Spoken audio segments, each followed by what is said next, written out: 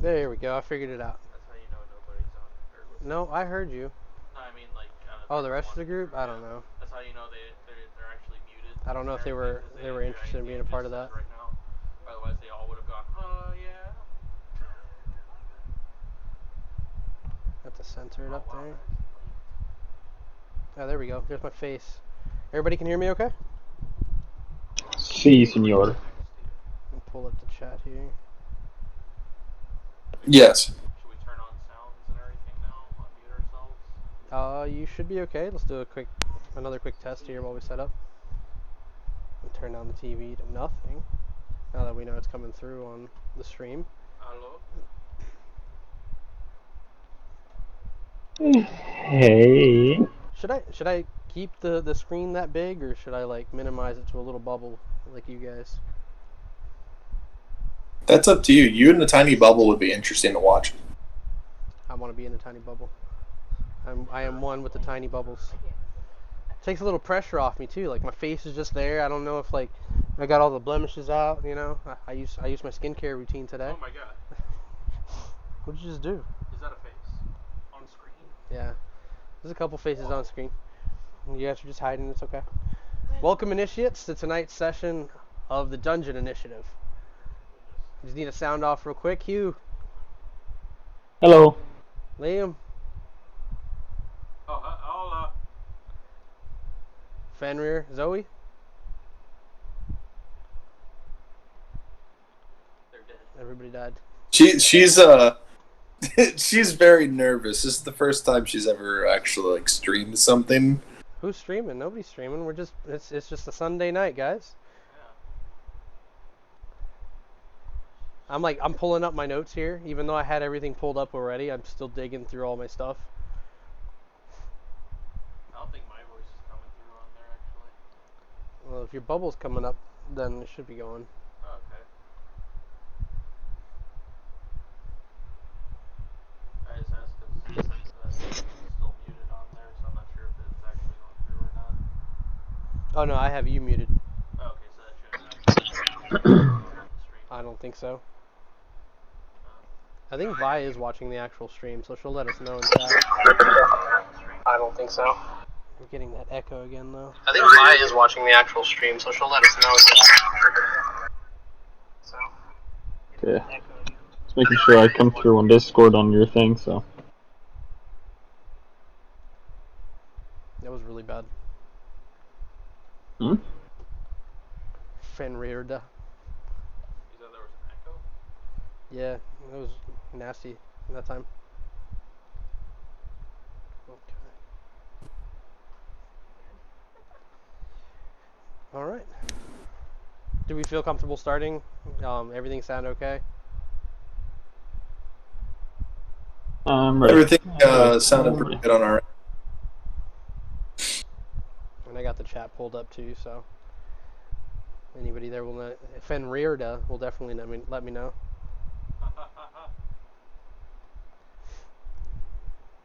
All right. Yeah, that sounds like a cool guy. So, this group of adventurers has been together for about, what, 3-4 months now? The current one? The current group, yes. Month and a half? Month and a half? Yeah, it hasn't been that long. Well, in game, but I meant in real life. Oh. Yeah. Real life. Yeah, a few months. And Has it already been that long? Jeez. And then 2 others that have been involved for about 1.5 years. The campaign itself has been ongoing for about 5 years. We're hoping that, we can draw to an end with this one, and we wanted everybody to be a part of it. So, after demand from a couple of you, making sure that I have some lore to give you, I went ahead and wrote up this introduction to our world. If you've heard it already, that's cool. And my internet just went away. Didn't want to hear it anyways. I was pulling up my notes and it just popped all the way back up to the top of the screen. Alright, so the land that we're on is Tierra Promesa, a land far from the old world promised to travelers from afar as a new beginning. Devfons, the spirit lands, was the earth within the world of Hagios, a place similar to most, but being older than the rest. Tierra Promessa, with its rich histories and large trade routes, now stands one of two major world powers. For crossing the Great Maw, a vast ocean of water that stretches far to the eastern shores, was Tierra Vieja, the Old World. It is here in Tierra Promessa where we first had the union of unlikely heroes, the Dungeon Initiative. A group of heroes brought together to fight the battles the regular people never could, inspiring others to be great, showing bravery in the face of near impossible odds, and kicking open the dungeon doors to clear out the filth. However, in the recent days, a great evil has been lurking, not just in the shadows, but the very minds of those who are aware of it. We cut to a town north of the capital. Burrowed in the middle of a thick forest, the Initiative home was busy this morning, with the townsfolk preparing their days of work. People came here to live close to the Initiative, who oftentimes are likely out on an adventure. But today, we find them all sleeping in. We cut to LaFay Silverstein. Yes? We want to know if there's an echo going on. Can you guys hear an echo at all? Not currently. Okay. Sounds okay to me. It might be when I use my mic, and then you guys are talking at the same time. So. Because like as you were talking, mine was blinking on. So. Gotcha. Well, we cut to LaFay Silverstein, the elven princess that went rogue, seeking adventure with her sister and her friends rather than dealing with the politics of ruling. During her adventure, she came across danger abound. It seemed to saturate every corner of the world.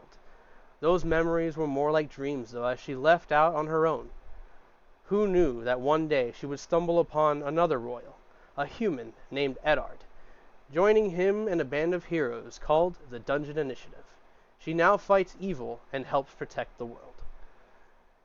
So within the town, what is LaFay doing on this beautiful morning?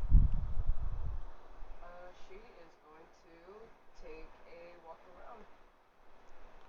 And as LaFay takes her morning walk, as usual, you see the townsfolk getting themselves ready. You see Riza's parents. Riza's parents are a half giant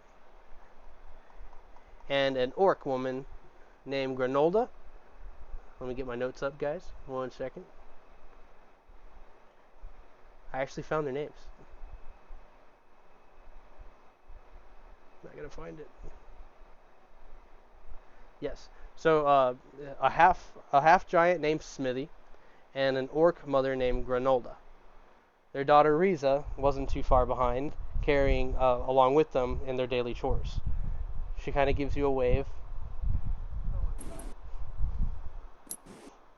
and you go about your day through the town.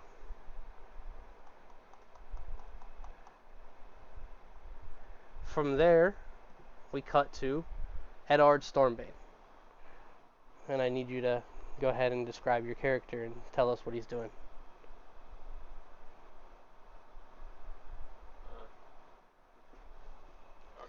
Okay. I didn't get your notes. It's on me for now. Right now, so. Everybody's so quiet. Well, yeah, we're trying to listen. So, Eddard Stormbane, human warlock fighter. You said they're all waking up just now? It's like morning. You guys could be out doing certain things, yeah. Okay. So, like, I would say, like, early in the mornings, like, around, like, 5-ish, like, he would have already woken up and gone for, like, a morning run around, like, the walls. You might have seen LaFay along the way. I don't know. She might have woken up after me. So. Yeah, when you head out, you see your companion Franklin. He's kind of up by a tree, peeling an apple. Gives you a wave. And my description for Franklin is kind of like Michael Keaton. Very short hair, kind of balding in some places. And he's dressed like in a black flannel shirt and jeans. It's very unusual to see Franklin this way, because normally you see him all armored or just in his leathers. Now he just kind of looks like a farmer boy chilling out by a tree. No demonic form? No demonic form currently, no. Oh, I mean, not currently, but like since seeing him again. No. He's managed to keep that form to his human side. He feels like it freaks people out in town seeing Franklin walking around with his horns and his shadow figure. But yeah, is he just taking his morning run? Takes a quick run like around the walls and eventually goes out toward the lake or river. It was a lake, right? Yeah. Yeah. So like, he eventually would have made his way over there. Okay. He just kind of sits down just to rest next to the water. You know. You don't think there's anyone there at first until you hear a splash from the rock out in the middle of the lake, and popping up, you see this horned creature swimming towards the shore, and the closer they get, you realize it's a satyr, and you also recognize it to be Xenagos. He like swims up onto the shore, sees you, and kind of freezes. Oh, good morning, Stonebane. Morning. Xenagos. Slowly picks up his clothes Oh, he's naked. as you realize he's naked. Usually it's only me out here at this time. Oh, it's fine. Yeah. I'll get going now. And he like just kind of awkwardly walks away as fast as he can. You kind of see a bit of a skip as he hops a little bit. Okay. With that, Eddard undresses and goes into the water. This is just normal. Yeah, that's normal behavior. Within the center of this town, there is a school built up of stone. You see young students ranging from their teens to grown adults practicing outside learning magic. On the northern side of the school, there is a young artificer. His goggles to his face, and he's staring down as he welds onto some parts of what looks like this metallic frame of a car. But it seems to hover off the ground slightly. There's the awkward girl dressed in all black, kind of staring at the rest of the group, keeping to herself as she walks further north and out of the encampment, where we see a forge. And within the forge, we hear the slamming of metal. King, king, king, king, king, king. And as we go into the forge, we see that there are men and dwarves and elves all working together to craft these armors. A very tall armor-clad woman walks around surveying the group. And near the back, there is a very hard at work and very frustrated dwarf. Hugh, would you like me to read your description? Yeah, I'll let you read it. I'll let you do it. I want to see how well you do it. Oh my gosh. Since you're such a great DM. You really mean it? Of course I do.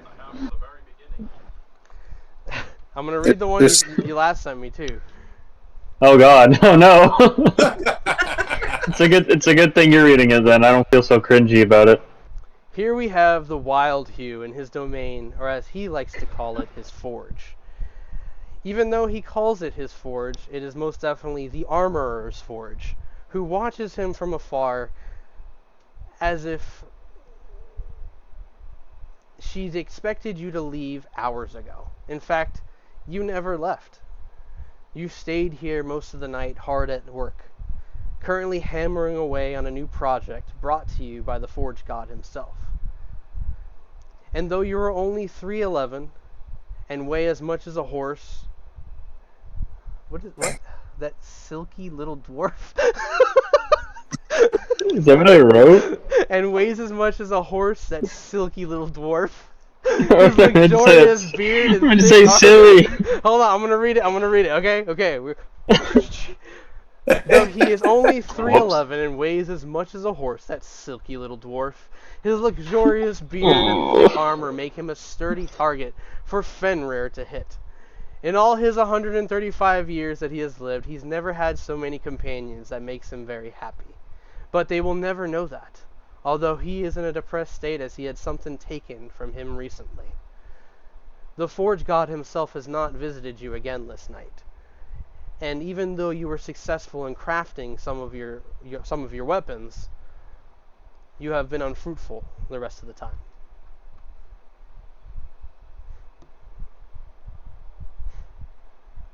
The armorer comes over and just looks over your work.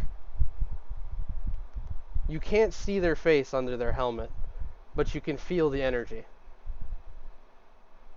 No words need to be said.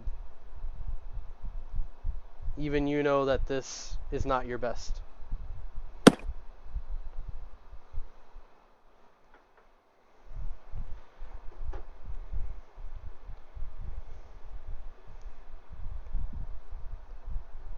I can hear the forge going through most of the night. Perhaps some sleep is overdue. Do you not think? Sleep is for the weak. I must finish. This must be done. Even the very best must lay their hammer down at times. What exactly are you trying to forge here? A new hammer of some sort, or something better than what I've already made. She picks up the slab. Yes, I see. Very imbalanced. I'm working on it, alright? Calm down. If you insist. And she kind of walks past you, the clinging of metal and the sizzle of the forge ringing through your ears.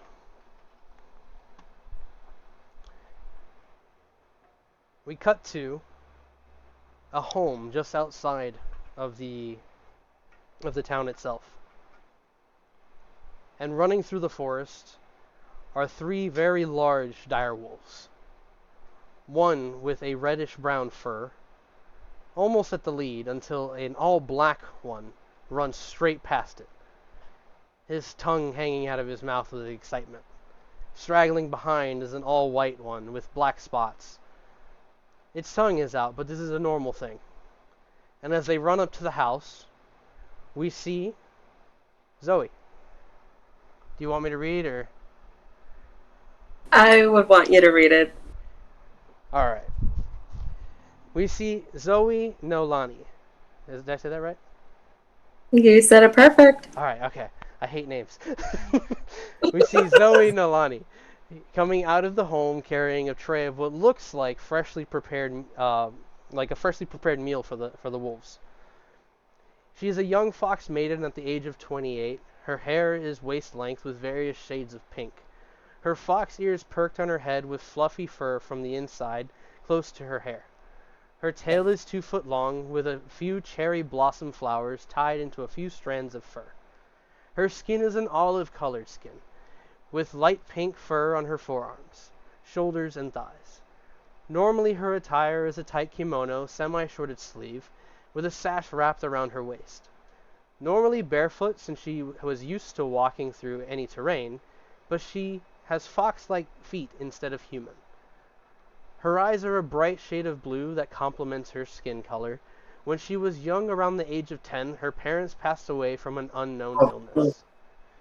Due to her being a shifter fox, she was ignored by other villages when requesting help. She grew up learning about medicinal herbs and remedies to help the sick and wounded people. When she was the age of 17, she ended up finding a village that accepted her for who she is and her race. There, under the guidance of a priestess, she learned more on being a druid and healer. When the priestess passed away from old age, Zoe ended up taking the spot and has been there until the age of 28, and then met Fenrir. As the dire wolves tackle the bowls of food that she has prepared for them, window licker, saying, "Family! Delicious! Nom, nom, nom." Fenrir comes from the inside of the house with his pants on. Damn. Everyone's getting Huh? Everyone's naked. Yeah, everybody's naked. Episode 1. Also, I promise My you- disappointment is measurable. My night has been ruined. You had a chance. I don't know where you were. I'm Fenrir upset. Wolfenbane, the shifter barbarian of the old world. A stalwart individual with a bit of violent tendencies. He is, however, a friendly sort to his allies, but still hold action and strength as standards. His early days he spent learning from his family and tribe, a nomadic group of shifters who follow the beliefs of an entity referred to as Behemoth. Did you mean to write Bahamut? Did you write No, Behemoth. Okay. Behemoth. When an event occurred involving himself and a family member of his, he learned of the shifters that are called Beast Kings, and upon further discovery learned that he had the ability to be one. After deciding to leave his tribe, he set out on a journey to learn more about these beings and search for glory. On his journey, he met individuals he's come to admire, such as a fellow shifter that was the name of a village shrine in the old world, and also met a dwarf. He could call friend someone who also values strength. I've read that so weird. Who also met a dwarf he could call friend. Some. You both value strength, so that's how you became friends. It's the way it's written. I was looking at it like, You strong boy. you strong boy, I'm strong boy. And so this is early morning. Damn, Zoe what has he come said. out and prepared some There was meal. a few types. Has prepared a meal for the wolves. Fenrir, you're there as well. Just behind you, Fenrir, kind of rubbing her eyes this early morning, is the young white Yonti girl, Ona. She's kind of got the blanket around her shoulders, and she stands next to you, Fen, and she goes, "It's silly when they eat." And sure enough, the dire wolves are going crazy with the bowls, kind of knocking them over. Window Licker's trying to eat out of Crag's bowl, who Crag kind of growls at him to get back in his place.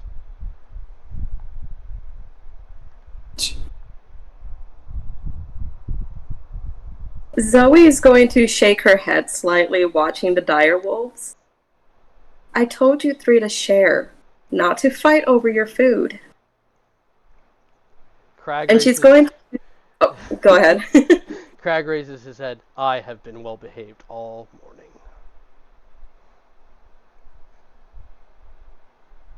You're not well behaved.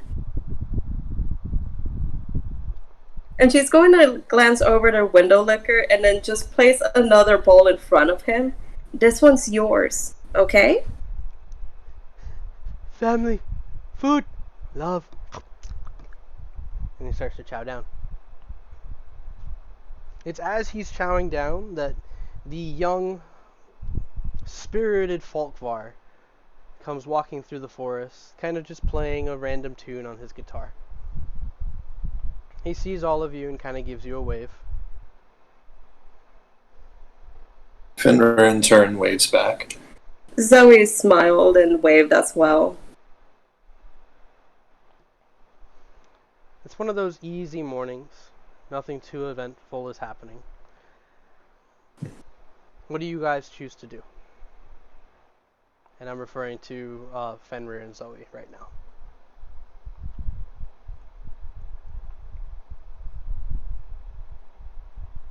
Stare at me. I don't know, what do you want to do? Fenrir looks around, watches the wolves for a second, looks to Zoe, then to Falkvar. He looks back to Zoe. I'm probably gonna head back into town. Ask Kato. Ask Kato about a few things. Right. I'll go ahead and keep an eye on the home. Probably walk around a little bit. And as well, take care of Ona. That way she doesn't run off and disappear again. And she glances at Ona. Please stay near me. She looks up at you and she's like, "We're gonna go into the town? Of course. We can get some candy." Oh God. But we can't tell Dad. Oh dear. Is that okay? If you And promise to help me clean. she's looking up at you with like that wide open mouth smile that she has. She's like, ah. Such disturbance in the candy floors. The dad senses are just like going off. Fenrir's gonna look at Ona. How's the fruits been? Have they been growing properly? Well, the ASS is coming along. I have a whole new batch, but the golden one, it's gonna take some time. Maybe I should Okay. just stay here and practice. If you'd like, I can bring back some candy for you. That'd be nice. Are you guys are okay with me staying here with the wolves? Of course. Bullet like finishes his meal, raises his head, and just walks over and stands next to Ona. I'll guard her with my life. That's what I'll do. You know why? Aren't you? Oh gosh. Why? Why, Bullet? Because I'm a good boy. Oh my goodness. And Crag's just like, no, I'm the gooder boy. And he tries to like stand on Ona's other side. Meanwhile, Window Licker is just licking their bowls. Jeez. Yeah, so like Window Licker just like finished his bowl, Bowls. licked it clean, Bowls. Oh. and bowls. B-O-W-L. Bowls. B-O-W-L. You B-O-W-L. better Fenrir. Fenrir, stop it. I was trying to fix what he was thinking. I said bowls. I didn't mess it up. Yeah, like they finish their bowls, they go to stand on either side of Ona, and he decides to like move over to theirs and lick any little bit of residue that he can get. Oh, jeez. He's a fiend. He's a fiend right now. If But yeah. all three of you do well to protect her, I will bring you a treat. All three of them, their ears perk up. Treat. Only if you protect her when I come back. You can't say that. Crag kind of tilts his head, confused. What's gonna happen to her while you're gone? Can't be anything if we're here. Are you sensing danger? Oh my goodness gracious. No, I am not sensing danger. It's just in case. If we're gone, if something happens, you have to protect her. Nothing will happen as long as I'm here. Crag will goodness. protect and defend the land. He's like, He is acting like a paladin again. okay. You three are the goodest boys. Please take care of her. And she's just gonna start walking away, shaking her head. Oh dear. So you guys gonna set off into town? Yeah. Before I leave, I'm gonna look over at Folkvar. Could you staying out here? Like at the house, you mean? Yeah. Yes. I didn't expect you guys to leave this early. I thought, Zoe was gonna make like breakfast or something. I have to go get more eggs, my dear, and I will make you breakfast. He We'll go back. hobbles up to you and like he pulls out his coin sack and he hands you like 30 gold and he's just like, get as much as you can. Your cooking is fantastic. You're great. You run the house amazing, and just starts walking away. Nope. She's blushing. Folkvar, Yes. you seen Xenagos? Yeah, actually, yes. I ran into him a little after. Well, me and LeFay had to go and find him because we lost him for a little bit, but everything is fine. In fact, look, there he is, and he points like towards like the kind of heading north, right, towards where the southern wall is for the town. You see Xenagos like shuffling through the forest towards the back of the house, and he just has his clothes like covering the front of himself. He's just trying not to say anything to you guys as he walks by. I'll see about if I can't make anything in This the is coming Falfar's month. face. Just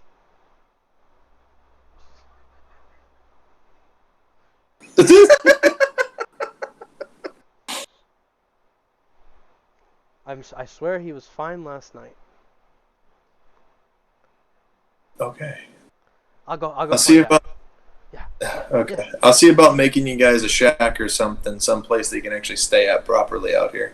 I have a couple of ideas, but I do believe that we might not be in town much longer. What do you mean? I'm gonna take him back home so he can be around some of his own people. The Feywild? Yes. Might be good for him to see some of my family. Show him the revel So you got- without the chaos. Maybe even teach him how to play a guitar. Oh, goodness. I'll see you To guys see you later. guys, yeah, to see you guys return in a duet, that'd be nice. Well, I'll always be the lead singer, so he's gonna have to just play bass or something like that. Can't outshine me in my own show, after all. And he takes off like after Zena goes, and Ona starts to head off towards the garden. And you guys are gonna go toward the town. Yep. All right. So, it's while you guys are walking through the town, you're headed towards the initiative encampment itself, right? The school. Yes. And then Zoe's going to be passing through the markets. That's probably going to be the first area that you guys run into. And it's through the crowds that you can see LaFay kind of doing her morning walk. People step up and they offer their fruits. They offer some sliced meats. They offer you some live chickens. They offer you the chicken eggs. And because they recognize you guys, you get half off. No. Perfect. So if there's anything that you're looking for specifically, just write it to me, and then I'll just like deduct it off your total for say. All right. With that, Fenrir is gonna go, if you can, check with Kato, see if there's any troubles bothering the roads nearby or anything like that. Okay. So you're gonna head off towards the initiative. LaFay, do you see them? Do you decide to go up to them, or are you keeping to yourself? Be by myself for a little bit more. Okay.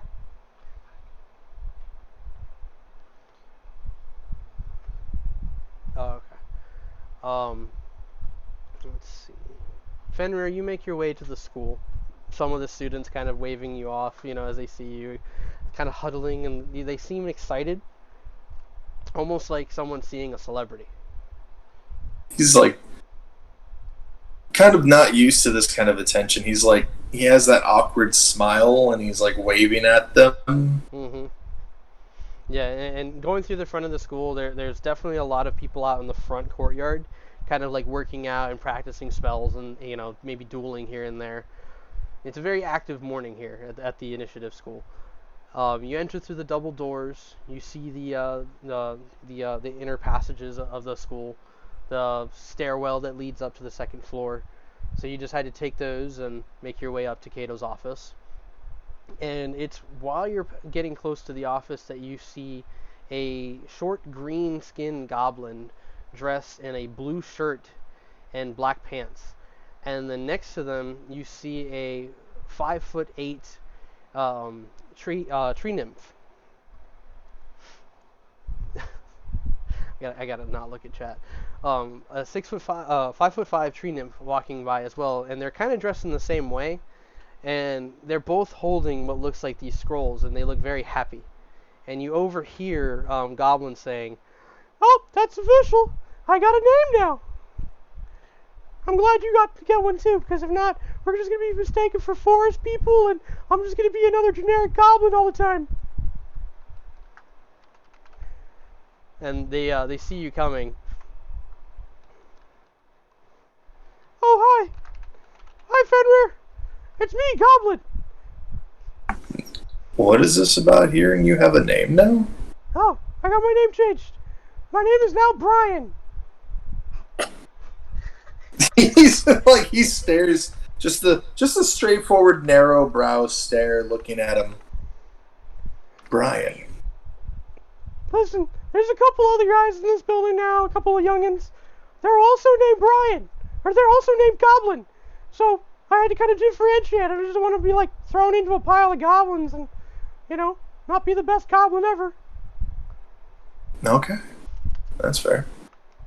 And Faye like kind of passes you this scroll where on it kind of like shows like a series of legal rights and then a sign and a print changing her name to Venus. Venus?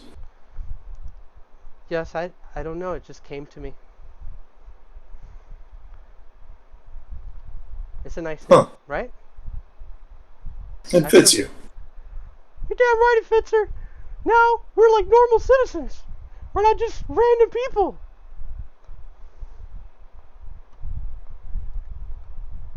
Goblin grabs their form back from you and like hops off.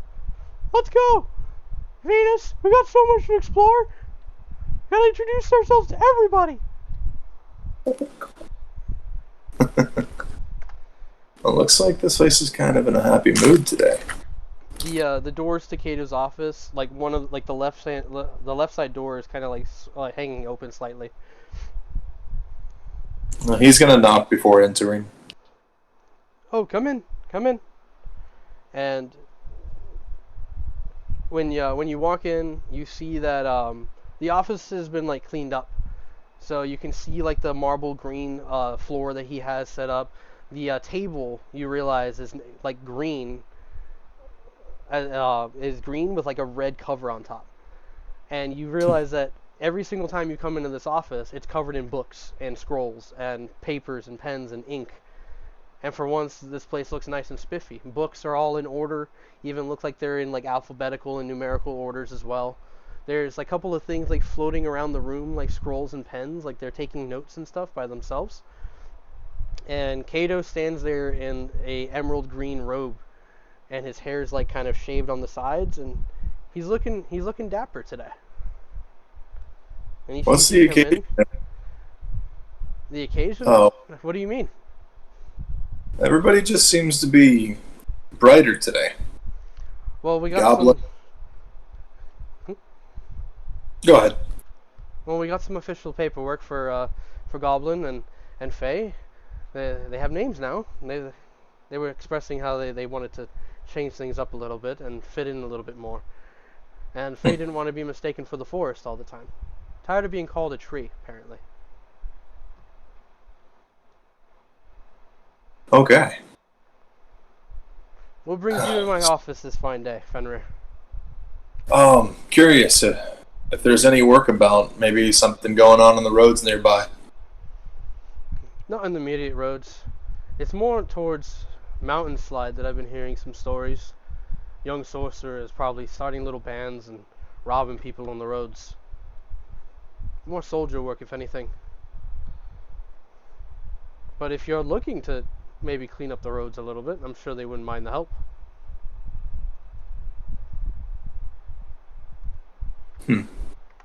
Let me know if anything gets any closer to the initiative than needs be.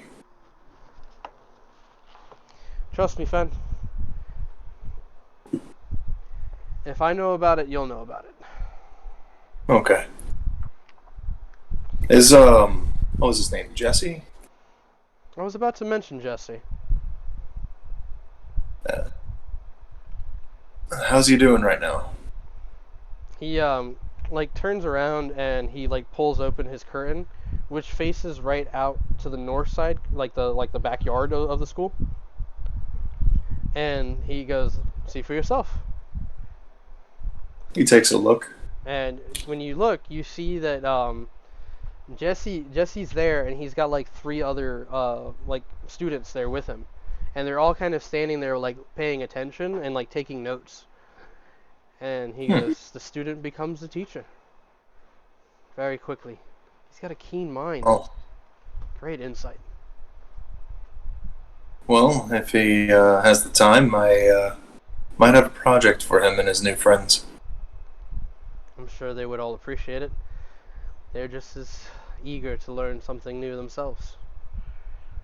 I don't know what to do about that one over there. and it's near the northern gate that you can kind of see that weird girl in all black just kind of like staring at Jesse.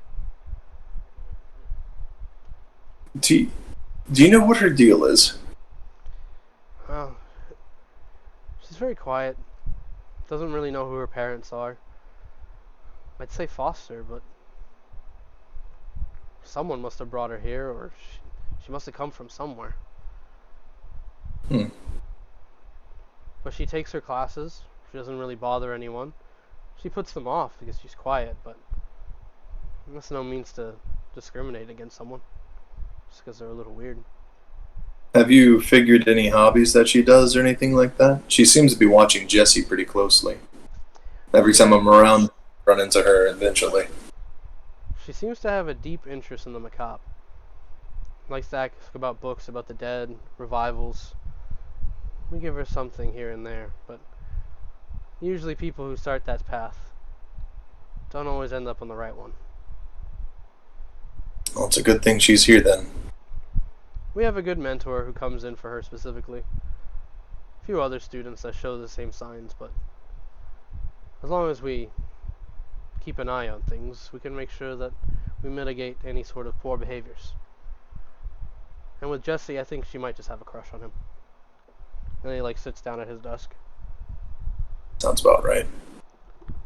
Well, I'll go see on Jesse and see if I can have him do a project for me.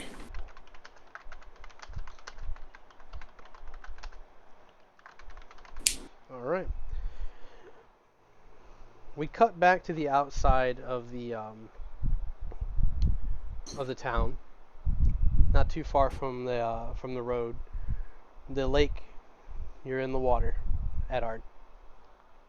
Enjoying your swim. What's your natural perception? Natural perception? Yeah. The passive one? Yeah, passive. Look for it on D&D Beyond. D&D Beyond. Not sponsored. Not a sponsor. Okay,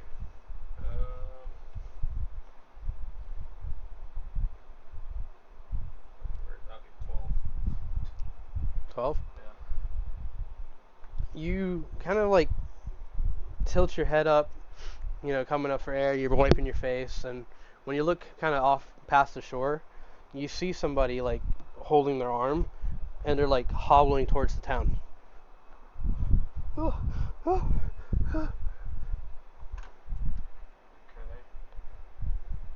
swim toward the shore. Well, first I'll go for my clothes. And I'd say like from the shoreline, he's about 60 feet out, and you see him kind of stumble and kind of like lean up against a tree and kind of look back, and he's just kind of looking around. He hasn't noticed you yet. Is he close to my clothes? No. No? No. Fuck. Okay, well I'll go for my clothes first. Okay. So I can at least get my pants on. And then I'll go head over in that direction. He turns his head and looks to you, and he kind of goes like this, and you see that he's got like this gray beard, but like almost jet black hair, and he looks like he's around his like 40s. Very built young man, or very built man with like these like overalls on and these like very big black rain boots. And when he sees you, he kind of goes, Edard? He starts stumbling towards you, and you see that his arms got like blood kind of running off of it. And you realize that it's Harold Ajax, the farmer, that you guys saw back on the east side of the Capitol walls. He gave you guys the horses from his farm. Jesus, that was so long ago. Exactly. Okay. Holy shit. Never thought I'd ever see you in person again. We gotta get into the walls. What's wrong with you? Are you alright? There's a fucking giant man in the forest out there. He killed my horses. How bad does his arm look? It looks mangled. When he like moves his arm, when he moves his hand back, you can see that it's like twisted, like one of his bones is snapped. We gotta get behind the walls. gonna Come on. put his hand out of the way, grab his arm, and cast Lay on Hands. Ah! Thank you! Alright, come on, let's get over this way. Roll perception. I'm sniffing around and everything Mhm. to see if I can catch this. Roll with advantage. Perception? Mm-hmm.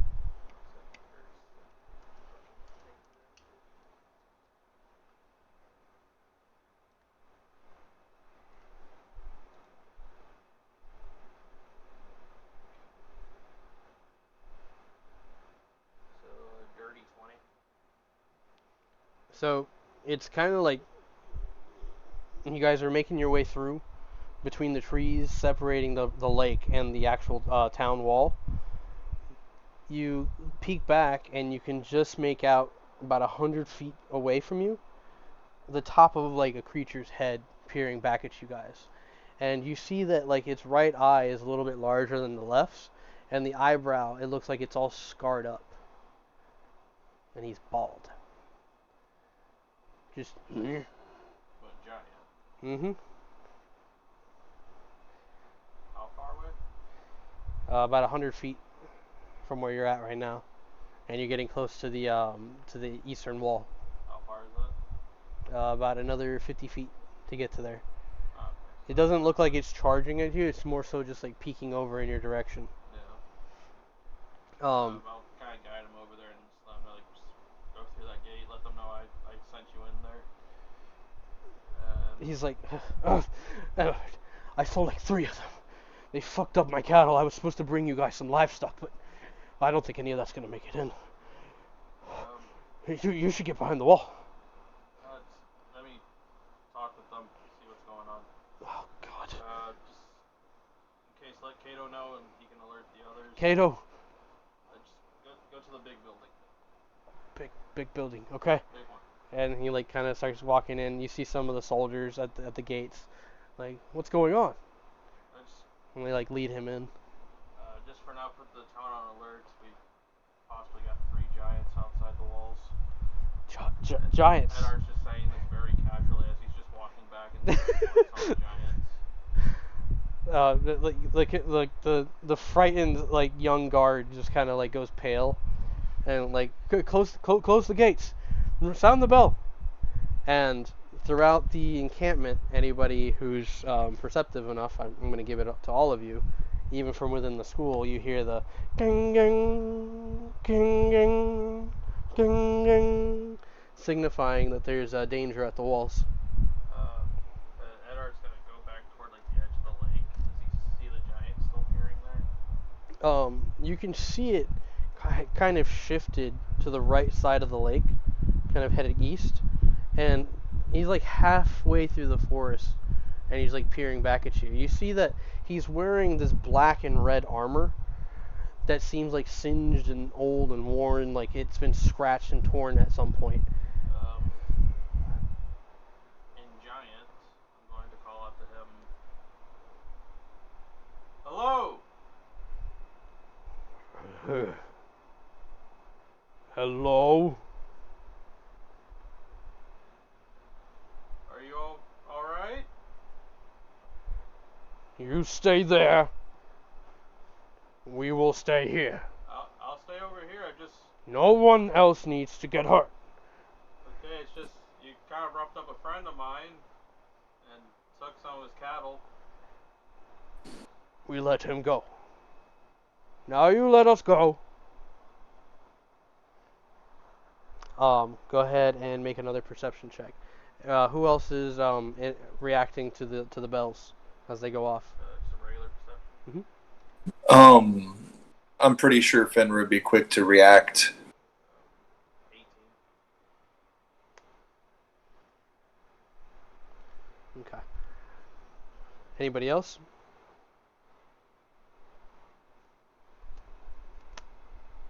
I'm pretty sure you would. Well, this is just in general. This is within the walls, so if the bell's going off, You you'd be know, able a viable reaction is to take shelter as well. You know.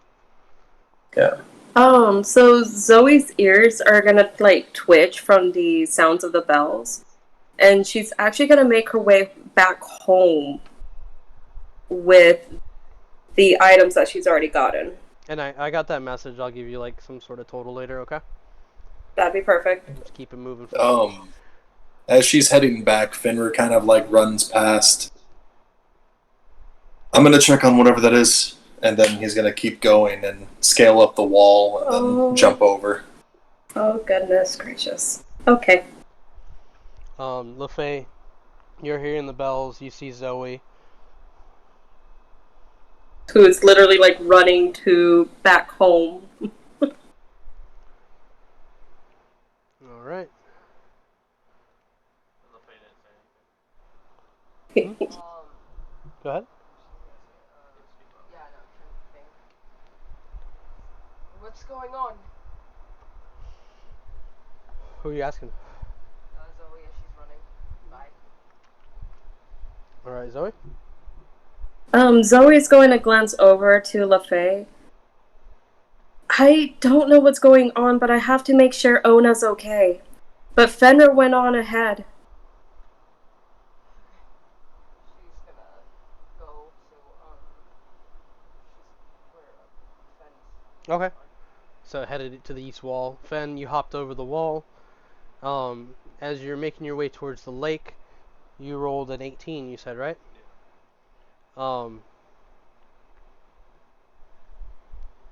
You see that behind this giant, there's another giant that's kind of like stealthily moving, but he's kind of moving south, kind of away from you. The giant that's speaking to you, he turns back, and you can hear him say something, but you can't make out what the words. The other one just kind of like shakes his head and then just starts running. And you see it bound out of the trees, and you realize that there's 4 more next to it, running off towards the south end of the walls. Towards the walls? So, if these were the corners of the walls, and you guys are like right here, they're running off in this direction. Okay, so not directly toward the wall. No, but they're more so headed towards the house.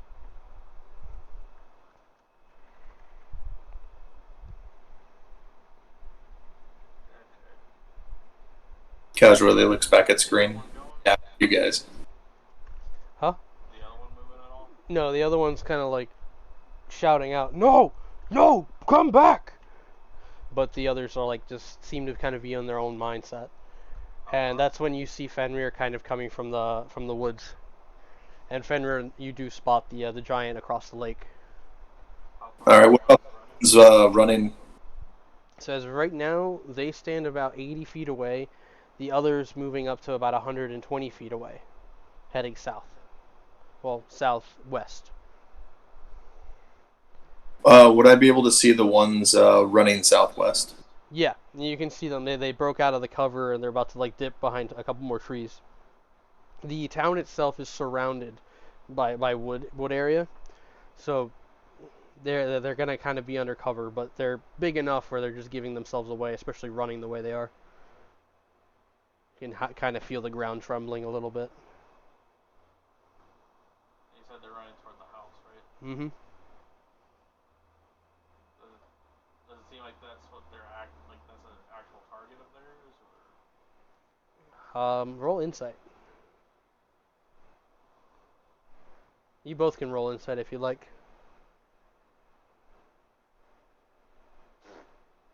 3. Yikes. You're not there. Fenrir?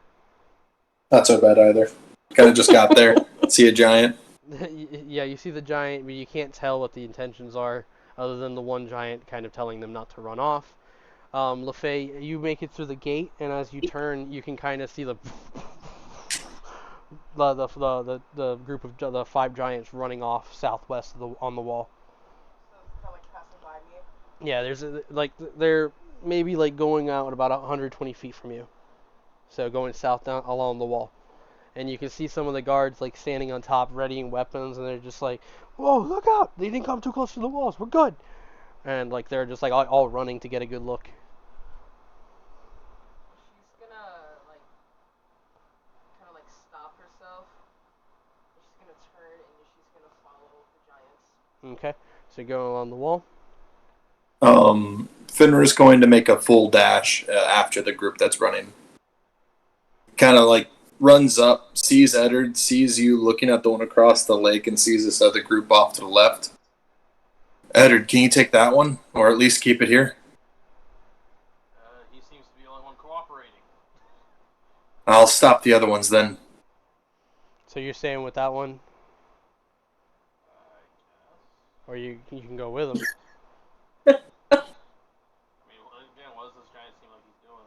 He seems more confused, and then seeing his friends run off, he like looks over at Fenrir, looks back at his friends, and he takes off after them. Oh, he's going. And he's like, "No, stop!" With that, I'll run toward the other ones then. All right. So running as a group, you guys chase after these giants. Do I still have a line on them? Huh? Do I still have a line on one? Yeah, you can see them through to the tree lines and stuff like that. The one Again, like they're knocking things over as they run, knocking the trees down. There's leaves fluttering everywhere. the one at the very front. So again, they were about 120 feet. If you start chasing them now, they're probably just keeping a bit of a lead against you. But you can see My them. range is 120 feet with Eldritch Blast, so Okay. So you're gonna shoot it? aiming for the legs Okay. to try to trip them. So 19. Wait. Yeah, 19. With a 19, you hit, and when you hit him, Should I roll damage or no? no, it's okay. When you hit him, he immediately like falls to the ground and grabs his ankle. No! What was that? Oh, which giant was it? And the one that you shot at, the one in the lead, right? Yeah, the ones that were actually like first started Yeah. running. Okay. He falls down, Make grabs sure his I hit- ankle, hit the right and one. he's like, oh! And then the others like stop and they surround him, and they're just like, no, no, wait, please, just let us go. Alright, just everyone relax. The other giant that was like, kind of like calling out at them to not go, he like runs between them, and he's like between you guys. He's like, just please, they're my friends. They're stupid. They don't understand. We can't just be attacking roads. Okay, I get that. It's just the direction they were going. That's my friend's home. So I have no idea what your intentions were. Tell them. And he turns to the other giants. Tell them you meant no harm. No harm, man. We were just trying to. We were scared. We don't know what you were up to. Also, probably all you guys are hearing from Edar is Thorin. I mean, in this situation, Fenrir actually speaks giant as well, so he understands you. So you understand everything I'm saying. So everyone Yes. else, that's all they're hearing.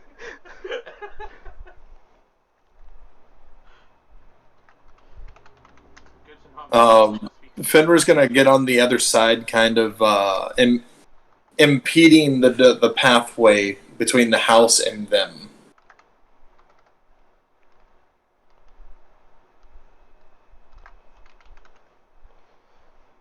Yeah, like the giants that are kind of like hovering over the injured one, they're just kind of looking over at you, Fen. There's like one guy who has like half his hair. The other side looks like it's like burned away. Like even his skin is kind of like marked up like that. He's the only one that's kind of like looking over at you with the most aggression. Like he's the one ready for the fight.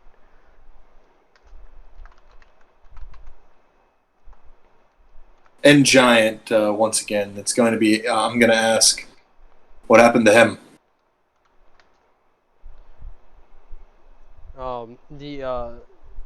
The one who's communicating with you guys, he's just like, old acquaintances, bad situations that we decided to get away from. We're just trying to get away from the cult. What kind of giants do these look like? They very much resemble the giants that you guys saw during that fight. So fire The- giants? The fire giants, yes. Black and Wait. red armor with the sigil of the cult.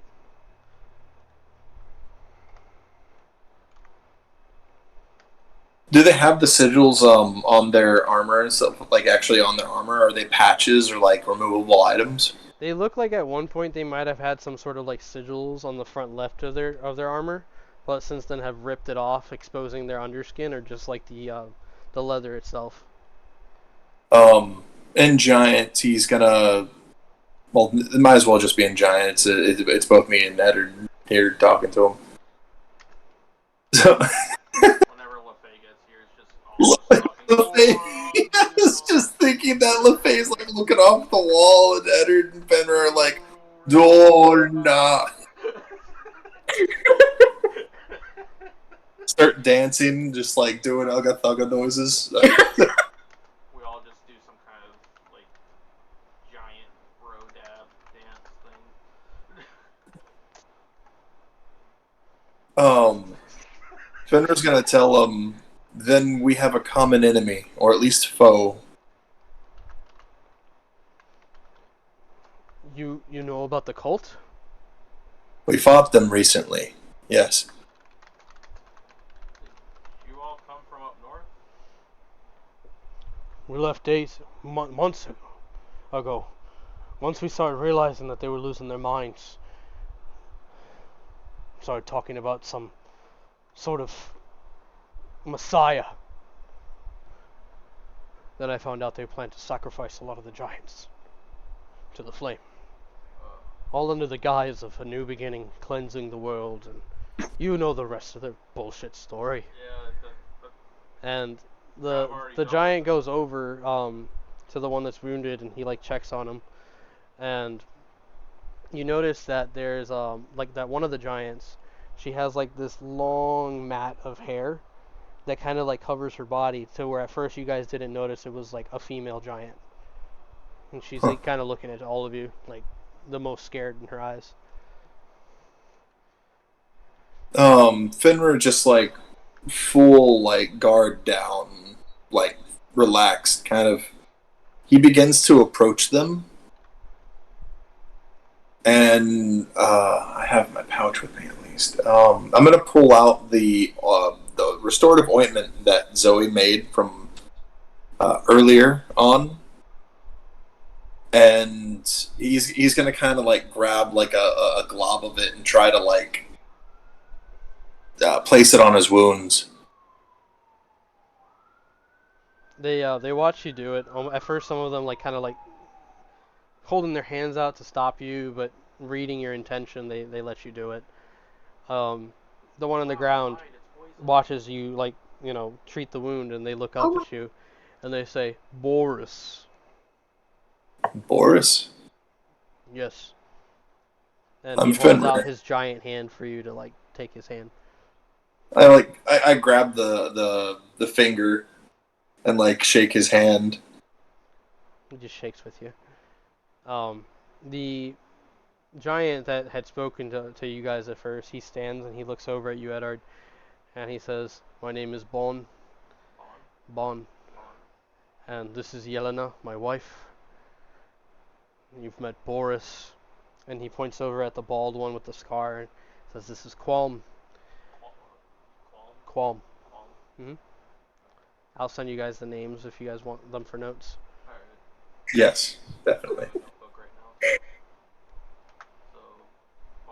I totally did not just make these up on the spot. And I mean, like that's it's still pretty good if you did. What was the wife's name again? Yelena. And then he points to one that's like a little bit smaller than the rest, and you see like around his eyes, it first looks like he's wearing like black eyeliner, but then you realize that his skin is singed. And looking around at all of them, you do notice that all of them have like this like small tinge in their eyes. And he points at the youngest one, and he's like, "This is Break. I don't think I have to explain why we named him that." And you notice that he's holding this branch, and he's like kind of twisting it in his hand. You guys, those markings on your eyes.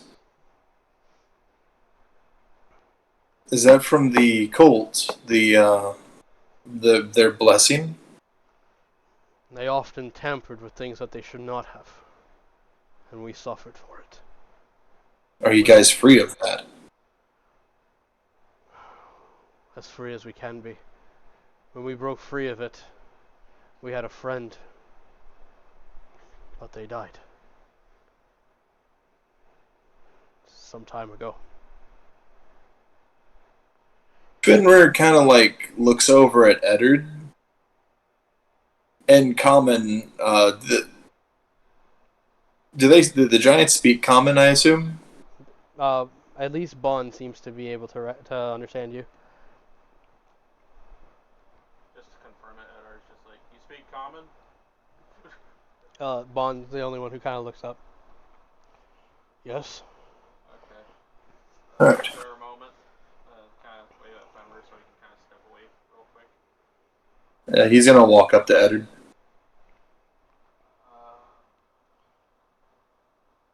can probably shelter them here for a little bit, but I'm not sure how long we can keep them here if we can't confirm, like, if they can still get controlled by them. See if I can't work on anything on that, because something happened when we were on that the ziggurat thing, that temple. One of them looked at Zoe like she was a new goddess to them. I think only Edard would have seen that, actually. Right? That was back in the altar, right? Yeah, that was Yeah. When we were all on top. Yeah, but after that, like, he blew up, so I'm not sure if Arzon was that happy about it. But if they look different from what that one did, right? These ones don't have the fires in their eyes. They got the markings, like burnt skin. Break snaps the branch in his hands, and he kind of and Yelena has to go over and like comfort him, and she looks at you guys. It was hard enough to go through it. I'm sorry. He still thinks about it. He still dreams about it. We're only trying to get away from what we thought was a new life. It was just madness. And you brought us into it! And she points at Bond, who's just kind of like looking guilty as fuck. Now I'm trying to do my best to get us out of this. He looks back at Eddard. I mean, having 5 giants around would be very helpful. You would offer us a home? I mean, you have to put your share into the work, so... I would agree with that. What of your people? We're not necessarily common folk around here. You'd be surprised who gets accepted here. He kind of like Finrir kind of like looks at Eddard, then like raises his hand. I mean, I'm gonna use unless you want to let this happen for like just RP wise. I'm gonna use his shifter form and go into his like the taller beast state, like monstrosity look. Describe it. Remember, we're reintroducing for everyone who doesn't know this. So, show us the beast. Obviously, Zoe will make a screensaver for us later, where it'll flash on the screen. Just showing off all our characters. Yeah. Sparkles. Oh my god. Fenrir grows about honestly a foot taller until other stuff happens. But he grows about a foot taller. His skin becomes a bit darker, more leathery, and he gets these larger claw-like talons on his body. A spine kind of grows just out of his back as a tail extends also, with the spine just going down the full extension of his tail. And these 2 coiled horns grow from his head, arching out forward, kind of like a bull, but the horns are more forward. The giants kind of like marvel at this, especially as you start expanding into it. But Break is the one who kind of like drops his hands to his sides and moves out of his mom's arms, dropping the twigs. Whoa! Aren't they bigger than him? They're still bigger than he is right now. They're still impressed. They're just like, that was awesome. No, I'm just That's asking cute. like kids, like So- you looking up like, cool. But Break looks at you and says, "Do you like to break things too?" Fenrir smiles at that notion, like the rows of teeth, his fangs and everything. Yeah. And Bond, again, kind of pushing the point. Again, we don't want to intrude. We just want to find our place here. Just come along. I'll show you my whole thing, but I can only do it like once a day.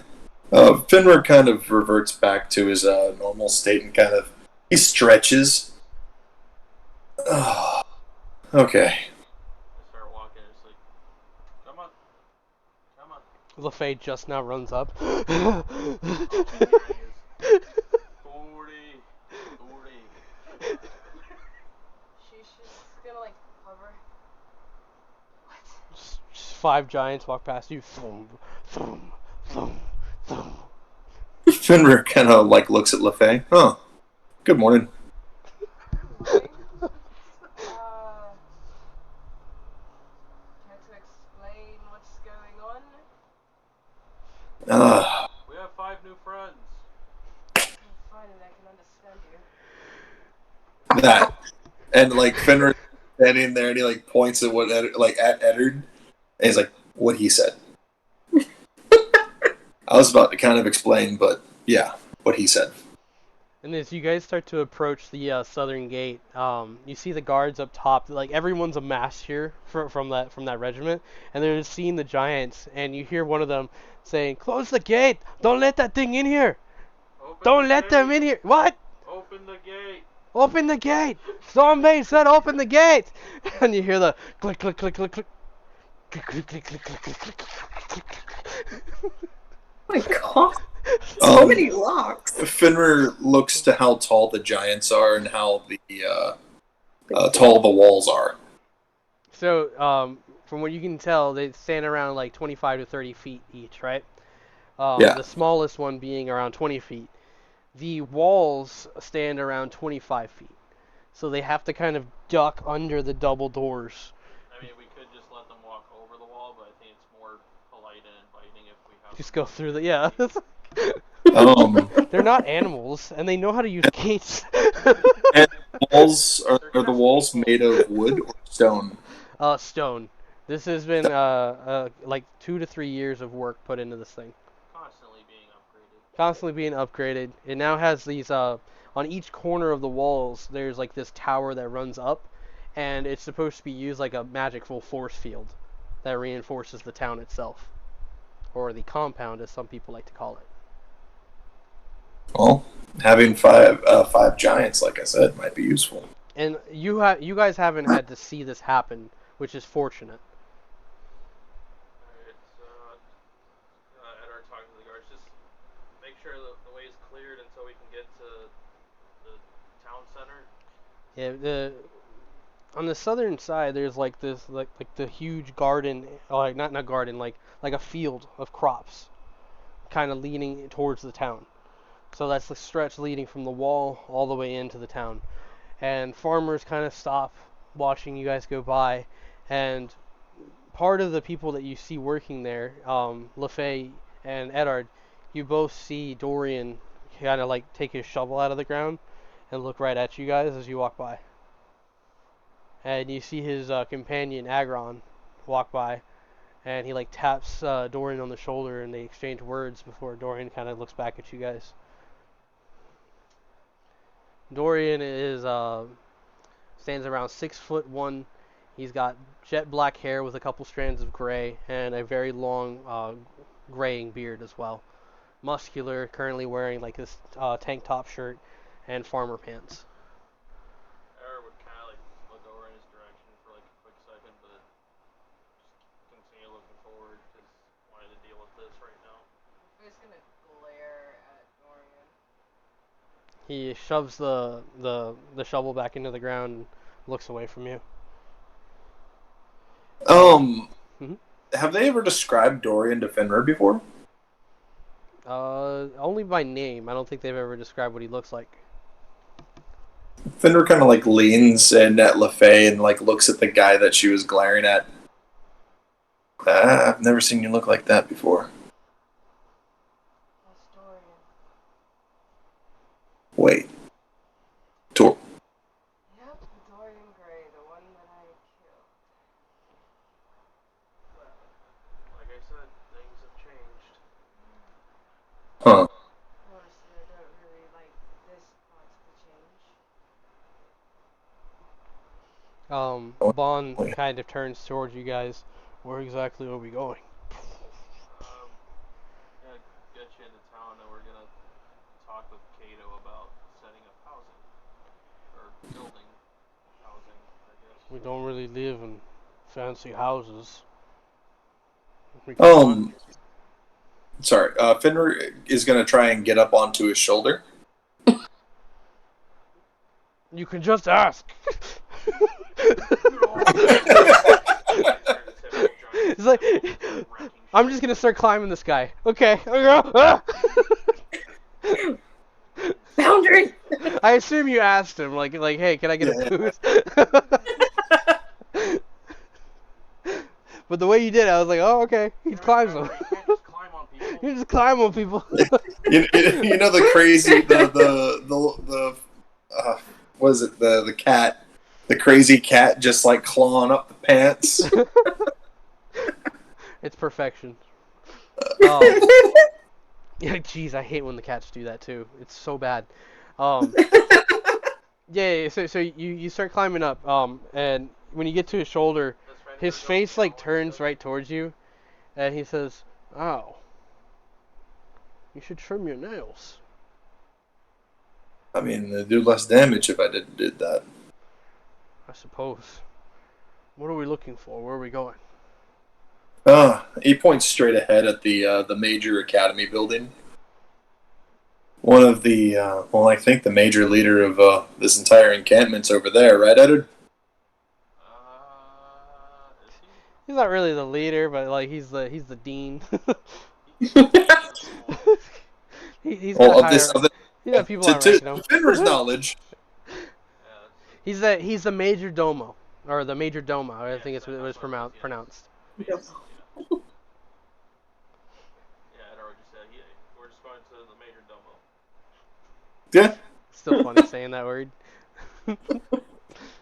So yeah, like the townspeople stop working as you pass, seeing these 5 giants come through their town.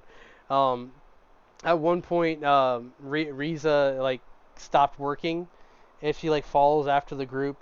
Riza again is a half-orc girl, kind of like in the liking of Haley Steinfeld. She runs up behind LaFay and she like does like one of these, like the tug on your shirt. Stop. Yeah. What's going on? You got We have new members. First we go hang out and make bonfires and break stuff in the wood with new people, and now you guys got giants walking through town. Yeah, I was not expecting that, to be honest. It's gonna be like the new Ragnarheim soon. So, do you want to try to hang out tonight? No. You can kind of see like the like her cheeks, they get greener. And she kind of does like one of these. Maybe we skip bringing the fire guy with us this time. Definitely. Okay. Lake? Sure. Unless you have something in mind. I have an outfit. I mean something in mind. I'll see you there. Yes, the lake. And she like kind of like does like the 1-2 step and then turns on the spot and just goes back. She's kind of walking kind of stiff, like she's got a chip on her shoulder.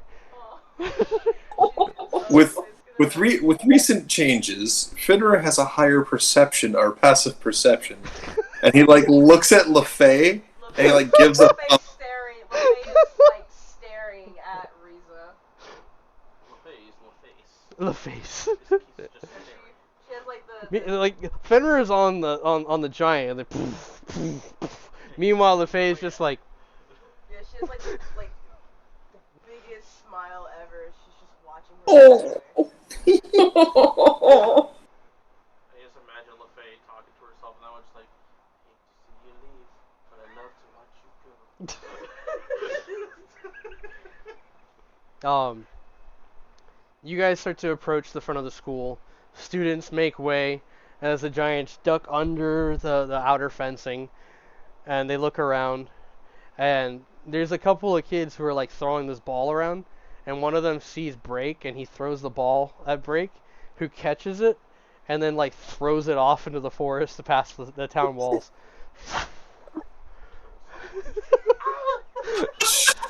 Jesus. Sorry, I just reacted. Oh, that kid hurt. Ah! Runs off. But the thudding noise kind of like echoes to the school, and just barely reaches like the forge. There's like a slight thud, and against the hard king, king. Hugh's hard at work and he can't really hear it. Still sound like a- Hugh, what's going on in that head of yours, man? Must whack fucking metal. Go ahead and roll a strength check. How many do you want? Just do one for now. Not good. I'd like for a better cash prize. You hear the voice in your head, the forge god, speak to you, and you slam down onto the metal, and you hear his words say, "Pathetic." You hit it again. "You've been at this all night." You smack it again, and then it's almost like he's there in the room with you, and you're just like, the room around you is black. It's just you and the forge god, and he's just there belittling you. "This isn't what I've taught you. It's like you woke up the next morning like a little whelp of a dwarf. What happened to you?" And he like grabs the top of your head. "Did you lose your strength as well? Is this all for show?" Promise, no. I'm feeling in the gutter, alright? Leave me alone. I'm trying my best right now. You cut out so bad, dude. Oh, did I? Yeah. Leave me Yeah. alone. I'm trying my best. Just keep rolling. 18. There we go. Good rolls are coming now. Did you just, yo, chill. No, this is you just hammering that fucking thing as hard as he can. That's just consistent. That's not just hit it once. Nah, he's pissed now. So, that 7 was the first one you rolled, right? What? Or did you just spam a shit ton? Holy crap. It did spend a shit ton. So, like, He's yeah, hammering. like he's talking away to you. You strike and you fuck up a bit of the metal. Then you're sitting there trying to reforge that piece of the metal. And no matter how hard you're trying, you can't even beat it with a 20. Fuck. Well, this camera's like tilted way down. I don't need y'all to see all that. Oh, I want to see down the shirt. Hold on a second. Oh my god, what is that? Yeah, I know, right? There we go. Was it the man I'm in love with? Alright, so yeah, even with the 20, you're beating on this metal, and he kind of looks at you there, and he goes, "You were somewhat close." And then he, like, sits down, like, on a bench near you, and he just looks confused. And he looks up at you, and he's just like, "What happened to you? You were meant for great things. I trained you to be your very best. And you come back unfocused." You should talk to your other gods. They took something from me. What do you mean? One of what was his name again? Shit. It was the one with the staff. What is his name? You mean Uh, Paylor? yeah. He took something out of my head that was keeping me happy and sane. What was it? A demon. He doesn't really know how to explain it. He's like, well, I got possessed, and then the demon didn't leave, and then I made friends with the demon, and then they made him into a real boy, and that's it.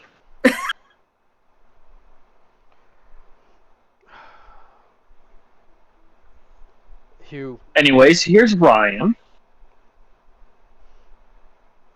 who is Ryan? The guy that was inside my head. And he's gone now.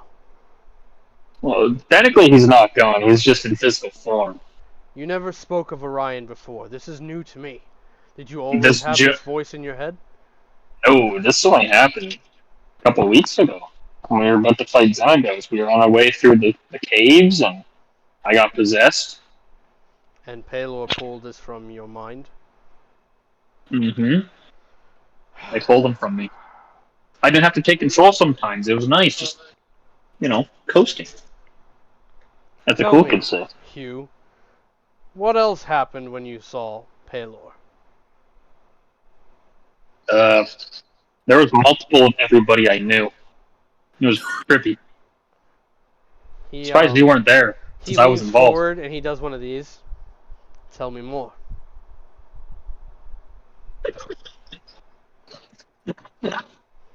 I switched to my fucking Discord and I see that. That's awesome.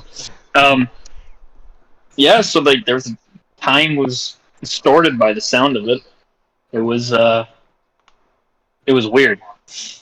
I was somewhere, I can't remember where I was, and then I was back being thrown by Fen, and then I got thrown, and then there was another Fen there. It didn't make any sense. I can't wrap my head around it. Everything's just so blurry. Perchance did you end up in a hall with a bunch of other gods? Yeah, there was a really cutie one up there too. I think she gave me all the luck for my my gambling addiction.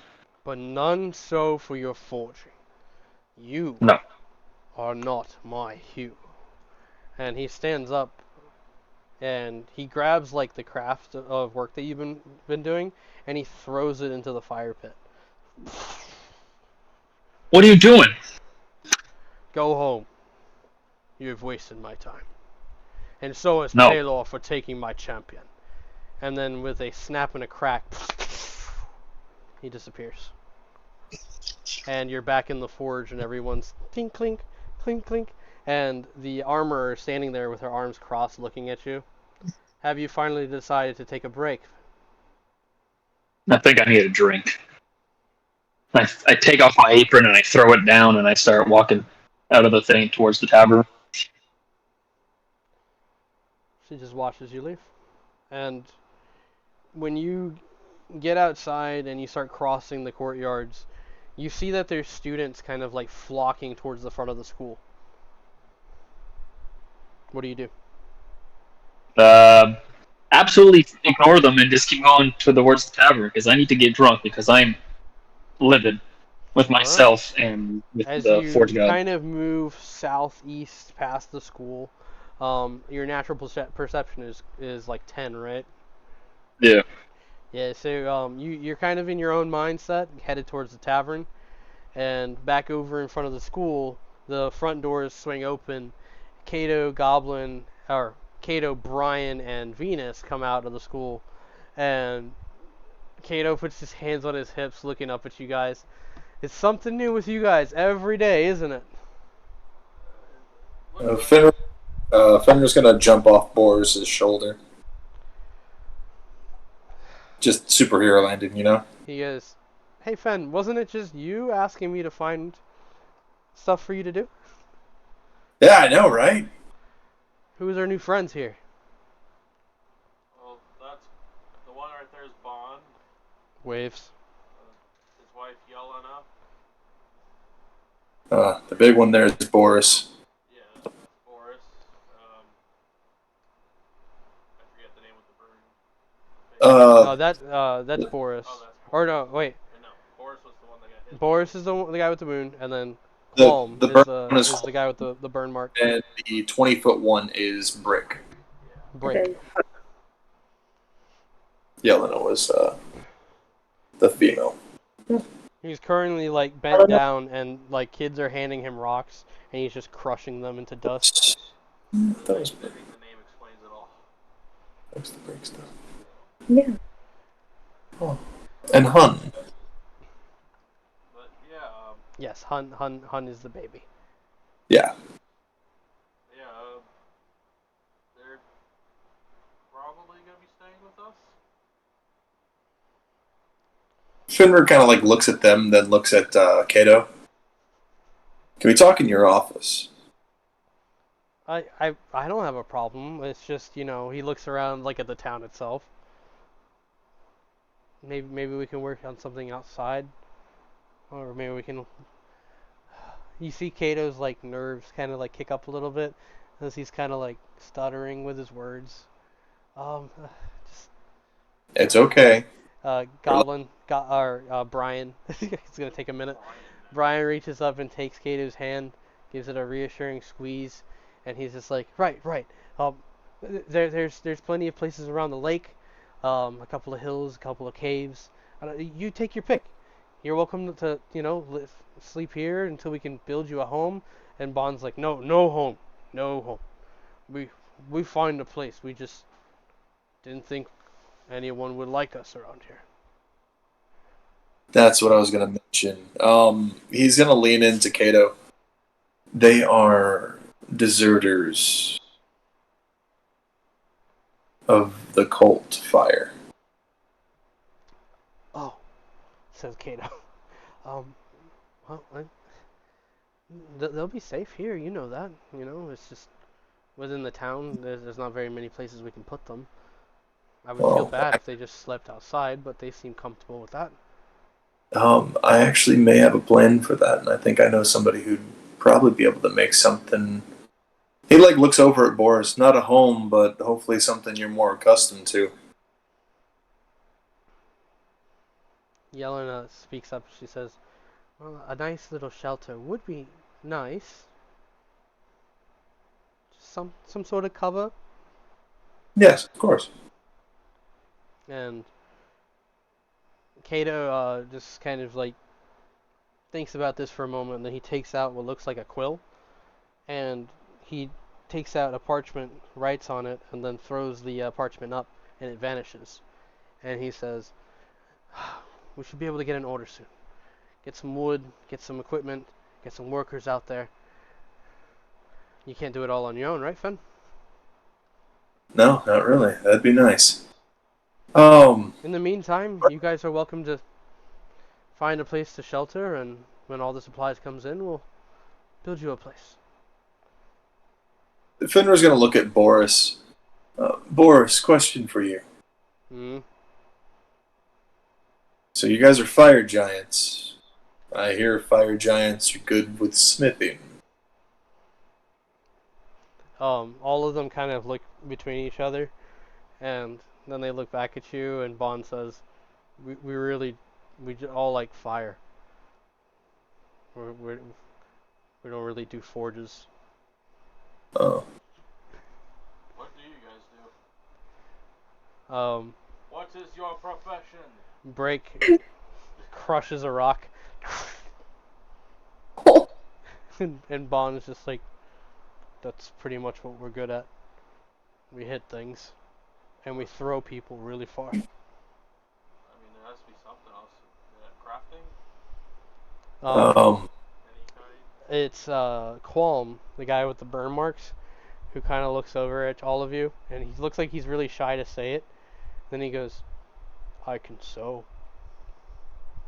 Okay, so we got. Fuck, what the fuck is that profession called?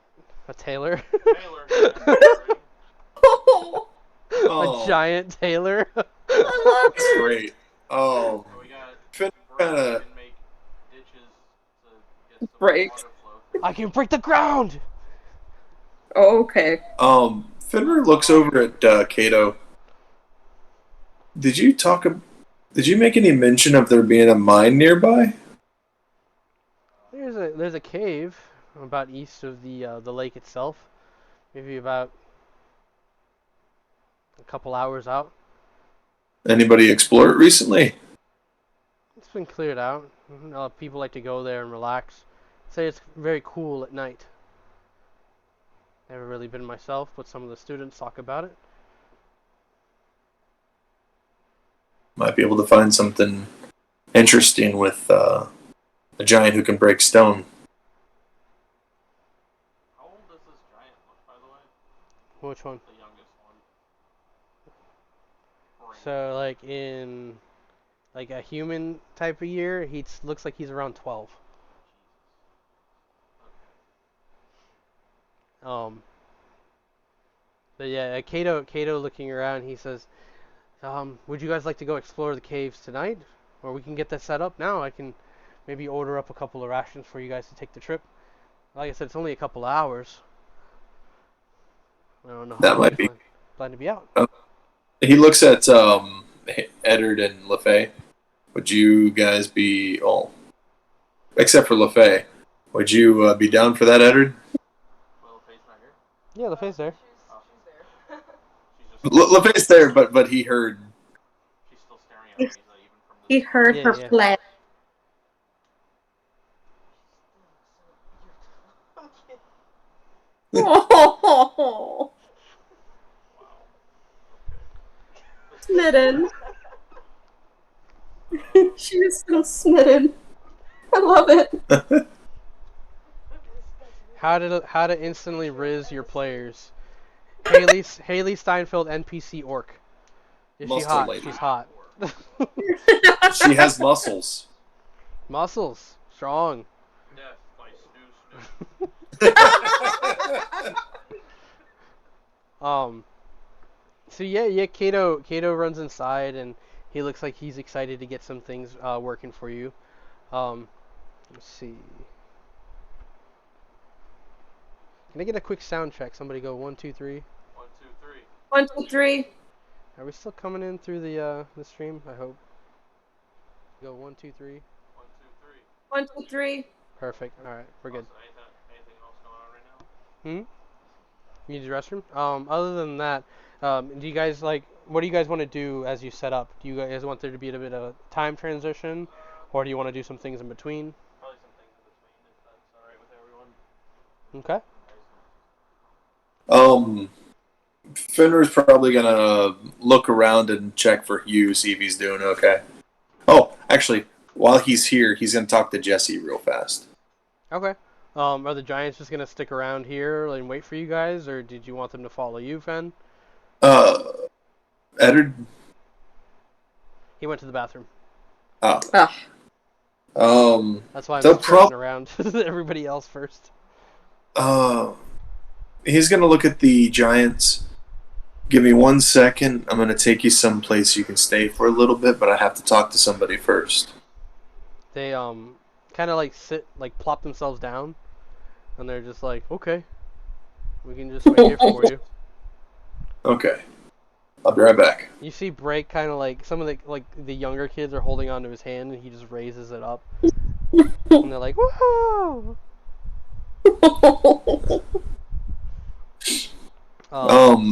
Fenrir's gonna go check on Jesse. So yeah, going around the school, you find Jesse there with his students. They seem to have not been distracted by the by the others kind of flocking to the front of the school. And when he sees you approaching, he stands up and moves his goggles on top of his forehead. And he's like, hey! Fenrir! How's it going? Hey, Jesse. I just got a couple of students here. They're just going over the pod, showing them some of the intricacies, some of the things that went into it. Some of them have ideas that I ran by them about splitting the pods, but we still got a lot of work to do before we get to that. Obviously, you guys just got back, and it's just good to see her again. I'm just glad that she's somewhat intact. There was the damage, but I'm gonna shut up now. Sorry about the damage to the pod. That was kind of unavoidable. We went kind of through a spot that didn't allow magic to work for a second. So Oh, did she like plummet? How fast does she go? she got us to places a lot quicker than I thought she would have. Did anybody get hurt? No. I was able to try to prevent more damage to the pod and people, and get some out safely. Okay, well that's good. You know, I hate to think that the first time I send you out on it that it just completely failed you, but you know it Oh. had nothing to do with me. So here we are. Now, it can take a hit. Well, I'd hope so, and I kind of want to keep improving on it. So the more metals that I can find to work with, that work with the actual magic, we'll definitely get it involved. Yeah. So how can I help you today? I actually have a project for possibly you and your students. Something that came to mind recently of kind of a deal I made with, strangely enough, a dire wolf. A dire wolf? Yes. Okay. What are you looking for? Well, the dire wolf said that he'd be able to fight better with armor made by an artificer. Oh, I've never really like made battle armor before. I've always just made like my tech stuff. I mean, it'd be a nice project to expand on. Yeah, I suppose so. What kind of armor was he looking for? I've never even heard of a wolf having armor on. Yeah. Fenrir's like, he's got that expression of just like his eyes open up a bit and like thought of the thought for that. Yeah, I can agree. I can actually agree. You have a lot of weird friends, don't you, Fen? Yes, I do. And you hear one of the students, and when the student looks up from like what looks like the like an engine bay, like the hood of the pod's been lifted. You see that like they lift their head up, and it's this bald kid, and he pulls his goggles back, and he's like, Jesse, is this supposed to be on the ground? And he holds up some part, and Jesse just shakes his head. They're still new. They still got a lot to learn. But I'll make a note of it, and I'll see what I can find out.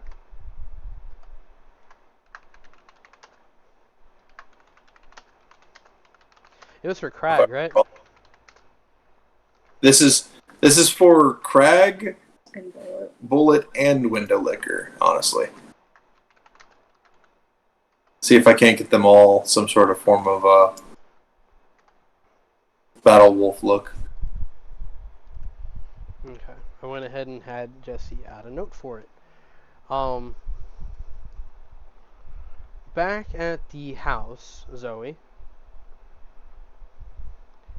You get back there, not knowing what just transpired with the giants, right? And you see Ona behind the house in the garden. And you do notice that neither Xenagos nor Folkvar are within sight.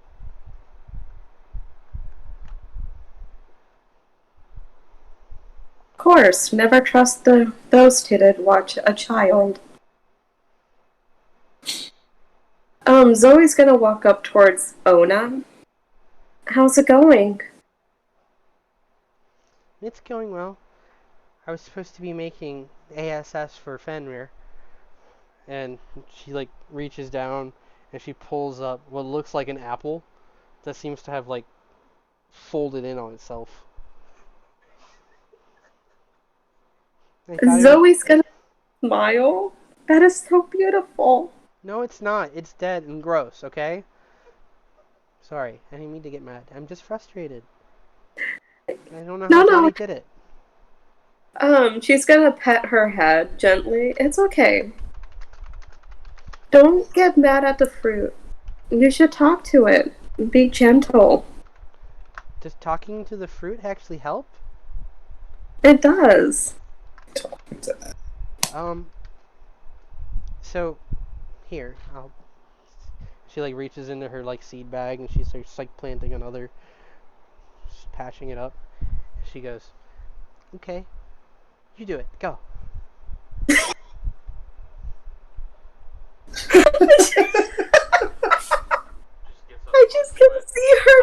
just looking at her like, mother, show me. Zoe kneels down. I'm making the and face. she I'm making the face. Oh.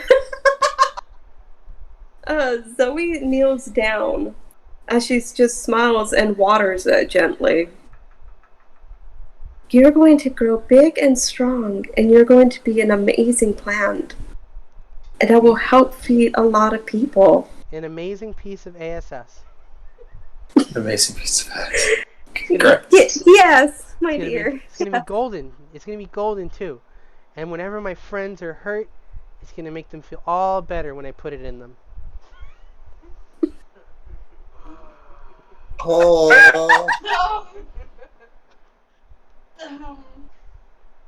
Okay, yeah, we're good. Minor suggested. I love her too much. And she's just staring like, that's all it takes? And just make sure you water it and keep an eye on it and make sure there are no bugs, okay? Will you help me talk to it every day? Of course. She stands up, cleans herself off, and then looks at you. Did you get candy? Yes, I did bring you some candy. And like she kind of like sits down like next to you. Can we eat some? But remember, we cannot tell your dad, okay? He will get mad at me. Okay. And she There's a disturbance in the place. She reaches into the pouch and pulls out one of the little pops and hands it to her.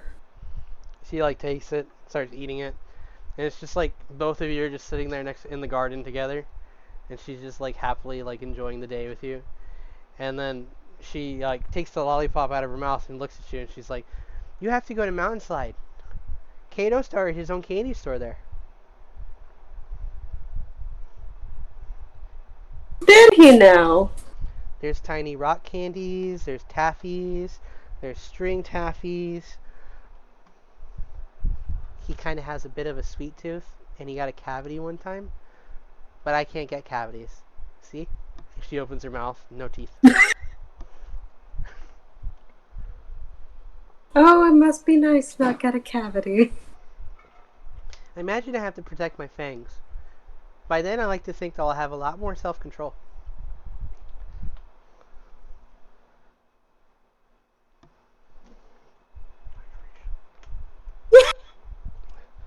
Yeah, if you guys haven't had water, please drink water.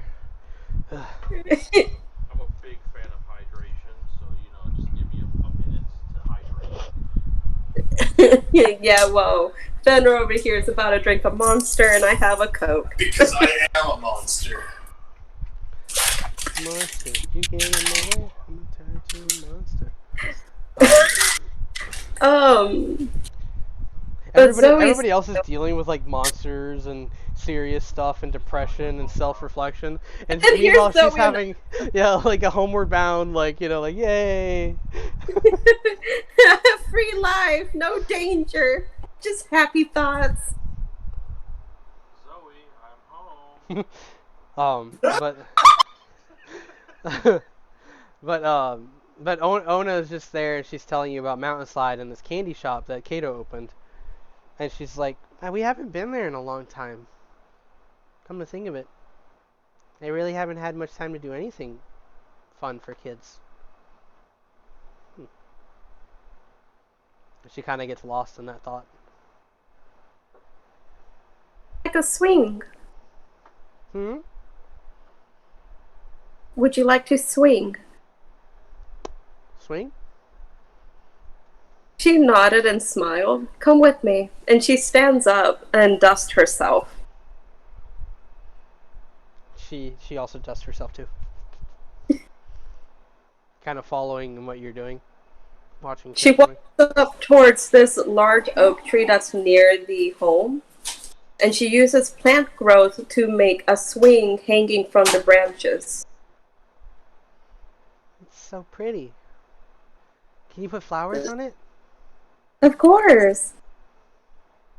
And once the swing was fully made, there's small like cherry blossoms forming on the outside rims of the vine. She goes over and like sits in it. And she's just like smiling all giddy. Right. Now hold on tight, okay? Mhm.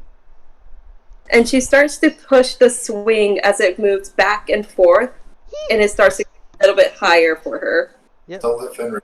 And she's like, No. as you're doing this, she's just like, higher, higher. I think Fenrir must have to do this now. Fenrir just pushes it so hard that it sends her into the lake.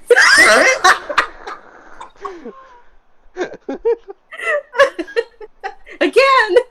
But Yeah, no, it like maybe 30 minutes later, she comes back again. Takes her a minute because she hit the water like so hard she knocked out. Could you imagine Eddard's just casually trying to do something, and he just sees the white yuan tea just flying through the air in the distance? Just like looking through the window. Oh my god! a shooting star. While you're playing there with Ona, she's like giggling and laughing, and not too far off you see Queenie land in the distance, and she has like some sort of fresh catch in her mouth. But That's Ona like kind of looks at you at one point as you slow down the pushes, and she's just kind of swinging back and forth. She looks up at you and she goes, "We are like a family, right?" Of course. We'll always be family, and we'll always be together. I'm glad you guys all came here. She think- smiles and just like pats her head.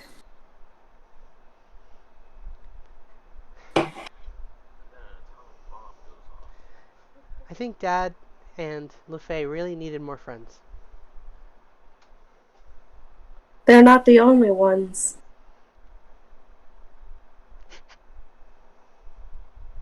It's just wholesome. Just wholesome. Just all of this is wholesome.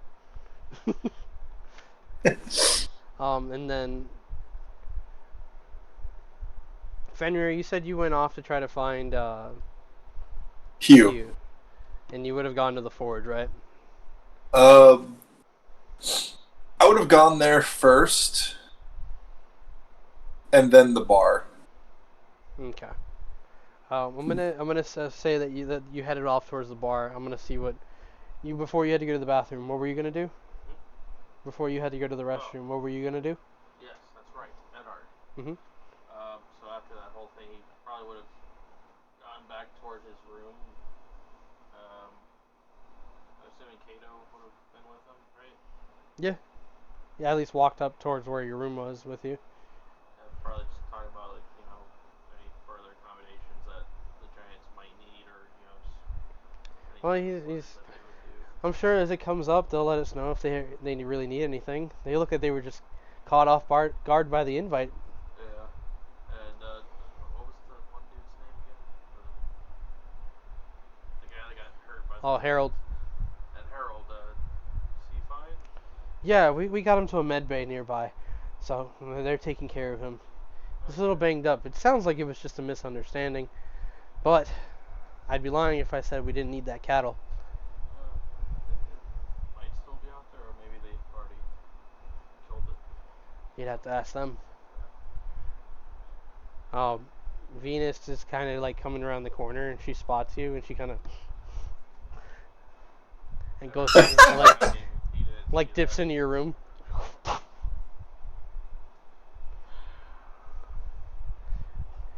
Good luck, buddy. You think you can get my stuff? What do you mean? Just casually go into my room and get my stuff like you used to. Edward, it's Venus, the love of your life. She's not gonna bite your head off. You've only been gone a couple days anyways. Closes the doors to his office. Yeah, it totally wasn't a whole other world a day ago.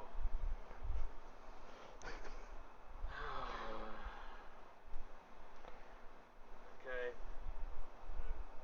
He's just standing outside the door.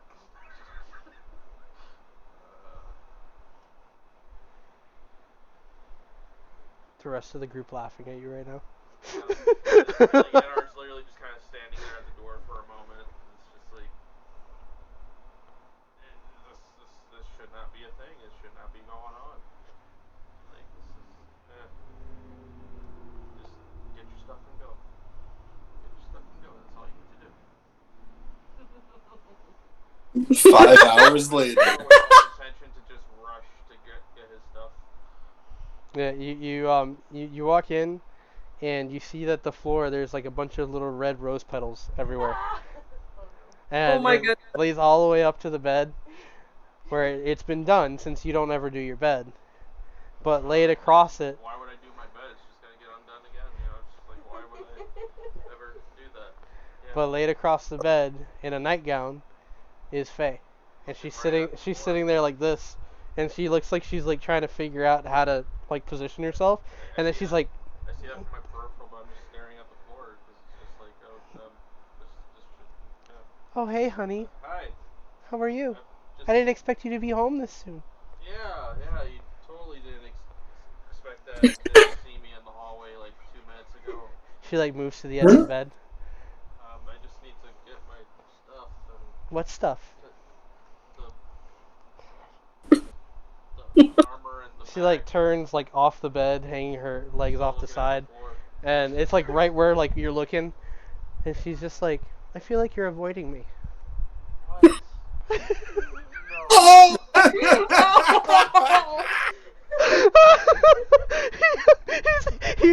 He literally looked up and went, "What? No." Me, be avoiding you. I love you. And I'm just like looking up at the ceiling, like, yeah. Send that. That's funny. So busy right now.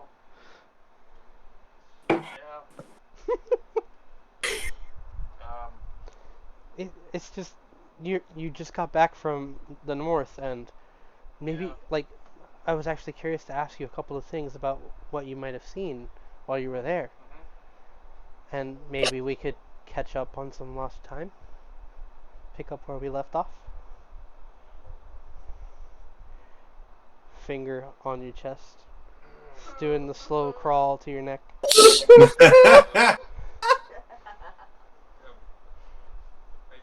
Sorry, I'm not sure if I can really do that at the moment. Just lots of stuff going on in my head at the moment. She like sits back on the bed and does like a pouty face. You don't love me anymore, do you?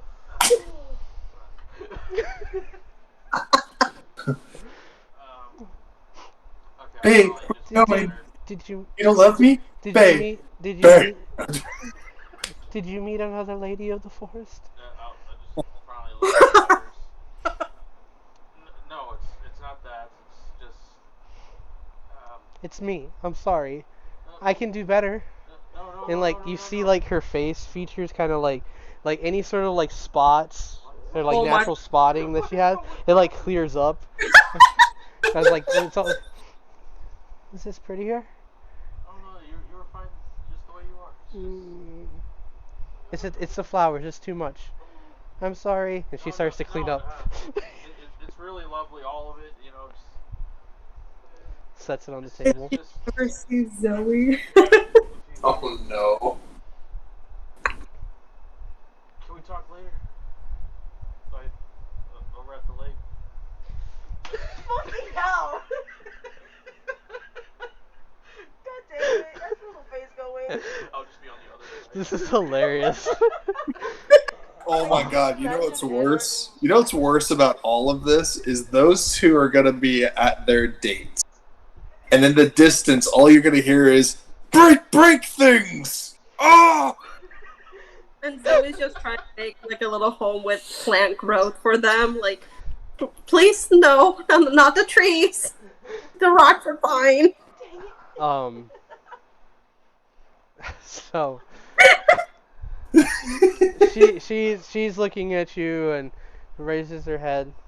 I Do you promise? take your hands, like, kind of holding both hands. Leans into you. You promise? I promise we'll definitely talk. Takes your hand. Okay. I wish he had his camera on so you guys can watch him squirm. It's hilarious. Oh, Clearly how Edward I can imagine. It's this great. version of Edward at least, Hell yeah. before he became a loyal man. Yeah, well, it's just some things I have to explain when I get back. You know, it's Only Yeah. if you promise to make it up to me. And she like sits on the edge of bed and slowly pulls back the hem of the skirt.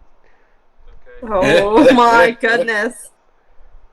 Yeah, just let me go grab Just my stuff. use Grab the your She's- travel street. bag, your adventure pack. my souvenir pack that I can only find in the player's handbook. Grab my armor, like slip on my other boots. She lays back on the bed watching you. Uh-huh. She just moves her hand up her Bye. thigh like, And as you go Oh, outside the man. door, you turn and you bump into Brian. Oh, hey, Edward. Hey, What you doing in there? You're at half mast right now. What's up with that? put my stuff in front of that. Just nothing. Hey, when you get a chance, whatever you're doing, you know, just when you come back in town, or you know, if I see you next month or something, I never know how long you guys are gonna be gone nowadays. I gotta talk about my dad. He wrote me a letter. Your dad. Yeah, he wrote me a letter. He was supposed to be here. The dragon, right? Yeah, Yeah, the black dragon. black dragon. Yeah. Okay, that's still the same. Okay. He was supposed to be around here. What do you mean it's not the same? Huh? What do you mean it sounds the same? Nothing is.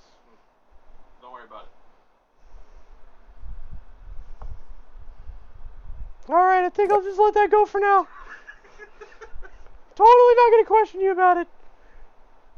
But, yeah, if you could just, like, come by. I just have this thing that, you know, maybe you guys can help me with. Okay.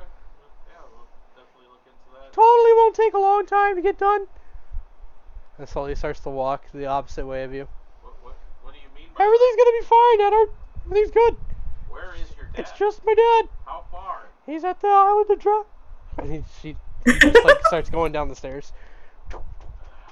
And as he comes around, like you can see him like at the like the base of the steps. Everything's fine, Edward. Everything's good, okay? Keeps going down the steps. Everything's all good. Hey kids, get to class. Leaves. Harry kind of stands there for a moment, just a little frustrated by everything going on. Readjusts his pants a bit. And just starts making his way over to Fenrir and Zoe's house. All right. Actually, he would make a stop at the armorer, but we can take care of that in a moment. We can do that in a moment. Let's go ahead and take a 15-minute break here, guys. You gotta use the restroom, get up, stretch, drink some water, which is most important, okay? You gotta hide Monster! no. Everybody's feeling good so far? Yeah. If you're on the channel right now, thank you for joining us on our adventure. This is chapter 1 of our ongoing adventure, the Dungeon Initiative. If you haven't hit that follow button, please support our channel today and hang out for more adventures in the future. We'll be right back.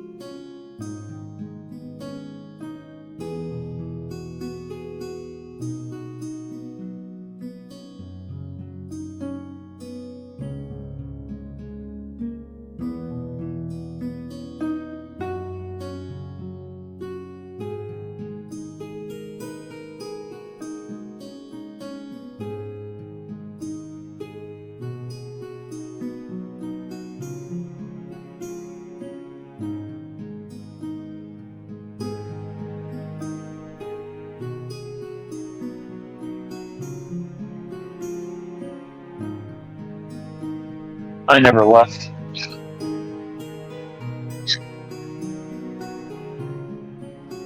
Sitting, waiting.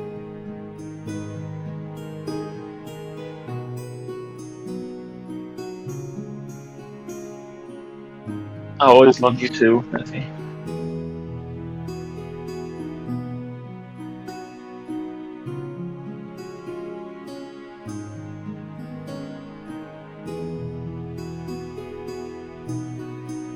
Hello. Yeah.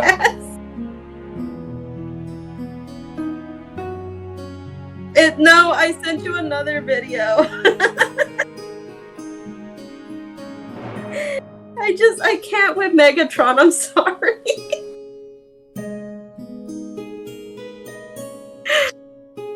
If she edits it, you guys will see it. I think it's the Universal Studios Megatron costume guy.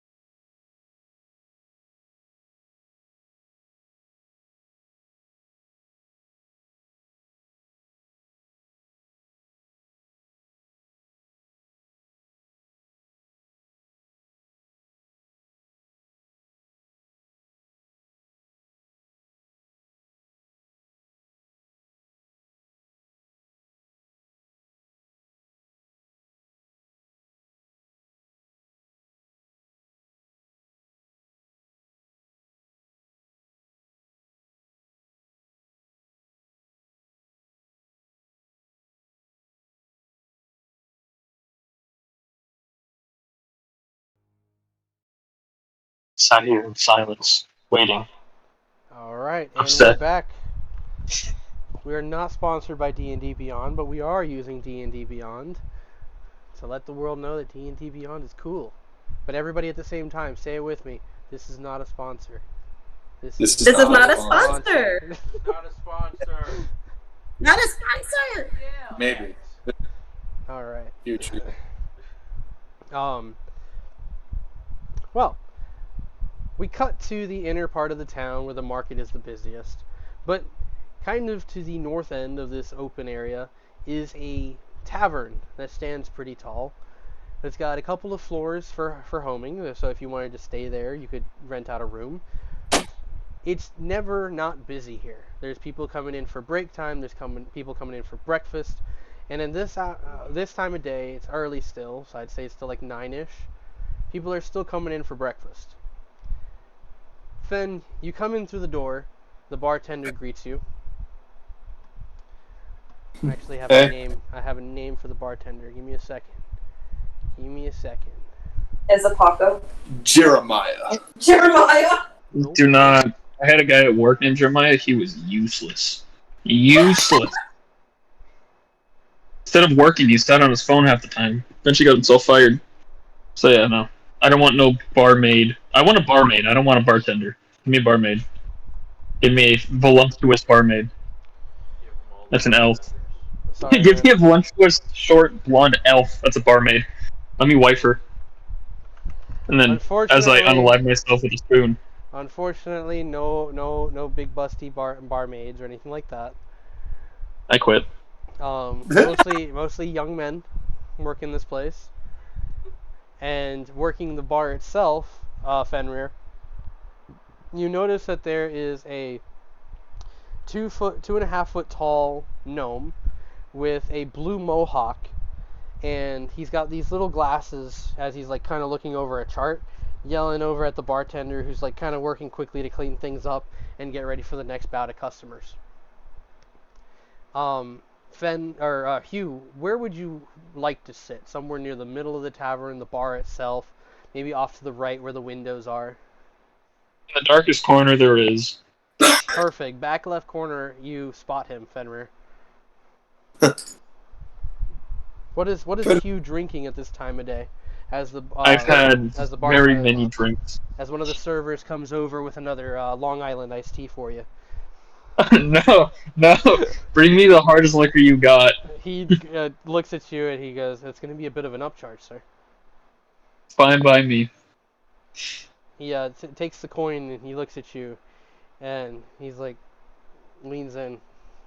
And he goes, "Hey, aren't you like? Isn't your name Fenrir, the super strong monster guy that just joined the initiative?" Me, the 3'11" dwarf. No, Wait, but I know the guy. how tall is he? And I don't Fenrir, pay you can attention. choose to walk up at that moment, or if you Yeah. want, you can go to the Yeah. bar. Just kind of like walking up to doing the menacing backdrop Yeah. from behind. How big is he? Is he like huge? He's right. What are we talking about? He like freezes, turns to look back at you. Oh, yes, definitely a big boy. Holy shit! You can throw a rock across the lake, can't you? He watches you as you like move past him. I'll He can throw me. I'll go get the biggest bottle. And like this young, like captivated server just runs off behind the bar. And you notice that the gnome kind of like looks up at you, Fenrir, and he like points over at one of the bartenders and he like makes a note. And that bartender decides to kind of run over to the table as you sit next to Hugh. And he says, hello, might I get you a drink? I want strongest liquor. Uh, I think a barrel of mead for me and my friend here would be nice. Okay. I believe Kyle got on something, but I was told to come over here and make sure you are attended. Of course. Of course, it's a Kyle. The red shirts are in. My name's Tom. The other server's name is Joan. And he takes off to the bar. And you're there with Hugh. Fenrir looks at you. You okay? I'm not good anymore. I've been abandoned by everybody. I'm here still. Let me rephrase that. I was abandoned by the Forge God now. Huh. Wait. Yeah. Did you ever talk to him in the first place? He Yep. thinks. Wait a second. This is about that time boom thing, isn't it? You have to go back to bed, baby. Something in me Get changed water if you after want something, and I Watch out. don't know. Nothing feels right. Fenrir kind of like leans back in his seat and looks at you. And that bothers you? Kind of. I can't forge as well as I used to anymore. It's just, I have no purpose. You never used to think about forging. You just did it. I don't know. Something in my head's just not right. It's like I'm missing a piece. You think maybe that you're thinking on that a little too hard? After all, he is... talking about gods here. I can only speculate, really. But even when a god abandons a person, they're always watching. But I've never I know. known you to worry so much on that. I don't know if I can continue forging after this, though. Just every time I strike it, it just doesn't feel right. I can't make anything worthwhile. Yeah, you can. You made the forge, the hammer. Yeah, Right. that was how long ago? Wasn't too long, and you didn't think about it too hard. You wanted something, and you made it. When's the last time I made something that good? Tell me. You can't, because there wasn't. When's the last time you thought so hard about this? Since we got back. Since we left that palace of the gods or whatever the hell, the council.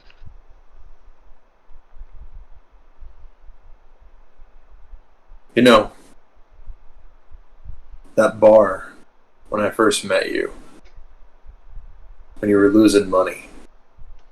Hey, I won my money back. You mean we fought for your money back? No. That's different money. I made money on the cruise. On that ship. I'm I talking didn't about steal that. before that, my friend. Oh. What do you mean? You met in my shop? Yeah, but then I remember you made some bad bets at the local tavern. It ended up in me and you getting in a fist fight with roughly about 20 guys. And we decided to take their wallets, which was great. Yes. Maybe I'll go back and I'll try again. The bartenders come back with your drinks. Um, the one that served you earlier, Hugh, Mhm. he brings you this large brown bottle. You can kind of see through it, and like the liquid inside is appearing to be clear. And he sets it down on the table in front of you with a couple of glasses, and he goes, "My name's Ryan. No, sorry, my name's Joan. If you need me again, all right." And the other one sets down two large flagons in front of you guys, looks over at you, Fenrir, and says, "I'm Tom. Just shout for us if you need it."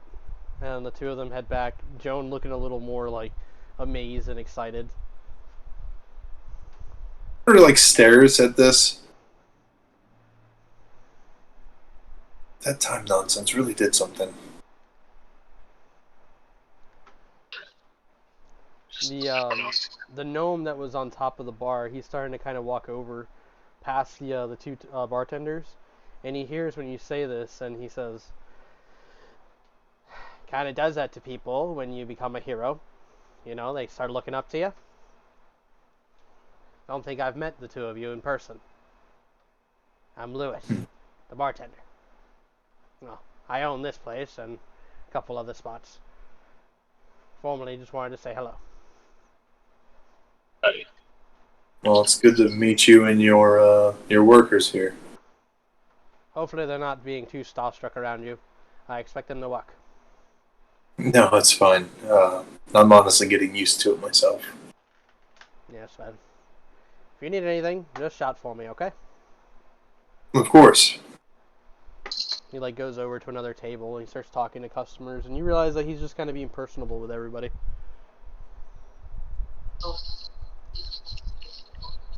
But yeah, you guys are still there together. You know, the last time when you made that hammer, you let the hammer swing. You didn't swing the hammer.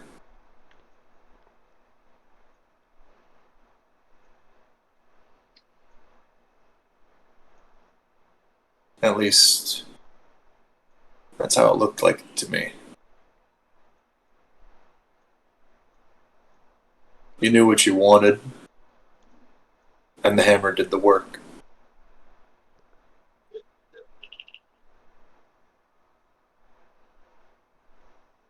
And if anything, you could always just apologize to your forge god. He sounds pretty cool.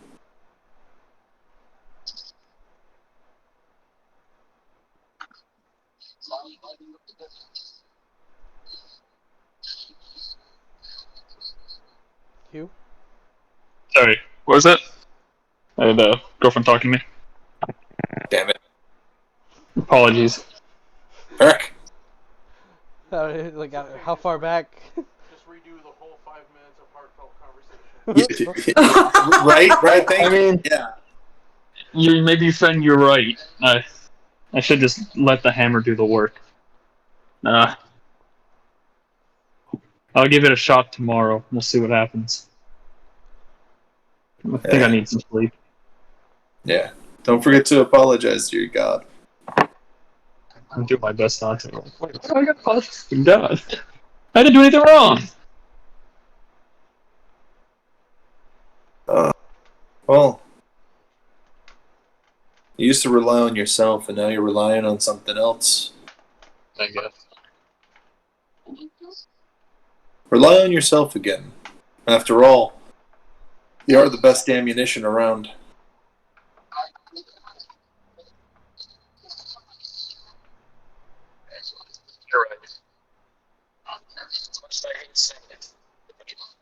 You're right. Are you talking to your girlfriend again, or are you breaking out? No. Fucking you. Okay, yeah, I could barely hear that. Oh. I said you're right. Just need to go have a nap or a sleep and then go and try again. He fills his mug with the mead and then like sets the barrel next to you. I'm not sure what you do about offerings for your god, but I'll pay for this. You give it to him.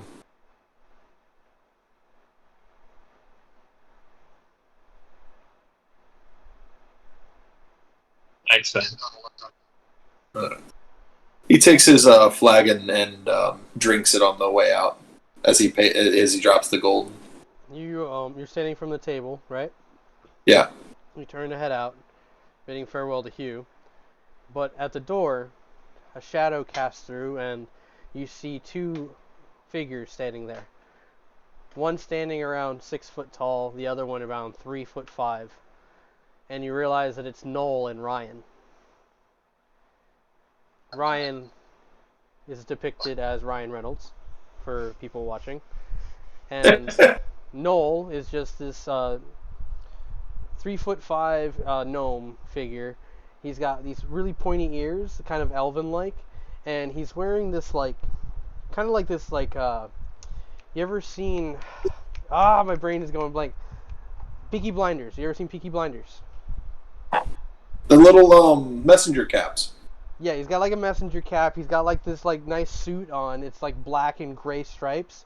And he's smoking this fat cigar when he walks in. And he's got like his guns like all along his hip. And he's just walking into the tavern. And behind him, Ryan's walking in. But he's wearing the exact opposite. He's wearing this bright red suit and a cane. And he's got a bunch of rings all over his fingers. And then he has this wide brim hat going around. And it's got like a zebra pattern going through it. And he like stands there with his cane, and he looks over at Hugh and he goes, "I think I'm fitting in perfectly." He's wearing a pimp outfit.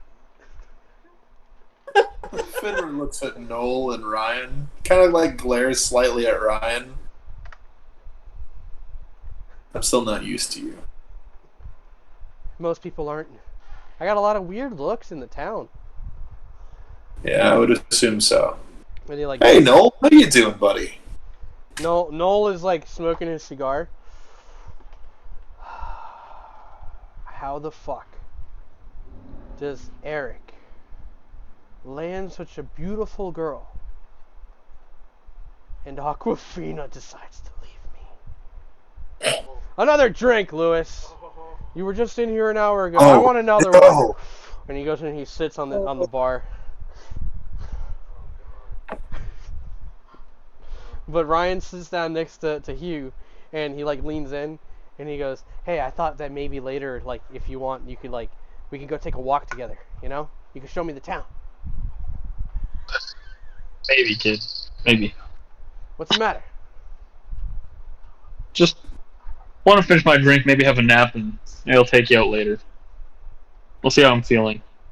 Hey, a nice walk by the lake would be pretty good, as Fenrir says. I just kind of give him a dead eye, be like, Everybody's I'm going. not taking you out on a date. Oh god. I have my eyes set on this beautiful, as I much hate to say it, really small but elf. Elf. No. What did I just say that for? What's wrong with me? Somewhere. Ryan's like leaned back as they bring him his drink, and you notice that he's drinking a Long Island, and he's just sipping on it. Buddy, I think you guys are totally on to the right idea. We should go out to the lake, strip naked, and just take a dip. It's Brian? been a long time since I've been in a nice fresh water patch surrounded by warm bodies. LaFay in the back. LaFay all the way in a distance. Wait. Something's wrong. Everyone's got radar. It's just an elf thing. Freya's got it. LaFay's got it. At Arch somewhere, it's just like, why does I feel like something's gonna happen at the lake? Let's go. I must go. But from there, Fenrir, you're heading out then? Yeah, I'm gonna reunite with the giants and then head out towards the house where Zoe is. All right. I believe Eddard was on his way out there And too. then LaFay, where did you decide to go? Did you stay with the Giants or? Remember, not much time has passed yet. I think we've been like in game, maybe like with a bit of time skipping in between, about an hour. Yeah. Yeah, I had a feeling. Yeah. She's gonna check up on the Giants. Hey, so you stayed behind with the Giants. So they kind of like decided to sit along like the walls of the school or along the fence. Again, like Break is there, kind of playing with the kids who are throwing rocks at him, and he's like punching them out of the sky. Some of them are levitating them and throwing them. But if you were sitting down, I would say that Bon, Qualm, Yelena, and then they have Hun, which is the baby. I forgot to mention the baby, didn't I? Yeah. Hun is the baby, which you notice that Yelena's kept tucked under her hair, and one of her arms like this. You notice that the baby is like not necessarily newborn, maybe about like 1 year in giant time. I don't know what that is. Don't ask. But essentially, like it's a young baby, and doesn't have the singe marks or the scarring or anything like that. And she's just kind of like nursing them, kind of like keeping them asleep. And Bon looks over at you. How long have you all lived here?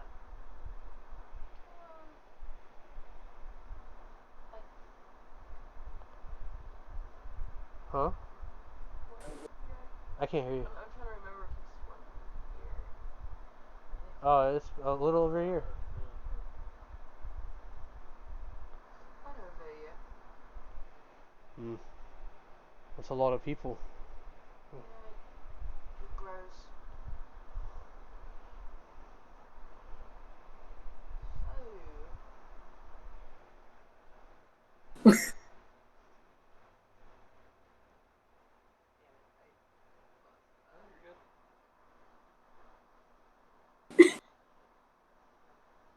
My mind just went blank. I'm so sorry. I am so sorry. You're okay. I'm not okay. Boris is like up against the school looking at you, and he's like, I have that problem too. He's the one with the wound on his ankle. Like, talking with people. No, just I didn't. talking. Mm. And he goes, he sees you do this, and he goes,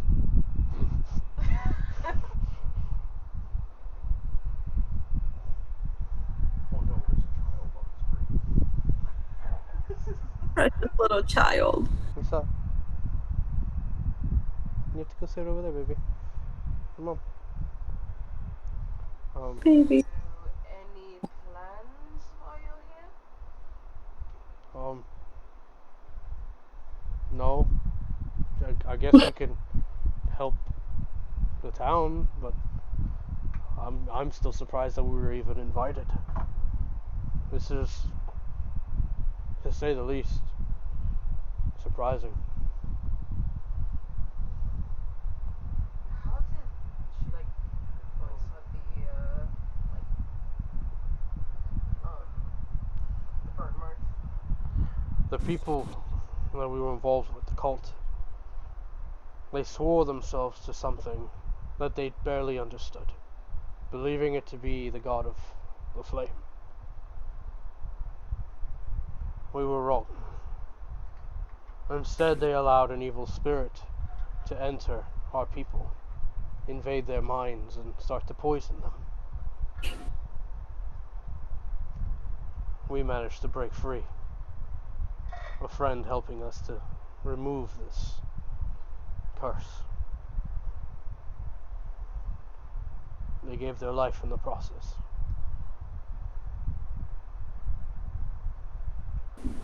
We're only trying to find our place in the world. No.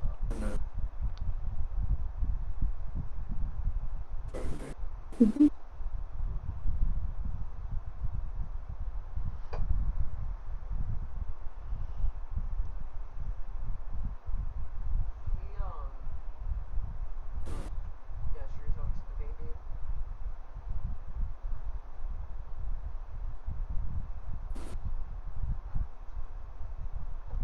We were able to save that one, at least. That oxygen rocks. We didn't allow it to happen. It's part of the reason that we decided to leave. When it was affecting us and then I had them, I knew I had to. We had to just run while we still could. We appreciate you and your friends. Place out by the lake doesn't sound too bad, says Qualm. Huh? Qualm, the guy with the burn. Yeah, no, that's her in character. Huh? What? The place out by the lake. We could by the trees or some nice places we could settle down. Fresh water we could dip our faces into and drink some water. You're talking about that the only lake over there, huh? Right? Yes. Oh, I'm sure there's other places you can go that's way better than a lake. Break hits a rock in the air. Some place with big boulders. Yeah. Yes! Yes! Yes! And the kids are like, yeah! And they start levitating rocks and you notice the students are getting creative and taking the rock pieces and they're making statues and stuff like that. And then Break comes around and punches them. She points. See? That is way fun. They're gonna build stone Jaegers to fight That Break. is way fun than the lake. Oh. Yeah. Finner would be coming up at about around this time. Hopefully. Getting close. We cut over to Edard real quick, who was closest to the forge when you took off. Arriving at the forge, what do you want? I know what happens when you go to the forge. What happens when I go to You decide to do everything we do in the week prior. What you want? I want everything. The armor. What you want? What you want now? ¿Qué quieres ahora? Go visit Fenrir's forge. Hughes Ford? That exists No, outside the Fenrir's. realm. No. So, outside joke is usually when you come to the forge, you're asking or requesting some sort of craft to happen, and it's just you couldn't do that. Well, actually, it's something that's not really much of a that big of a thing. It's just more of a recrafting kind of. Yeah, no, I know what you're going for. So I go into the forge and I find the armorer cut off. She's always there, and she sees you come in, and she goes, "I assume that the helmet worked if you still have your head on your shoulders." Well, yeah, obviously. Well met, my friend. Shake her hand. I assume your adventures were as wild as the ones before. Yeah. Slow motion handshake. There's always a thunder whenever you clasp each other's arms for a warrior shake.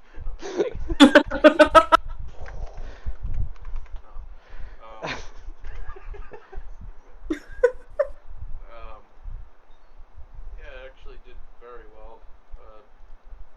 Kind of hoping you could do something else with it. Kind of pulling the helmet off the bag. Since we're usually always on the move, and sometimes I forget to put the thing on.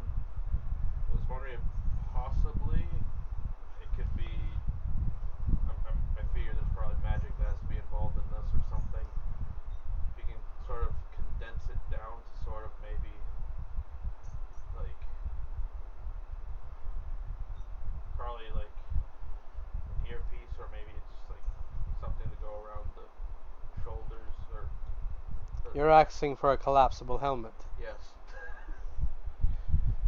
Okay. Seems to be becoming more popular nowadays.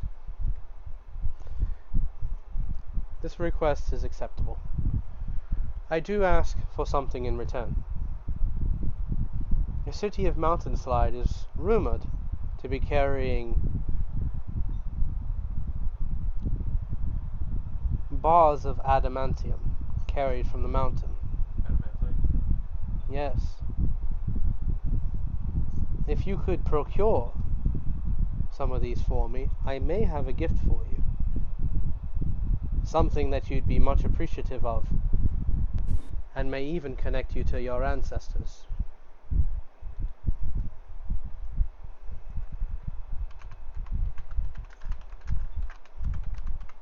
She types in the computer. She takes your order. $5 for your pre-order, and if you put an additional $10, we throw in the skin. That sounds like a great deal. It's all it is same Edard skin, except the blade, instead of being white or silverish, it's just red. It's just red streak in it. Yeah. It's just a red line through the blade. They call it Evil Edard. It's like that's it. That's all it takes. The eyebrows go from like looking normal to going furrowed to looking evil. Yeah, you just, thicker eyebrows, like Rock Lee. They're just slightly slanted downward. God. Don't you say that. Put a couple fakes and count them out. There we go. But yeah, so you put in the request, and she requests adamantite. I'll see to it. Where did she say? How long will it be there? What was the question? How long will it be at Mountainside? As I said, it's a rumor. Perhaps only the highest of officials are carrying it. You might have to use your political name to get your way through. Or you are the Night Knockers. I'll see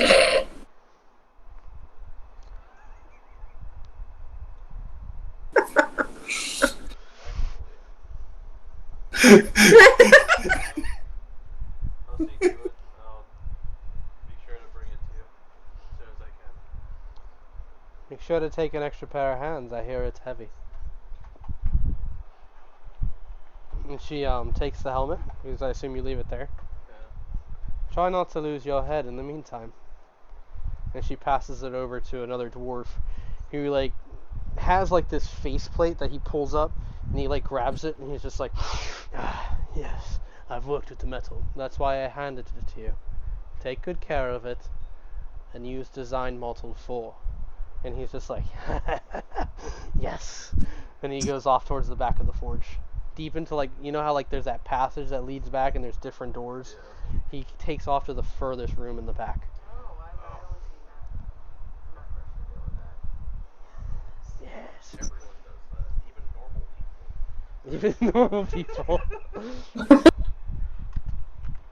Again, thank you.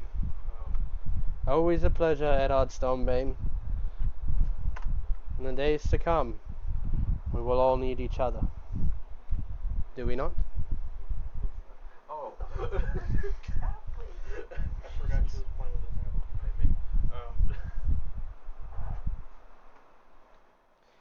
me. Finn, did you not want to go to see Zoe, or did you want to go to the mansion, back to the mansion? Well, I gotta get the Giants first, but that is where I was taking the Giants is to. Okay, that's what I wanted to be clear on. So Frederick's just like, nah, screw Zoe. no, because that's what I thought that he was headed after the tavern. But So the literally process would be Fenrir comes back to mansion, grabs Giants, and I guess LaFay, if she's coming along, meets Eddard on the way there, goes to get Zoe, and then next part. yeah, that's what I figured. So Leonard was gonna go over to the house after the armor. yeah, so you guys are all headed the same way. I'll get a, Yeah. So Fenrir, you head back, and at the front you see that LaFay is kind of like having conversations with the Giants.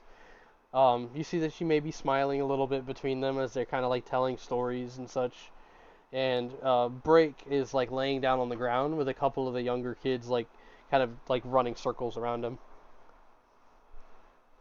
He kind of smiles at this kind of scene.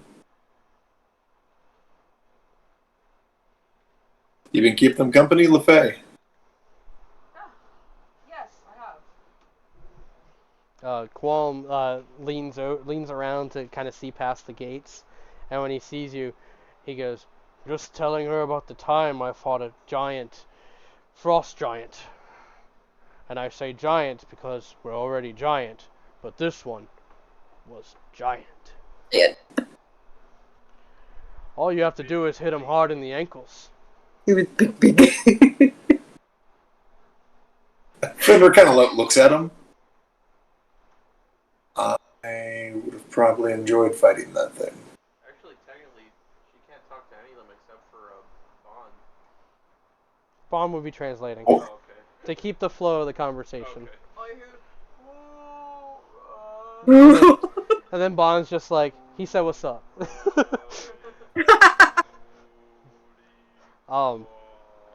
So yeah, that's how we got around that. See? DMing 101. I totally meant for that to happen. But yeah, Qualm says this to you, Fen. And when you respond saying it would have been fun, he looks at you and he says, "Have you ever thought about having someone throw you at an enemy? I can imagine a tiny ball of muscle and claw and teeth, devastating to an enemy." That's a nightmare. He starts laughing at that. I actually do that quite a lot with my friends. He's small enough for me to, he's small enough for me to throw him, and it's exactly what you think. You have a tiny shapeshifter? No. It's a dwarf covered in spiky armor. Too small. You need something bigger. No. He's worth it. Can you blast a hole into the chest of a giant? I can blast a hole into the chest of a dragon. Impressive. Tell me about this dragon on the way on this trip. This we must hear, Bond. And Bond is just like, kind of like nodding his head like the, yeah, I put these guys together.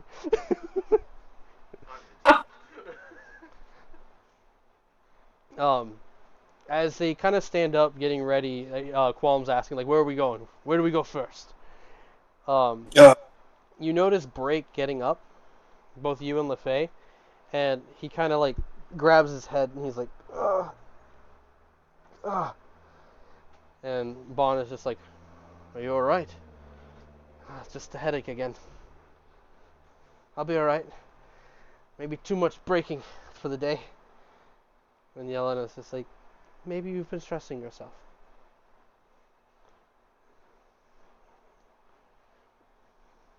And they all kind of wait for Fenrir. Fenrir watches break.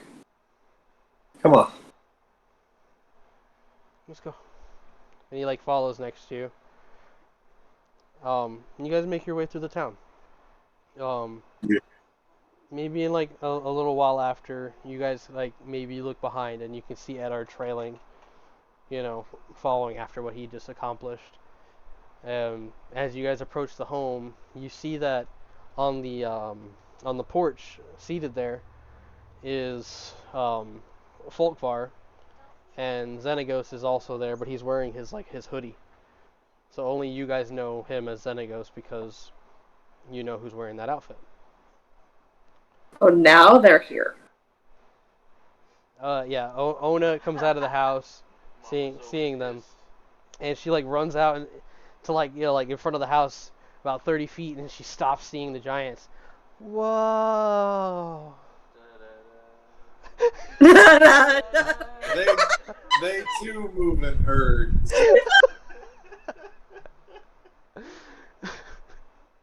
Oh no!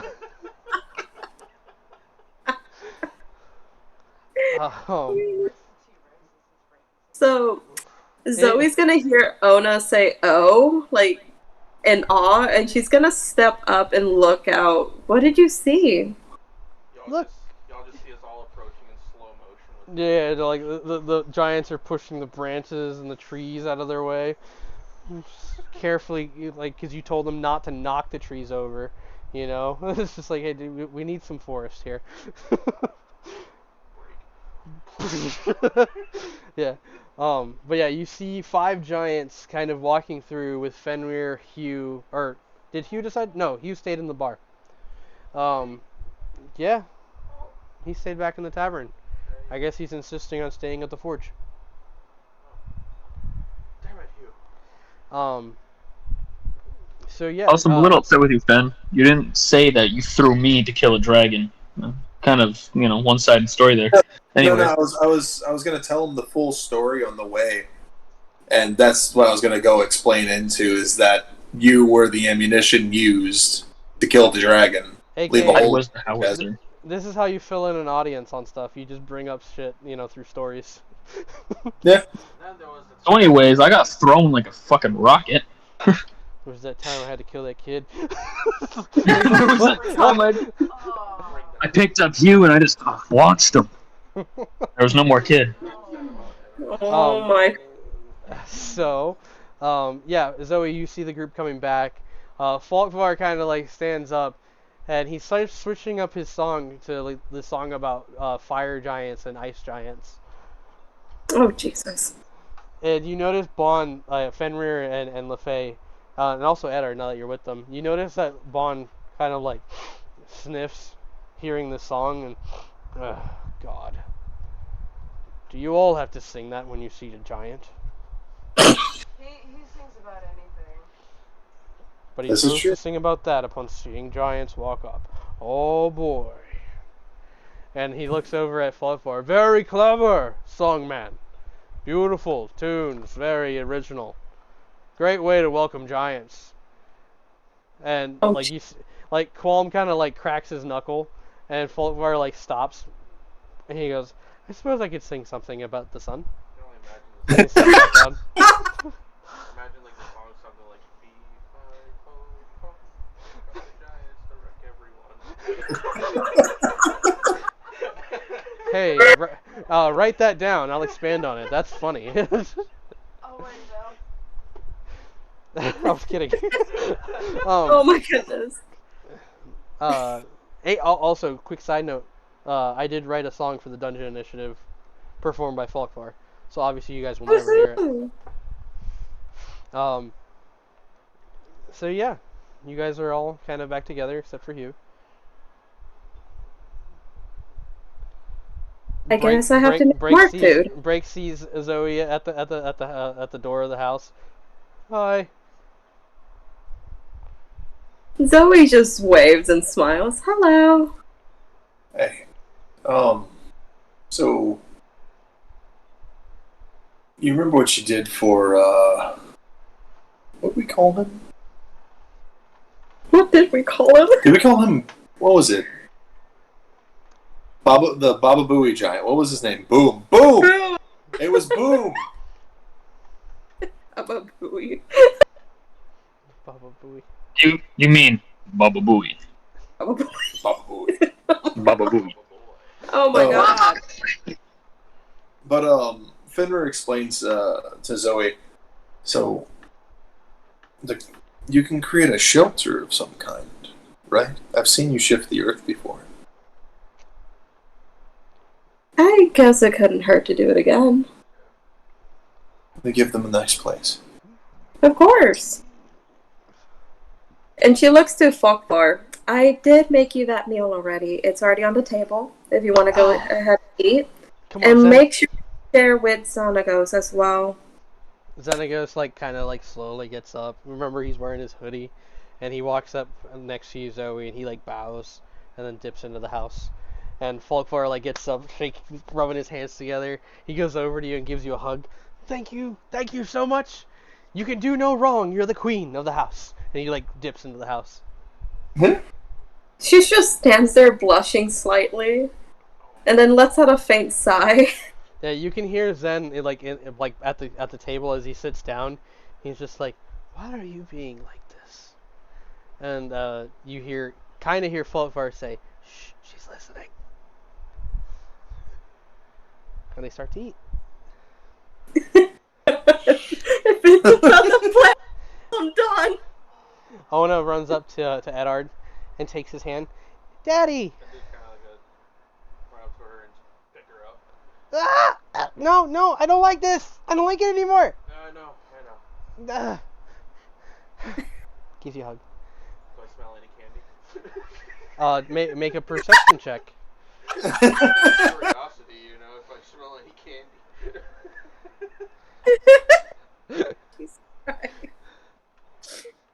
I'm terrified now. What's the roll? 18. Hold on. How good is she at hiding it? Give me a second. Let me pull up her character. Sleight of hand. Oh no. Before coming out.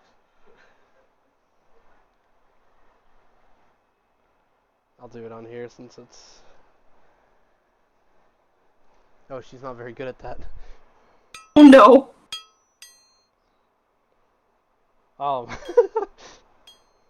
You're walking along, and she's like pulling you towards the house, and you see like from her side pockets, there's like what looks like vines, like licorice vines, like a bag of those just popping out of her pocket, and she like kind of like it doesn't realize it as she's like pulling you over.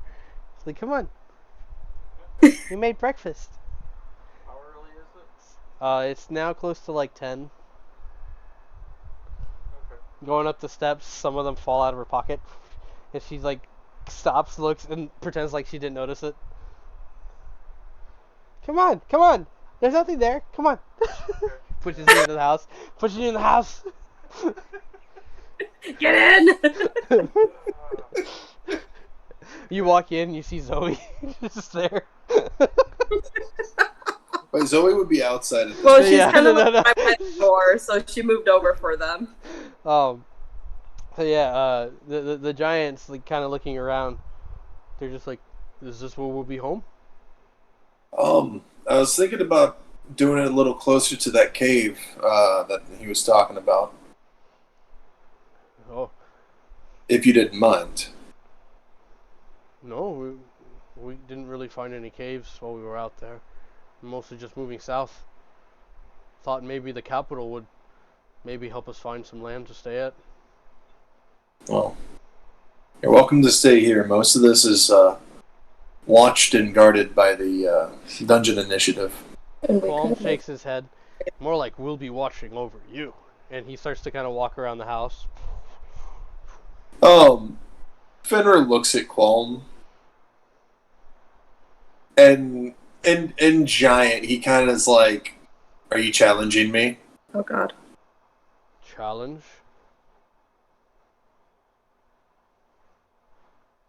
Fenrir's like looking dead at him. The lightning kind of like coils around his hands. I came here trying to avoid fights, my friend. Not something I think either of us really want to find out. It'd be interesting.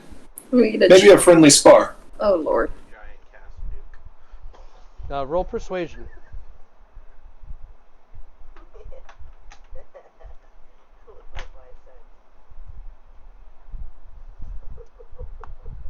Basically, the meal that Zoe made is like this bowl of potato soup with carrots and eggs cracked on top of it. Oh yeah. They're chowing down, and you notice that Xenagos is like has a little more energy, and he's starting to get comfortable. He pulls back his hood, and he looks over at you, and he's like, "Might I have some more?" Of course. He There we gets go. up immediately and goes over to like serve himself. And 19. Edward and Xenagos both bump into each other for a second. So Zoe. Qualm, looking at you, he takes off like his gloves and throws them off to the side, and he's like, "Fine, I'll humor you."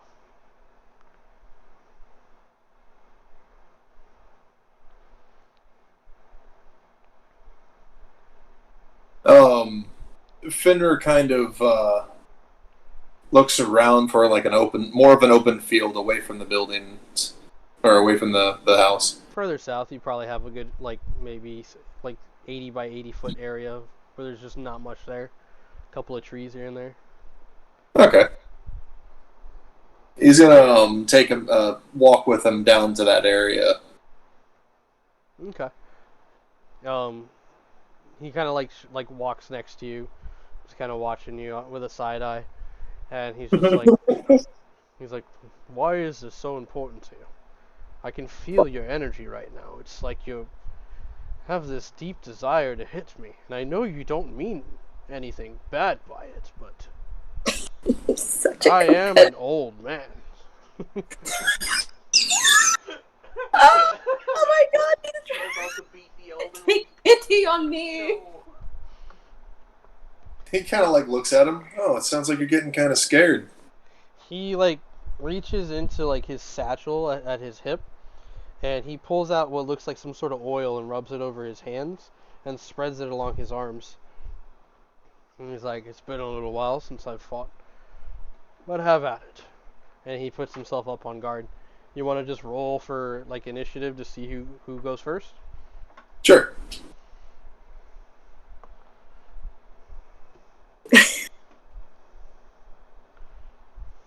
I got an 11. I swear. He got a 16. Ooh, nice. So he charges forth at you. And we're just going off of like just regular punches, right? Yeah, just normal punches. What would that be for a giant? What's his strength? 25. Where he's plus So that would be that'd be a +7. So that'd be like 8 points of normal, just not real damage. Okay. First attack coming in. It's going to be a 18 to hit. Does not hit. Comes up with an uppercut. That's going to be 22 to hit. That does not hit. Shoot. Nimble, aren't you?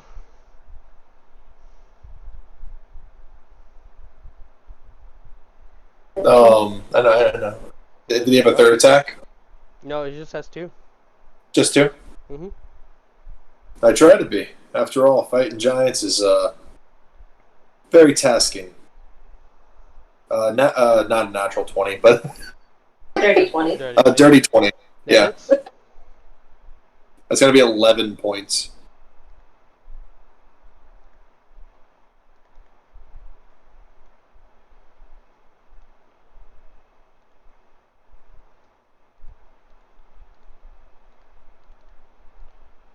All right. And 18. That just misses. What's up? No, I'm not using my claws or anything. That's I'm not gonna. Yeah. That'll be it for those 2 attacks. All right. We'll do one more round, and then I'm just gonna kind of like spread this fight out in between people's scenes and stuff. Okay. Yeah. I mean, it could be like an off-screen kind of thing that just happens. Well, we can cut to it, every once in a while, and then we'll leave it settled, as like, unknown.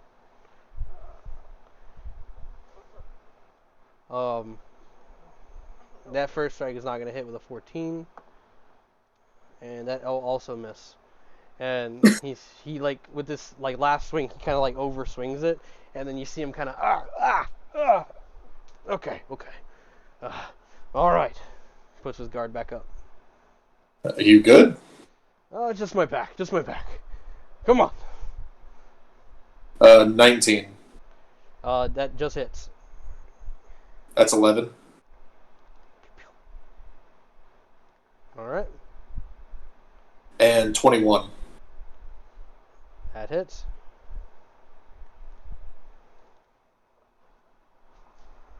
Quick question. Does it look like his back may be like out of place or anything like that? What was that? Does it look like his back is like out of place or anything like that? Not necessarily out of place. Whatever's going on seems to kind of be internal. Like maybe something needs to be cracked back in place?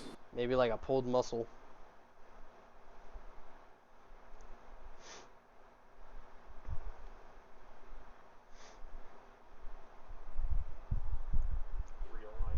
He looks at you. I hear no bell. I'm kidding. So, Edward, you're watching the Oh, is it visible? out in the field. I'm just like in the kitchen. I looking hear out no the bell. window, Just like. What the heck? Xenagos is like looking through the window from the table, and he leans over towards Falkvar, and he's just like, "My money is on your friend. He's going to tear that old man apart, and then I'll spread the rumor that Fenrir likes to beat up old men." I mean, if he wins this, he won't be wrong. The front door bursts open, and Onos is like, "Franklin!" And she runs off the couch to hug Franklin, who walks into the door. "Ah, hey everybody." Oh, did I walk in on something? Points out window. Yeah, I saw that. What the fuck? That's insane. It's like tremors, little earthquakes, just right next to the house. Hey, Zoe.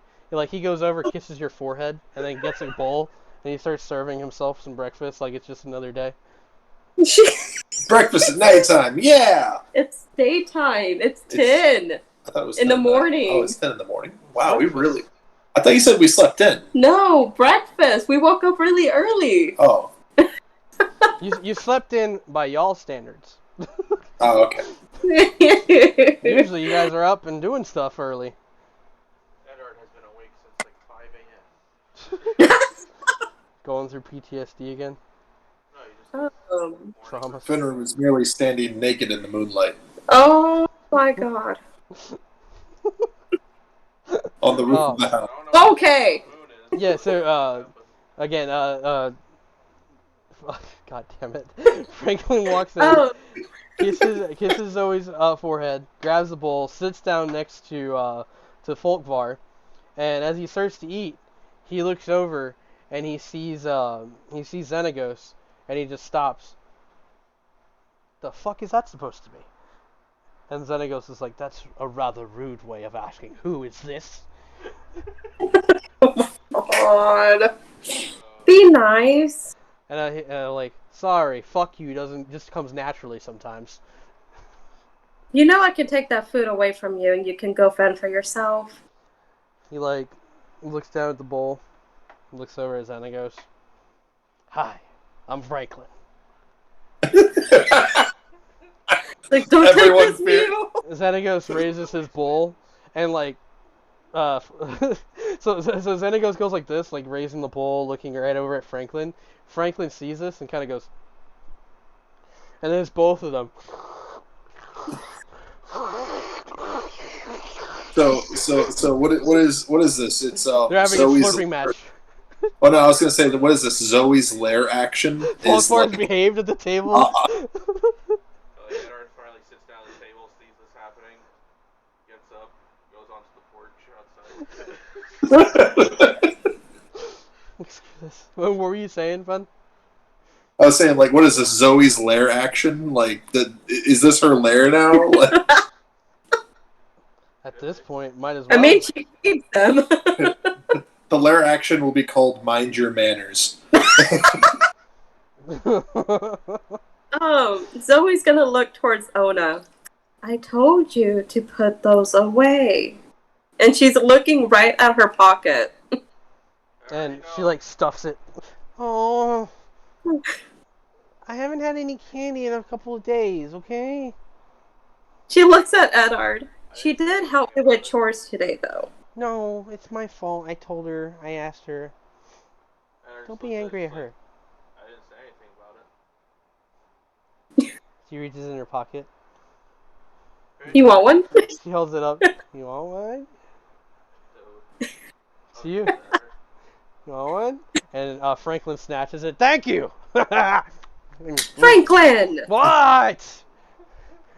Oh, What did God. I say? Oh no. Thank you. It's okay. You're just a silly guy. He takes out another one for you. The house is her lair. It is her domain. Oh my god, this is what they called me mother. Once per day, the layer action can be used to get the entire household to obey her. Clean up the house! Everybody cleans that day. And then, as the episode of the day, they found a dead body under the house. Time to figure out who the dead body is. It's the real Fenrir. The Fenrir we've been dealing with is in the costume. Oh God. He's been a scroll the whole time.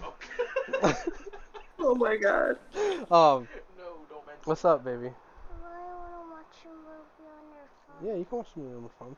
He's been a scroll since the start of his character. Zoe's gonna look towards Edard. Make sure you eat as well, okay? I got a bowl. And she looks right at Ona. You need to eat food too. You've been eating too much candy today.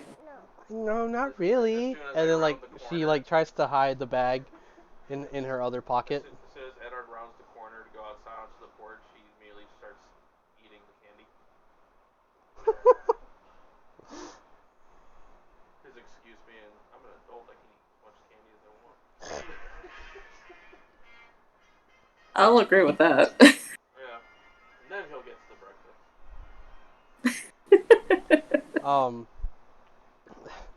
So yeah, you guys are inside. You guys hear like the fist fight going on out there. Let's see.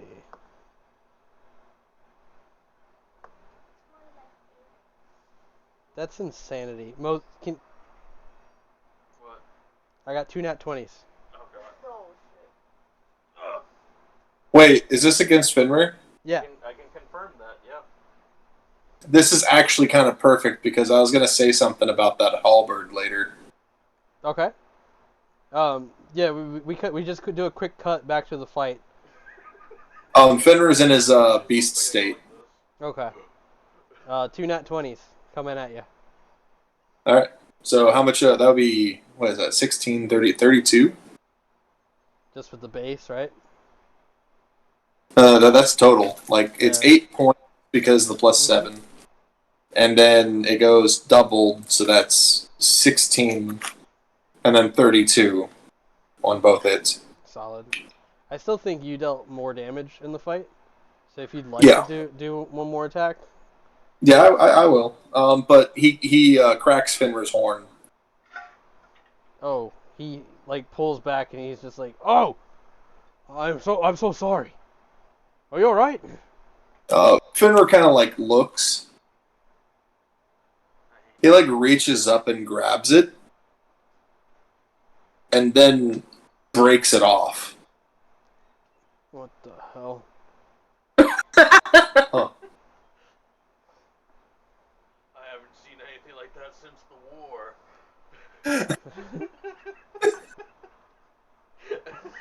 Jesus.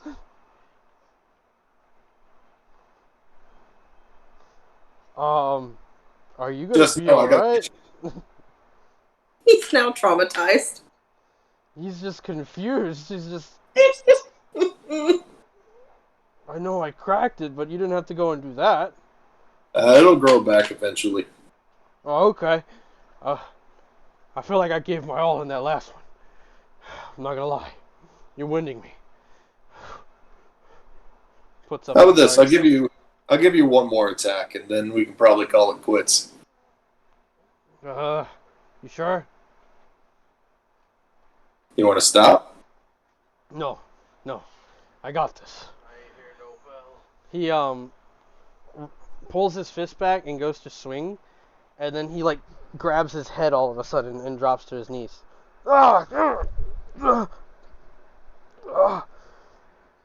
Sorry, give me a minute. You okay?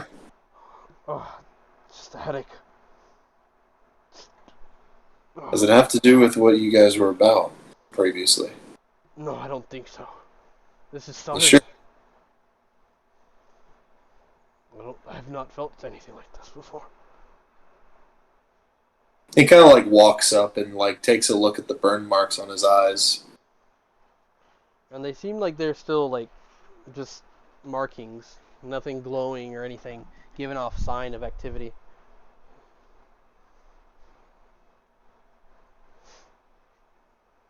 I can consider you friends. Are you okay? Is there anything you need to say? He like kind of sits back. I'm all right. Help me up, please. And he like offers you a hand. Kind of stares at him. I guess I can try. And he like grabs his hand and like pulls as he like try to like wedge him. Helps himself up with his other arm. Stands up. I know that probably took a second for you, but I felt winded. You're Even just after taller the than fight. You're just taller than me, that's all. I know it was a lot to ask there. Just if the others were here, they would have helped me up themselves. But thank you. Thank you for making me feel like a young giant. Hey, where's it hurt on your back? He like points like along the right side, going down. Does it look like a cluster of muscle by any chance? A little bit. If you're like really like attentive to it and you kind of know what you're looking for, yeah. I'm gonna because I'm small. I'm gonna try and like massage it with punches. I'm gonna say you get to work on it, and like he's like at first like oh. Oh, that feels nice. You think you can rub it a little right there? Perfect. Perfect.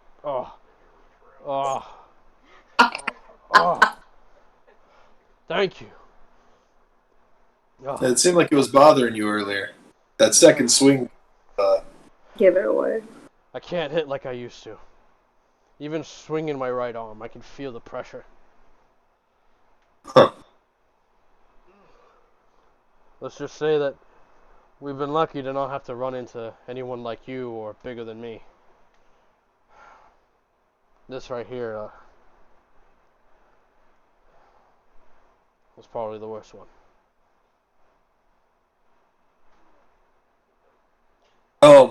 From the headache, can I note? Do I see anything that like? I remember like the green fire, the maybe like the encroaching of Beast King markings like on the Baylor or anything like that. Nothing like that. Nothing impeding on his skin except for like that burn mark that he has going on. And again, like his eyes, like despite like the slight tinge of black that's surrounding it, doesn't seem like it's glowing green or doing anything other than just being a scar on him now.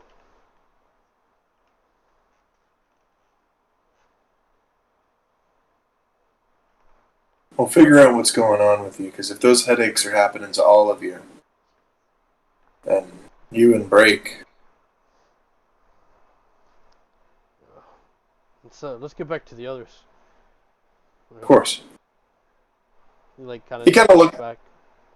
Fenrir looks at his horn, and he thinks about the stuff that he's read about in the Mordekainen's Monsters of the Multiverse that was given to him by a member of the what was it? The Incorporated, the acquisitions guy. Even if he's just like, wait. No, he was. I don't remember what member it is that visited you. It was the warlock that had the tentacle. Oh, Cathris. Yeah. When he gave him that book. Mm-hmm. Remember reading about like the whole behemoth thing, magical beast. Mm-hmm. So maybe the horn could be used for something. I'll agree. Sorry. What?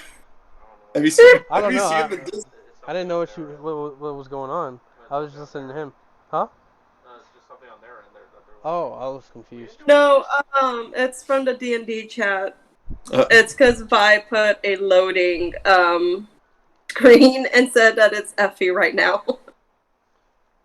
But did I really look that clueless? I was just... Yes. Yeah, yes, you did. It took me a second. Like, I wasn't that lost.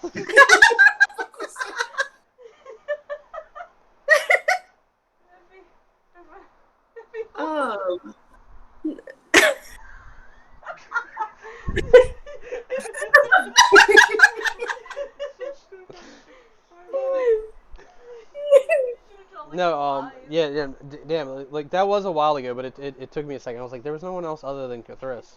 But yeah. You're good. So yeah, are you trying to do something with that then? Yeah, I'll, Okay. I'll send you details later. Okay. So you guys get back to the house. The group is kind of like either finishing breakfast or starting their breakfast. Um, yeah, do you guys want to interact with each other a little bit here? Do you want me to do a bit of a jump? Oh, How do you guys want to do this? Zoe. Slowly looks at camera. How do you guys want to do this? Are we killing somebody? No. Oh my goodness. Someone took my line. No one takes my line. Nobody takes my line. Please. Let's see. So, everybody's eating breakfast. Zoe actually went ahead and made some bowls for the giants and gave them, like, at least something to eat as well. Like stirring bowls. Yeah, basically. Just like like woks. You're just using woks as bowls for them, and they're like, Yep. no. They're more just like, more, please. It's delicious. Bon and his wife Yelena are with the baby, and they're just like giving it little bits of like the potatoes and stuff. Oh. Question for Zoe. Do you have any like dead rabbits or something in the kitchen? I don't know, Edar. Do I have dead rabbits? Maybe I do, because window liquor keeps bringing them. Yeah, and by the way, window liquor is now like running around the compound with Break like chasing after him. Like, Big Fuzzy, he's so fuzzy.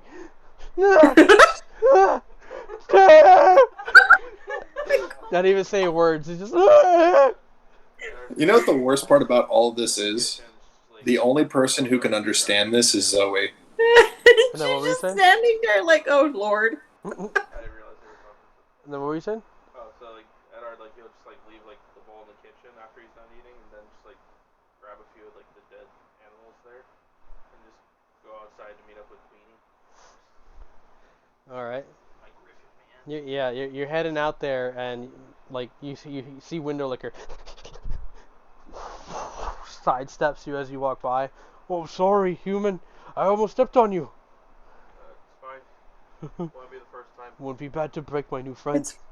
And like goes after the window liquor. Come back here, Fluffy. Poor dog.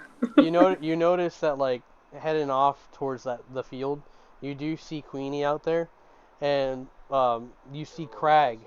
You see Crag sitting there like looking up at her like this.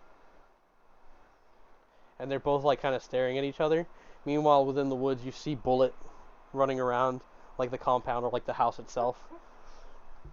God. You have a whistle for Queenie. You whistle for Queenie, and she looks over at you, acknowledges you, and then just goes back to looking at Craig. And they seem to kind of like be like communicating and saying things to each other.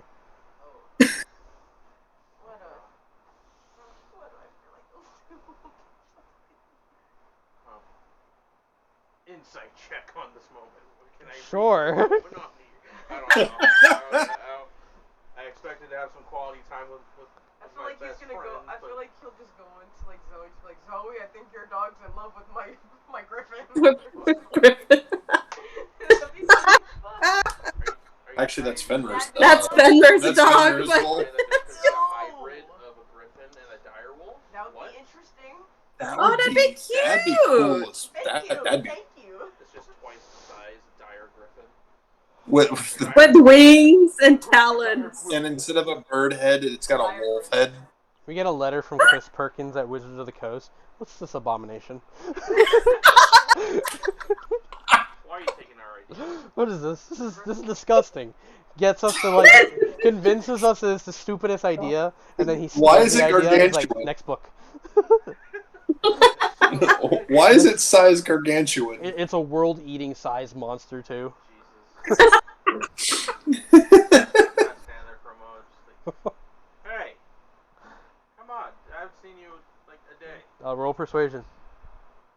Oh no. Yeah. Yep. She ignoring you right now. The normal call that you're used to didn't work. 21.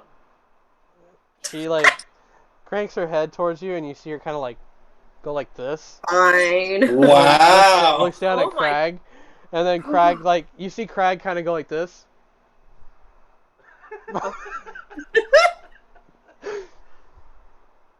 And then How just like trods off after Bullet somewhere, and then Queenie's like patters on over. What was that? Ignore, I mean, toss her a dead rabbit. Oh, she's not even gonna eat it? Wow. Oh, okay. You're not even gonna catch it when I throw it to you now. Okay. So much sad. Nothing? Zoe! I thought he was just gonna be interpreting this the whole time. It would have been funny. Oh my goodness. He realized I have an interpreter. Zoe's just or gonna multi-class like. into druid. Nah, I'm My- already multi-class. Or get a druid stone, something to let you speak to animals. Maybe I can find something, yeah. At this point, you should have one. Yeah, I know. But Zoe's gonna walk over. What's going on? I say, hey. Just talking to Queenie. Oh. She. So. I don't know if she's mad at me. I don't know what I did wrong this time. What didn't you do wrong? But Zoe's gonna cast speak with animals and look at Queenie. Yes. What's wrong? Yes. What's wrong? It was just kind of rude and embarrassing that he would do this to me. I was just trying to make a new friend. She looks at Edard like, "Are you kidding me?" What? What'd she say? All you hear is Queenie go, and what Zoe you hear is like, oh my god. Well, you did annoy her. What did I do? She was becoming friends with Crag, We actually and have a you lot in embarrassed common. her. They have a lot in common. We're majestic. We carry ourselves with pride. We both Oh my believe in God. justice and protecting the ones we care about. Oh my god. It's just Your Do- Queenie Do is we have a literally Batman and Superman situation going on? Oh god, my griffin is... your Queenie is literally the same as Crag. Justice. Majestic. And strong and prideful. And you embarrassed her. How could you? I mean, I don't... I can't speak their language, so, like, how would I have known that? Oh, don't look at me like... And there she goes with her sass. Okay. she reaches down and grabs one of the other like dead animals you're carrying and just walks away.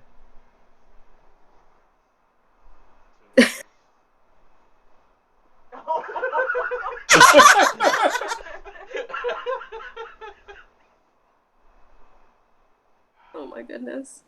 She starts to flap her wings and run off and takes off into the air. I can only imagine how Ona's gonna be when she gets older. Okay. Zoe, you heard that, so. Yeah, I'm saying it right there in front of her. You're gonna have to repeat that because you were a little bit far away from the mic. I can only... Like, he mentioning, like, the bridge was nice. Like, I can only imagine what Ona's gonna be like when she gets older. If it's gonna be anything like that now. I'm pretty sure she's not gonna be like that. She does love you. But she does have a little bit of an attitude at times.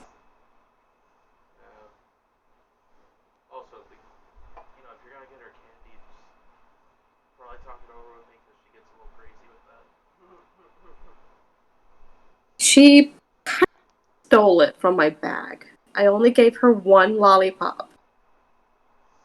Yeah, but she's pretty sneaky. So. I'm a sneaky snake. That was I'm glad someone caught it immediately. Yes. That's all we hear from Ona. Sneaky snake. You just hear it coming from the tall grass where her head pokes up out I'm of. a sneaky, slithery snake. um. Yeah, like I got her like a stash like about a year ago. I hid it away so that way she doesn't overdo it, and somehow she got it within the first hour. That sounds about right. She was on a But she does. for the rest of the day. Zoe reaches into her bag and pulls out another bag of candy and hands it to Edard. I also got this one for you. For who? For you! Oh. I grab it. Isn't it cute? Mom and Dad discussing childcare. Oh my god! Thank you. I just thought that you would need something sweet in your life. Aww. Probably So could with the wrist use guy. that this time in my life. So thanks. Hey, look at the rest of the dead rabbits and stuff that I've had in the other hand. It's like, you probably want these back, right? She looks at it. Yeah, sure. And she just like takes it by the ear and just looks at it. I'll at least hold on to these two for Queenie later. Yeah. Luffy's gonna walk out. Is this a meeting or something? Zoe's gonna blush a dark shade of red. Wait, what happened? Zoe's blushing a dark shade of red when hearing LaFay. Hello. And she just like waves quickly and then just looks at Edard, have a good night, and just walks back towards the house. Okay.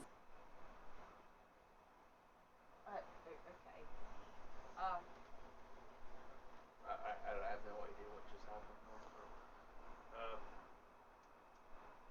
Put the candy away.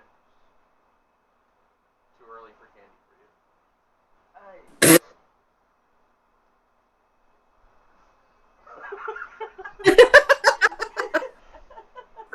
Alright, so we gotta get these giants into home.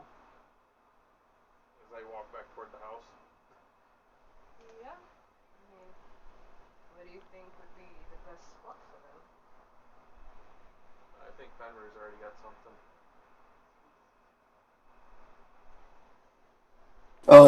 It's not by the lake. Why would Everybody's you want going to the lake. So, Fenrir, you're inside the house, right? Yeah. So, Xenagos finishes his bowl and sets it in the sink, and you can hear him starting to rinse it off, and he looks over at you.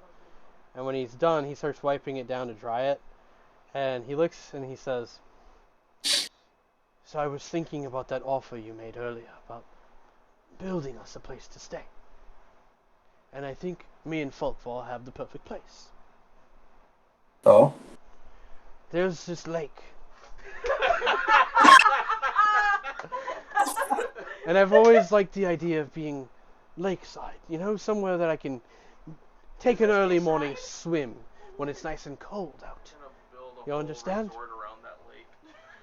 So I was thinking perhaps if we both had our own little sheds, you know? The cabins in the woods.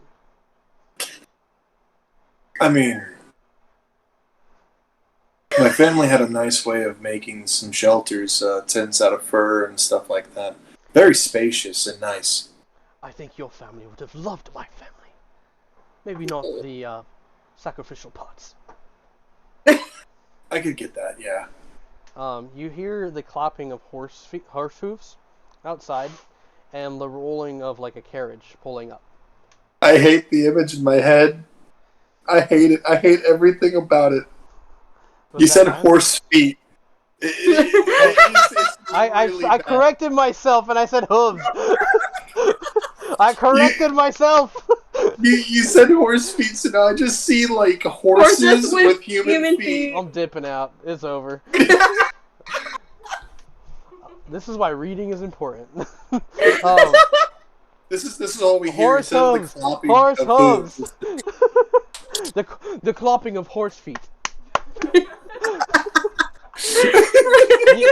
You know what, Fen? In the future, there's gonna be this magical new horse that appears, and it's gonna have human feet. Oh, do it. No, I veto that. I fully veto that. Yeah, no, it's I have not spoke this entire time. I veto that. The mod has spoken. Yeah, when our mod is just like, hell no.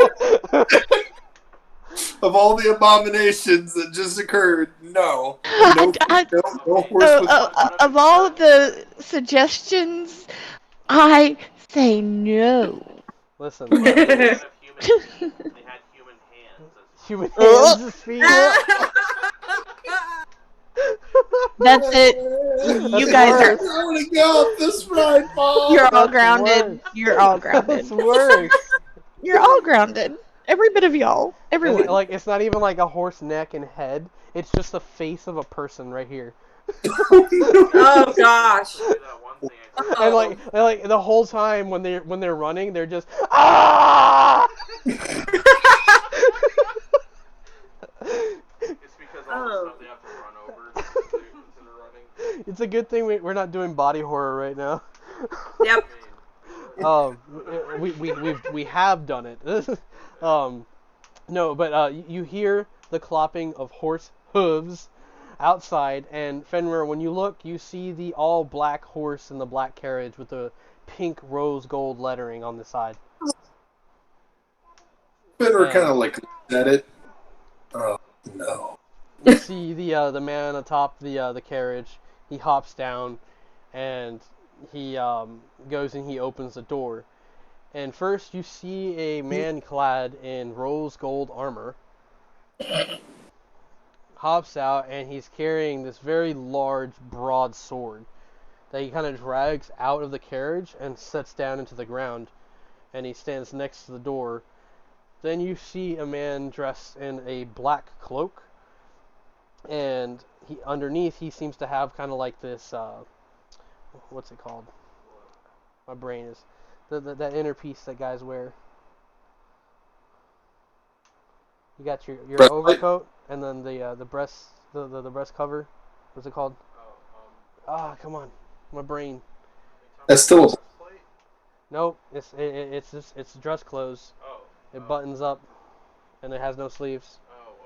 What's it A called? vest? Thank you, a vest. Yes. The word escaped me. Holy crap.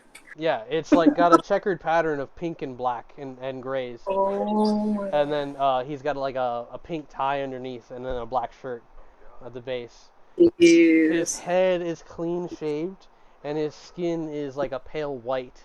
And he's pulling back on his leather gloves, and he kind of looks towards the window and starts walking towards the door. I refuse to post this in Discord chat, but I'm sending this to you directly. This is the most nightmare fuel thing I've ever seen. Oh goodness. Do not show your child. Your child is next to you. Do not show her. Show all the children. There you go. He was opening something for her, but... Oh. Yeah, I was waiting. Okay, good.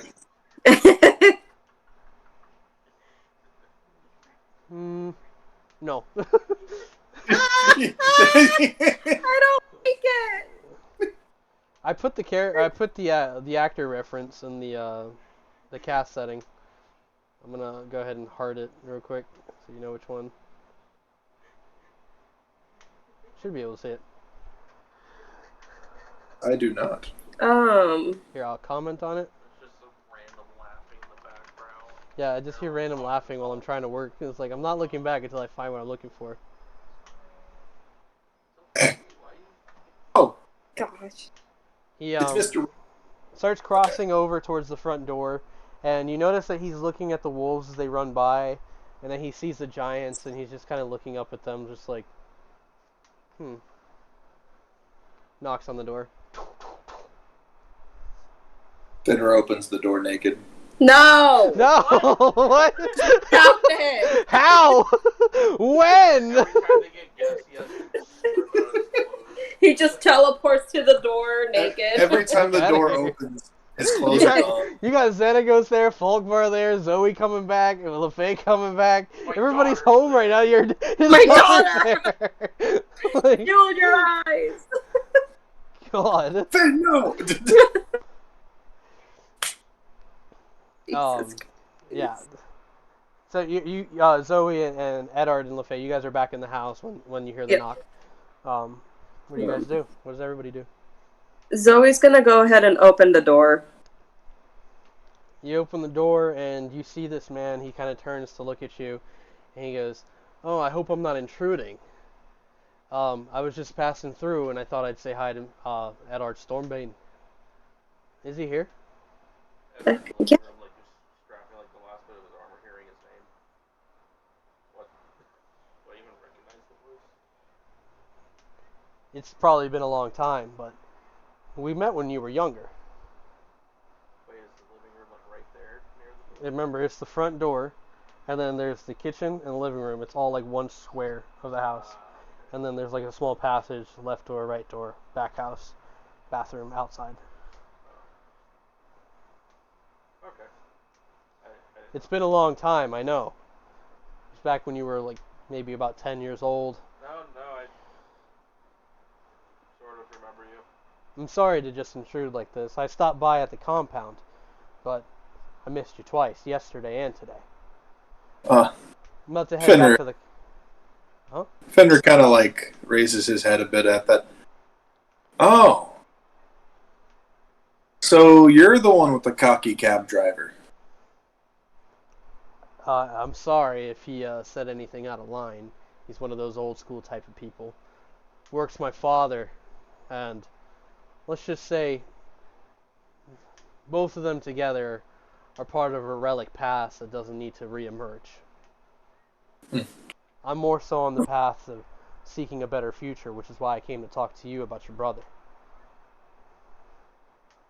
About my brother. Would you like to come in and have some tea? Perhaps you'd like to talk in private, actually. I'm only leaving now. I figured Kato said that you might be here.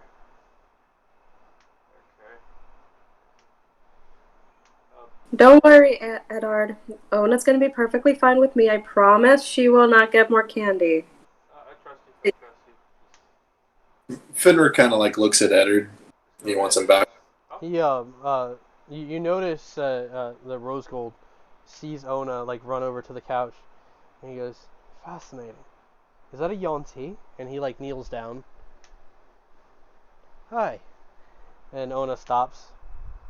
"Hi." She likes candy? Yeah, but she's got enough right now. Now, what do you want to talk about? He like reaches in his pocket and hands Zoe what looks like a pink mint. Zoe takes it and smiles. Maybe save it for a later time. I don't want to give her too much sugar. I know how kids Of course. can be. And like he steps away from the doorway and kind of goes down the steps of the porch. You're probably what the hell my bald ass is doing out here at a time like this. You see, I've been visiting a couple of the cities near the area. Mountain Slide's the next stop right before the capital. But I think me and the lords there don't really have an understanding with each other. You see, your brother, now campaigning for the kingship, he has a wedding coming up. It's got a couple of people worried. I'm sure you can understand. He's marrying the daughter of a traitor. Right. I've heard that. There's some people that don't think that he's stable. There's other people that think that he has no guidance. I'm on the side of believing that he might have a better chance than I do nowadays.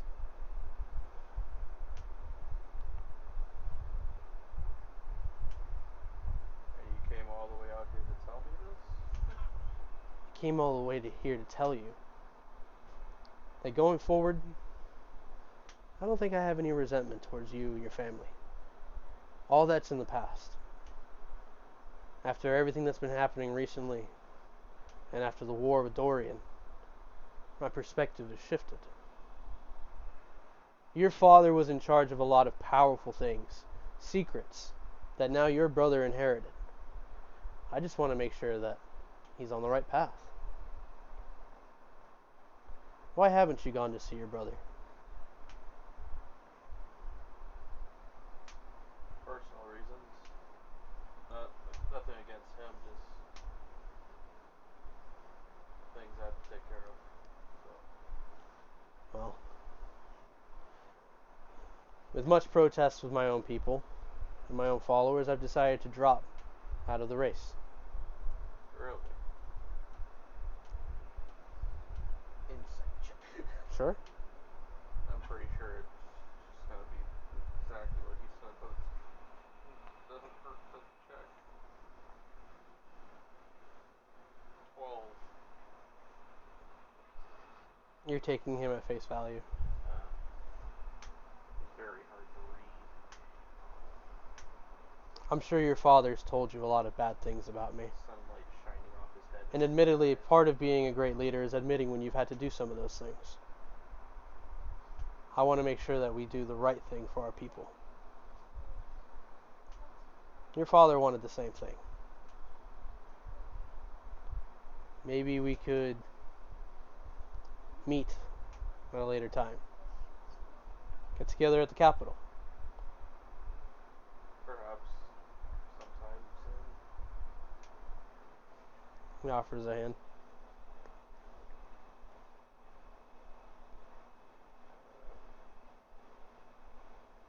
Shake his hand. You and me? I think we've been allowing too many people to write our stories out for us, what we were meant to be. I think me and you and your brother, we're meant to change all of the world. Write me a letter. Send one of those flying ones that Kato sends me occasionally. And he helps himself back up onto his carriage. I really like what you guys have done with the place. And he gets into the carriage. Closes the door. I'm gonna cast Divine Sense. Sure. I don't know what that does. Essentially, as an action, you can detect good and evil until the end of your turn. You can sense anything affected by the hollow spell or know the location of any celestial, fiend, undead within that is not behind total cover. So basically, I could sense anything good or evil, really. Nothing really turns up necessarily. No. You're focused on the carriage, the guy as he climbs back into his spot, the coaching there, grabs the reins. The knight pulls his sword out of the ground, and that's the only one that's kind of intimidating or kind of giving. No, he looks you over, Cab driver. ducks back in. So they're all just there. Okay. The big R on the door. The hands of the horses pattering on the floor. Oh god! Also, within 60 feet, so anything around me in 60 feet. Yeah, nothing's coming up at the moment. Yeah. But you do see when the carriage pulls off, Bon and Yelena are there with the baby.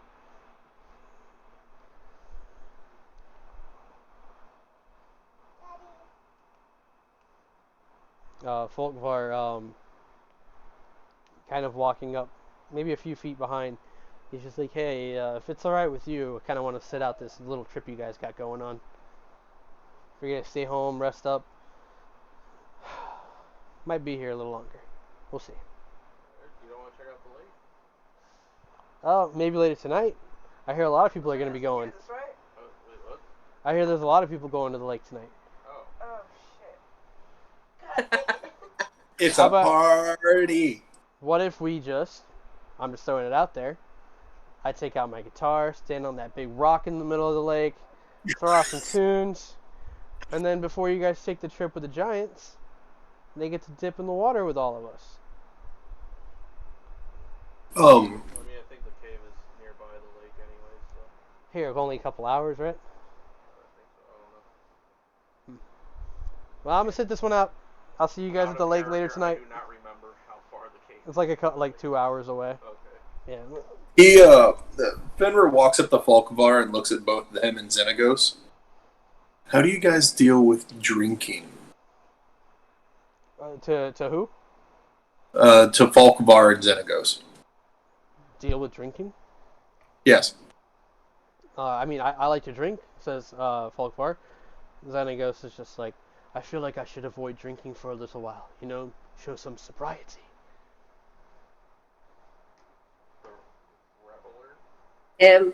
That means me and you, Falkvar. If Hugh does not show up, because it sounds like he's going to be resting and working, we're Falkvar's drinking. like kind of thinking, and he looks at you and he goes, "Can you play drums?" Actually. Does he play the violin? Yes. Real quick, Lafayette's gonna go to Zoe and she's gonna be like, so, I need some help. She says with Riz. What? No. It's the way you're moving right now. I was like, Mom to the rescue. What is wrong? would be a good outfit for tonight at the lake. Are you going on a date? She turns her, no. Her ears kind of like flutter a bit. Maybe. Okay, yes, fine. Oh goodness, how exciting! Oh, let's definitely find you an outfit. You said the lake? Yes.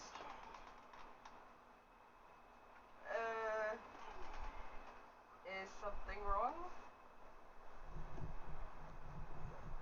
No, nothing's wrong. No, everything's gonna be perfectly fine. Can I inside check on that? Sure. I don't want to see. Tell me everyone that's going to the lake. Poor Faye. Oh no, that's right, yeah.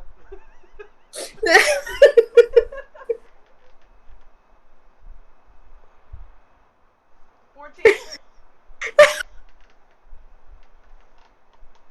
I don't know. Versus Zoe's wisdom? Give me 1 second. I like how everything is. No. Like the big climax to this whole session is the lake. I feel like that should be the title, The Lake. Is it 25? The Lake Incident. Is that what it is? Or 20? That would be against your wisdom, so wisdom roll. So this one? Yeah. Come on. It's a 10. Or no, it would be a deception check. It would. I wouldn't. That would be a deception check. Yeah. Well, you're trying to see insight on her, so yeah, make a deception check, Zoe. She's trying to Alrighty. I think if she has it. Well, depends if you're. Jesus, too. 4. That was a natural 1. With That your four, wasn't you that just- one. But with your first roll, you were doing an insight check, right? Yeah, she's Yeah. doing deception.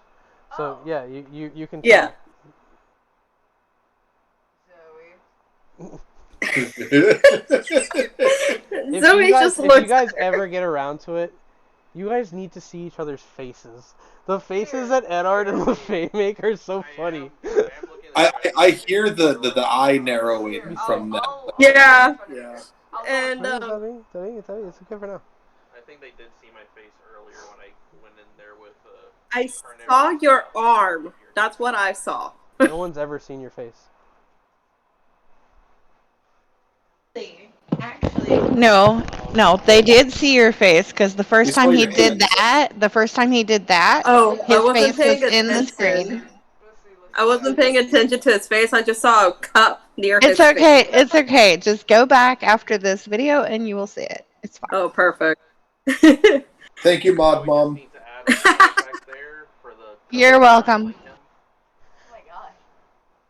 Uh, She's gonna squint at Zoe, like Zoe. Zoe just scratches at her head. I might have heard that there's going to be a lot of people over there. Oh. And as well, 2 hours away, I believe, or something about a cave for the giants, and I have to help. No. If you'd like, I could try to make you a private place for you and your little date. Yes. No, maybe choose another different flower. She's allergic to cherry blossoms, from what I've been told. You almost killed her. Yeah. You. Zoe's face just turns a dark shade of red. Oh my gosh, I am so sorry. Did I almost get her sick? I actually didn't know about this. It's just worse coming from me because I gave them to you. It's incredible. I know. That's Let's blame it to both of us. Blame it on ourselves. What's her favorite color? Have you noticed this? Don't say green because she's green.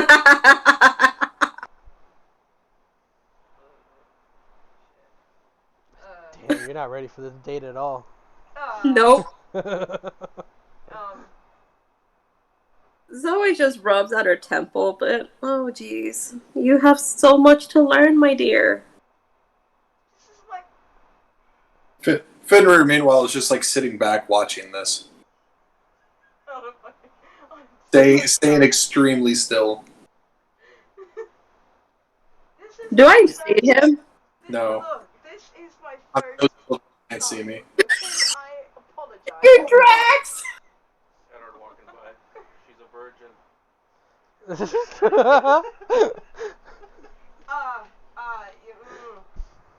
Am I wrong? Zoe just laughs a bit. You're not wrong. And this is also in character. You're not wrong. Well, we know this is in character. Well, I thought you were just saying it out of character, but yeah, she goes, yeah. That's true. Alright. Show me your outfits and I'll think of a flower for We're you, almost okay? done. Okay. Alright. So, with everything that's going on, what's the decision? Are you guys gonna start trek to the caves? Do you want to like just hang around in the area until it's night to go to the lake? How do you guys want to do this? Let's ask the giants. There's still daylight out, right? Yeah, it's like maybe like 10:30, 10:45 right now.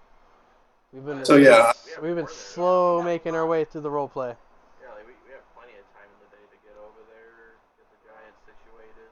Yeah. And then be back with you said it's like a 2-hour. If you leave now, you get back by you'd get there like around 1. Spend some time over there, get them situated. Yeah. Another hour, and then trek back. Then we get back and we can all go through more trauma at the lake. How much energy do you guys have left? It's currently 12:09. You can go for about another hour, 2 hours. I don't have feeling bold. Yeah. I mean, I go in at 4 in the afternoon, so I'm I'm good. good. All right, let's keep it going. Plus, I don't even go to sleep until like almost So- 5 in the morning. No one cares. You guys get yourselves ready, gathering your gear, meeting the giants outside. Are all of you going, or who's staying behind? I'm gonna show what's up with you in a minute. No, it's Edward just asking. Oh, He was He's here. not here with us. He's at the bar. He's at the bar. Okay. So He was never an alcoholic. It's Oh up to- my goodness. It's up to you guys if you want to try to go get him, But that's also up to him if he wants to go. Otherwise, we can split the story for a little bit. I think he's got some stuff he needs to do with his forge god. Yep. He's sleeping now. He went from the bar to the house. He hasn't slept in fucking couple days since last session. Yeah. Fell He asleep at needs the bar then? Wait. So he was sleeping. Yeah. You fall With asleep at the Boxy. tavern? No. I went home. I'm back to the house. Eventually. Alright, so you guys are gearing up, He snuck his right? way back You're about in. to head out, and that's when you see No, sorry, let me like, phrase that. I'm butt-ass naked in the front of the house. What? Why? Yeah, I don't know what happened, but I'm just Why? butt-ass naked in the front of the house, passed out. Noel and Ryan are like leading him up the steps, and they're like, "It's too fucking early for this, man. What are you doing?" I And haven't Zoe drank just in like opens the 4 door days. Noel like walks up to the door with a cigar, and Fenrir, you notice it's the same cigar. It's starting to go down to like a little nub, and like he pulls the door open as Ryan helps Hugh into the house. Oh, Fenrir looks. Did he drink the whole barrel?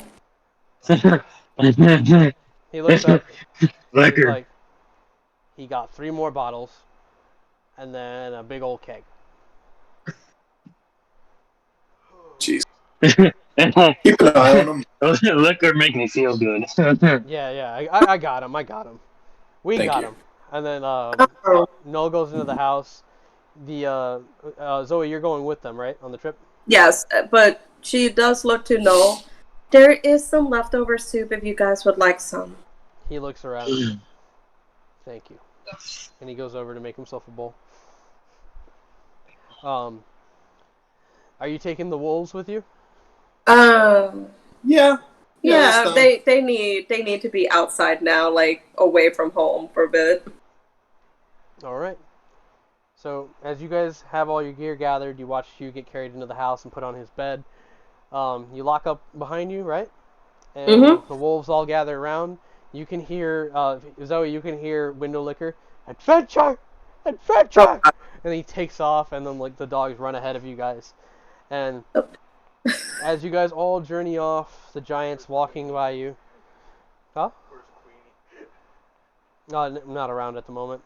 Nope, she's mad at you. She's not Yeah. coming back for a while. She's independent. She can be on her own. I hang the 2 rabbits on the door. On the for door. him to grab whenever. You guys start to trail off. The giants walking next to you. And as we kind of like, watch you guys go off into the forest, Slow motion. we cut to Hugh, who's sweating, having some sort of dream. It's just the forge god. Pathetic, pathetic, pathetic. Trash, trash, trash. Do you even call yourself a dwarf, dwarf, dwarf, dwarf? I'm fatter than you are. Of course I'm a dwarf. And then like you're doing the same thing, right? You're doing the slam from before. Yep. And in your dream, it's like every time you slam it, it shatters to pieces, and you reach down, you grab another like piece of metal, and you start working on it. It makes no sense. Like it's just like you're grabbing a piece of metal and you hit it, and it starts to appear like a hammer magically, and you're frustrated because you're like, this is what it's supposed to be. This is what it's supposed to look like. Meanwhile, the god's voice is in your head, in your head, in your head. I need you to do a wisdom save, and do it with advantage.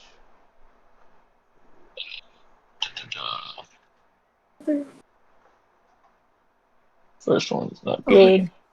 Second one, that 20, baby! Thank God for the advantage, Jeffy. I love you. Let me give you a big kiss. So, you're frustrated, you're angry, and you can't figure out why for the life of you can't just do this. Like, if you've been able to do it before, somehow you should be able to harness the same thing, right? Yeah. And then when you reach back and you're grabbing the piece of metal, you feel like a hand take yours. And when you look, you see that there's this dwarven man picking up the piece of metal for you, and you realize that it's your father. And he says, "Hard work, Hugh. That's what makes a man honest." And he puts the metal down, and he starts to work on it. John Schneider. That's the voice I just thought I heard. I haven't seen you for years, decades. What are you doing here? hopefully not doing all the work here. You gonna help me, son? Of course. Yeah, he moves the metal like between you guys, and again, it's a dream, so it doesn't make sense how he just takes the entire table that it's set on, and it just moves in between you guys. It's this very surreal thing, but your dad feels very real and very vivid. And he's just like, what do you think it needs, son? Don't know. That's the problem. I've been trying to use my anger, but I don't think that's working. I feel like I need something else. I just can't put my finger on it. How about you just stop trying? And you just do it. And he hands you the instruments. Show me your technique. Not with anger. Show me. How do you do this? Yeah. I let all the anger out of my body. I just proceed to draw a blank mind to start hammering away with nothing in mind. Just a calm state for the first time in days. You don't allow this very much, do you, son? How could I? I'm supposed to be the heated one, the one full of hatred. Dwarves aren't jolly. We ain't no Santa Claus or Easter Bunny. We're hard-working men and women. But those are hard to distinguish because everyone's got beards. You know that, Mom. We get the job done despite how we feel, right? Yeah, you're right. So you should be able to do this whether you're angry or not, right? I should. It's just I feel like something's off when I'm angry. Like I shouldn't be using my anger. Well, look what you've done already. And when you look down, you see that the handle is actually starting to take shape. You stop thinking. You start letting your muscles just do the work. Get back into what's familiar. You don't need to force anything. You're naturally skilled, son. And he puts his hand on your shoulder and gives it a squeeze. I forgot how strong your grip is yet. I know I wasn't there for you. And the day's going to That's come fine. when you're going to have all the answers you need. But I'm here to tell you, son, that you don't need the answers to be the great man that you've become. You've done it all on your own. It's time to stop doubting yourself. Guess you're right. Hell, everyone seems to be right nowadays. Show me what you got, son. And with your father there with you, you start to craft your weapon. We cut to the group off on the trail. Maybe it's been close to an hour now. Within the group, you see that Bon and Yelena are kind of like close together near like the rear, with Break not too far behind. Qualm is over by Fenrir, kind of having taken an interest in hanging around him. And Boris is a little closer to LaFay right now.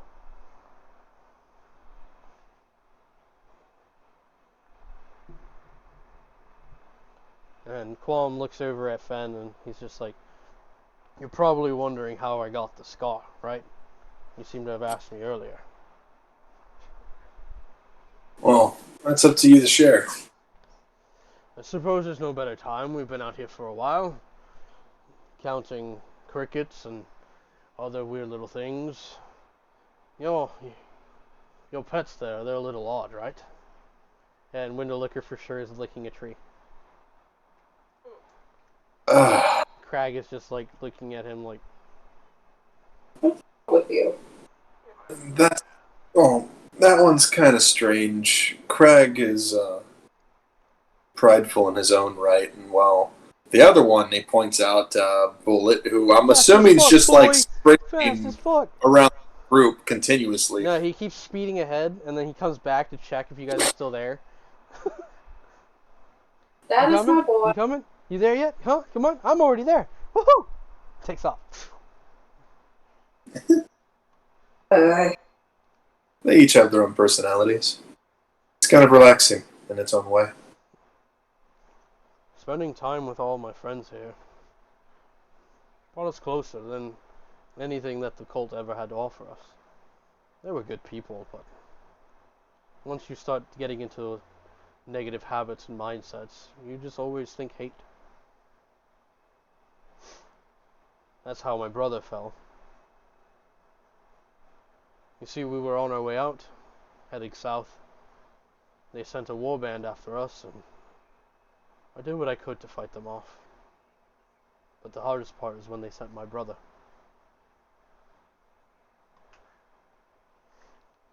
He looks at you a bit and thinks about something that happened to him. I can relate.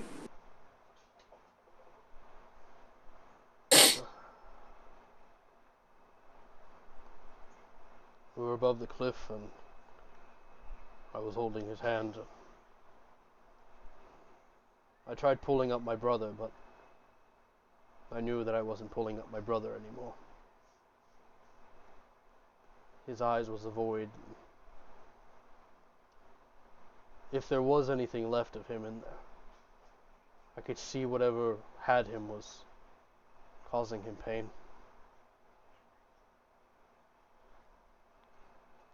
So I released him of that pain. The way I knew how.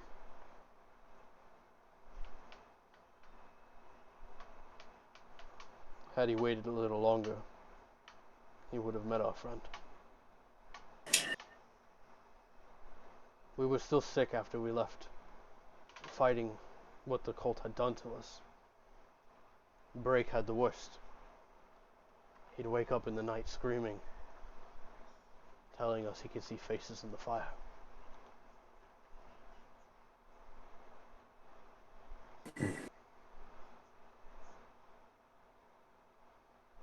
I think the memories are the worst part. You can only hold them back for so long. We stayed busy after that. Ran into some satyrs in the forest that were helpful. Eventually we ran into a very odd town of chicken people. He looks at them. Oh, they're still up there. Good to know. You've seen them? Yeah. Honk, I'm assuming the mayor? Is that normal around here, chicken people? It's normal in the Fae.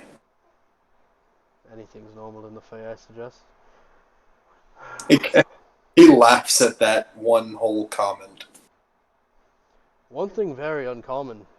You Southerners. You don't seem to use the lizard creatures to your advantage. Do you not have lizard creatures down here? Lizard creatures? What do you mean? The, what do they call him? The behemoths. The monstrous lizards. And then Bond kind of like looks over his shoulder. Dinosaurs. Yes, dinosaurs. He's like... confusing word. He was about to be like, there's others. There's a whole city.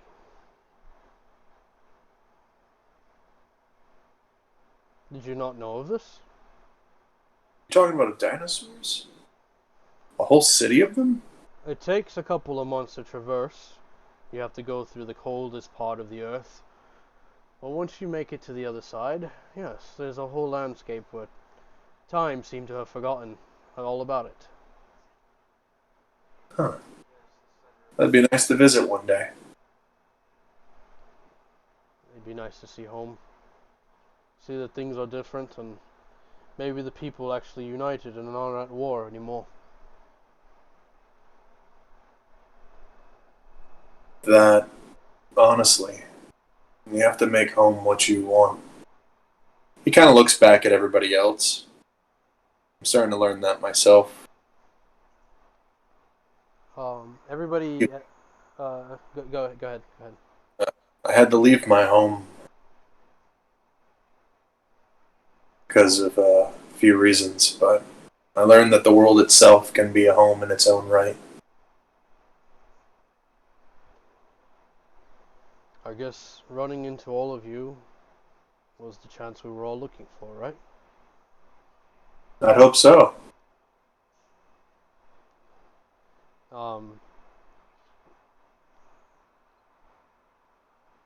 Whoever's closest to Yelena and Bond, you notice Yelena kind of like rub her forehead and look at Bond and just kind of, I'm okay. And he just like hugs her tight. Or probably living nearby. How are the headaches? It's not so bad. Luckily, Drake hasn't had another one. He had one back at the encampment. We really appreciate what you are all doing here. It's not too far away from the lake, so... Yes, whenever you want to come around and take a dip, there it is. LaFay's gonna like stop in her track. Drake sees you. You like water?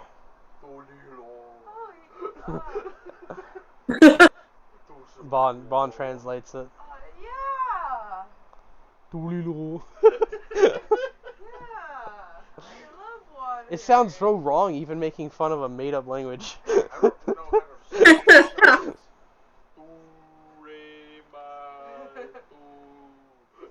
My God. They say it's booms and like rocks scraping together. Alright. This conversation is dumb. That's all Huh? That's all LaFay's hearing from everyone around here. Yeah. Yeah, no, eventually you guys do see like a dip in the ground, and then there's this large slab of rock with an opening leading into this cave. It's about like 40 feet from where you guys are now. And Brake, seeing this, he's like, look! And he like runs off, bashing through a couple of trees as he goes through, and he leaps. This is awesome! And it like echoes out across the woods. It's like thunder echoing across. Fenrir kind of walks up towards the cave mouth there. Huh.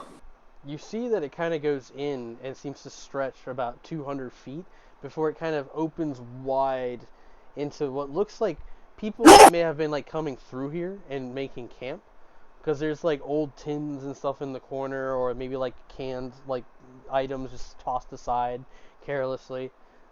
Damn college kids. Yeah. There's definitely a couple of barrels of like mead just still sitting there. Are they full? No, they're like emptied out and just left behind.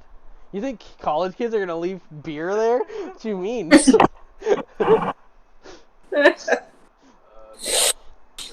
Devil Sight, 120 feet.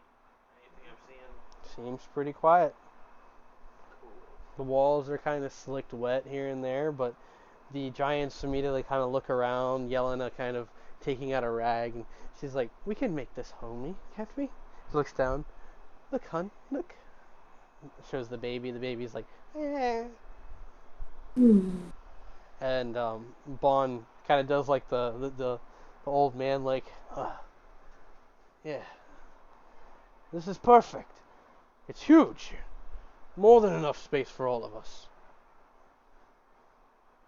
And we start kind of like start finding places to lay down. Qualm like lays down on this big slab.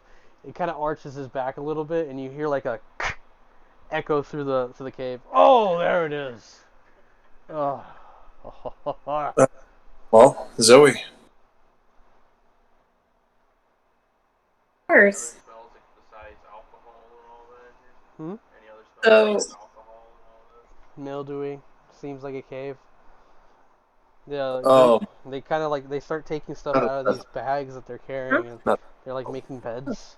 I didn't And they're even just know like, we can that. get some trees and maybe build a door. Give me 1 second. It's a third level spell, I believe. No, it isn't. Oh, there it is. Yeah, 3rd level. So the idea I had for Zoe was to use erupting earth to create some structures that they can shape to make either tables, furniture, things like that, and then use plant growth to provide them with what they need. Perfect.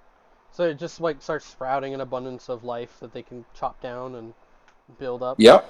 They use this, and especially the vines that you create, they go around and they start breaking trees down and like sliding off the branches and tying them all together.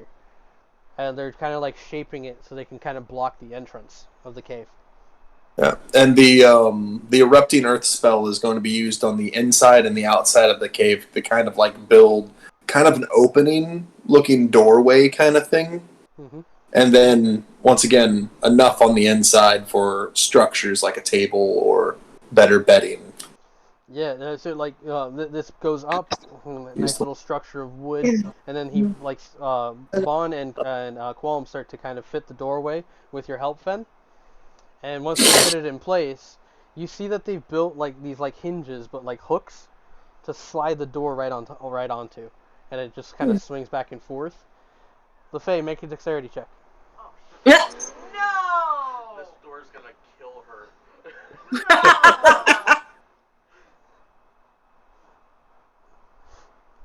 How's that nose?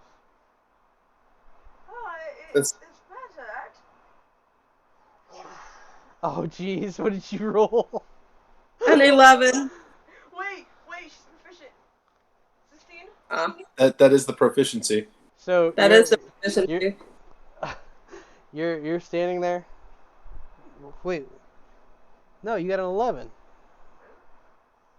You said dexterity check or dexterity save? Dexterity check. Yeah, That's 11. that's 11. All right. Yeah, it's So actually you're standing there, scarring right now. looking up at Bon and Qualm and Fen as you guys are admiring the door, and then when you turn around, you see that it starts to slide towards you, as Break just bursts through the door. And just for the sake of this just being funny, you get hit by the door, and then for like the next hour, LaFay's just laying there. It's like jazz. And like Zoe, you're like working on her nose, like patching it up. She's she's daydreaming about fucking Riza. You get knocked out for like 5 minutes. All you see is Riza tending your nose, and then when you finally wake up, all you see is Zoe there. The baby was sat down next to you in the cave, and it sees you. Huh? Like, for real, like this. Yeah. You got smacked by a giant door. Oh, hey! Like, she's Knows it's fine now. Don't worry about it. Fenner's like and looking she's at me. and she always sees her, she like grabs onto her face. You're so beautiful. She blinks, she sees your face. Oh.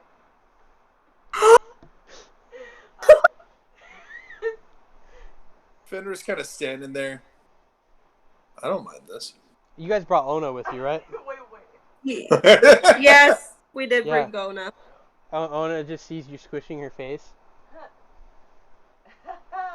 She's like pinching Zoe's cheeks.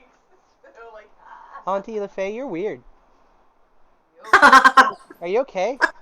Like checks your nose and like gives a little pinch. Ow. Oh, sorry. Gonna be gentle. Licorice? It pulls out a long strip of vine. Jesus Christ. Yeah. She's gonna like open her mouth. Here's you say Jesus Christ. She's gonna like open her mouth because she's still like laying down. So like about another hour passes. You guys are helping them set up, put up the door. LaFay's bleeding on the ground, and before you know it, the giants have a nice cozy cave. And Bon is kind of looking around at it, and Break is all excited, kind of spinning around in the room. And he's just like, now we can build a fire. And Oh. Qualm stands up. No fire. Not yet. And he goes off towards the back of the cave. Mm. And Break turns to the rest of you. Maybe fire back at the lake. Or we can quickly throw water on it. No lake. No lake. And she's like holding her nose. No lake. What's wrong with the lake? Ah. Edards just like kind of chuckles about that as he like helps Vaughn with like making like spears for like if they ever go hunting or something. He's using his little hatchet. There's diseases in there. Just there this morning. So don't you feel weird? And she kind of gives her like the little like Ray of sickness. she gives you the face of like Jesus. just play along. Don't you feel weird? There's all that sun and then Oh. things in the water, they just get into your skin. Sun is good for you. Oh no, Oh look! my I'm even goodness. starting to see something. Come here. Come here. Talking to you. I want you to go over there. Come here. I'm kind of busy making. Just get over here. Great. Go over there. She's gonna grab your. She's gonna like ask for your arm. Yeah, look. Quick question, Effie. Mm-hmm. Are any of the giants injured still? Or need like tending? There was Boris who got hit in the ankle by Eddard's shot earlier. But he seems to like kind of be okay with it right now.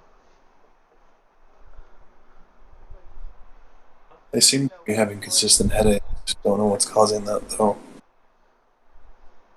She's gonna, Zoe's gonna walk up to Yelena. And she points at her own head. May I? She leans down. And she just like starts to inspect her head.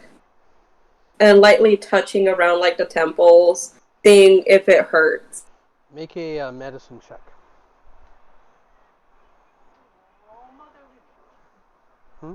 I am going to poke every single one of you with leaves. Poison ivy. Poison ivy. You gotta be interjective. You gotta be able to jump in. You guys can't see each other, so you gotta be able to. 15 on medicine. 15 on a medicine. Give me a second. Looking her over, you can't really see or feel anything visible. At least, you might not be as trained to understand what this particular issue might be.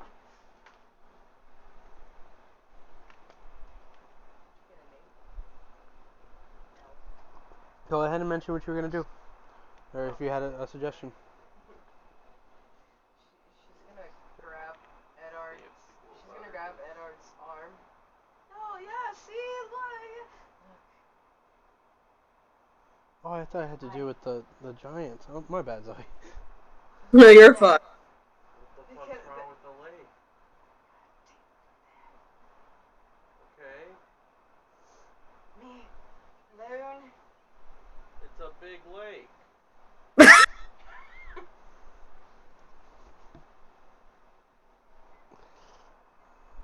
I just feel like I might. Can Zoe hear this from where she's at right now? Yes. It's in fact kind of echoing through the cave right now. She's gonna... She's just gonna let out a sigh. Would you two stop that? I didn't do anything. She's telling me not to let anyone at the lake. Ona comes over to Zoe. Is she okay? From what I'm being told, she's been having headaches. But I can't tell what's been bothering her. Can you check, Ona? Maybe I can try. You just check her head like this and starts like tapping her head. Oh my god, she's so precious! She's like kind of like working her fingers around like the side of the temple right here. Mm-hmm. And then when she kind of moves back like right around here on the right side, she kind of like stops. But she's just kind of like, I can kind of feel like a bump. Not sure what that is. Zoe's gonna put her hand gently towards where Ona felt that bump. And like when your finger goes over, you can feel the flat of the temple, and then the further toward the middle you get, it's like a small ball, like a golf ball, is embedded there. She's gonna start to like rub gently. Elena winces.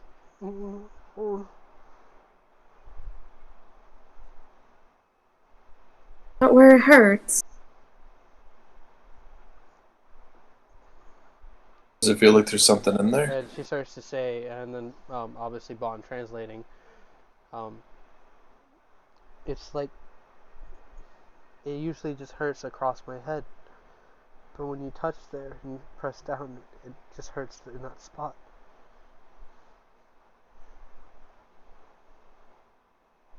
And Right.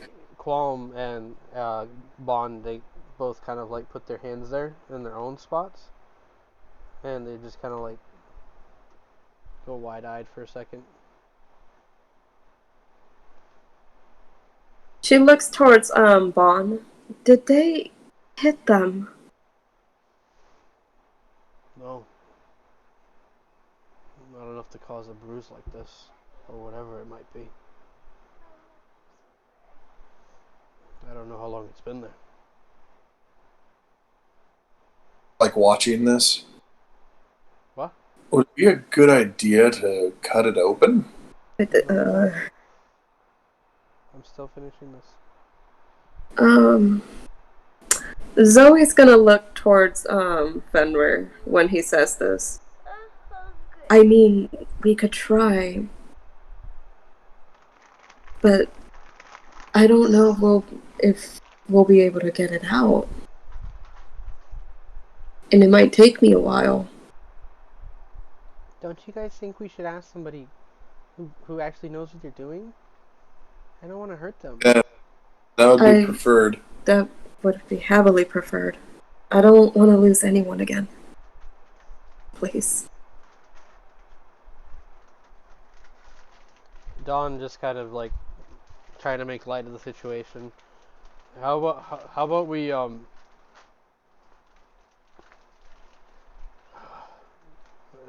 about we just make it back to the town and just try to make good of the day.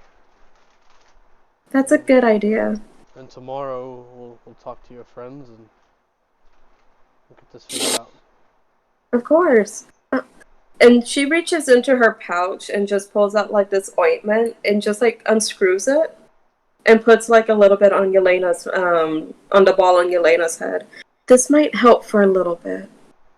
It might numb it for now, okay? Okay. And she goes over to Quam and does the same thing. And then towards break.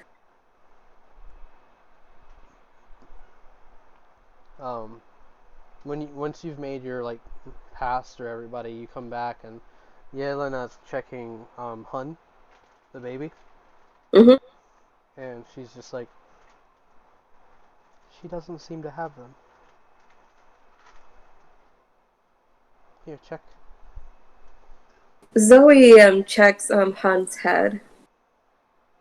And sure enough, through the inspection, you don't see or feel that bump. She smiles gently and kisses Hun's forehead.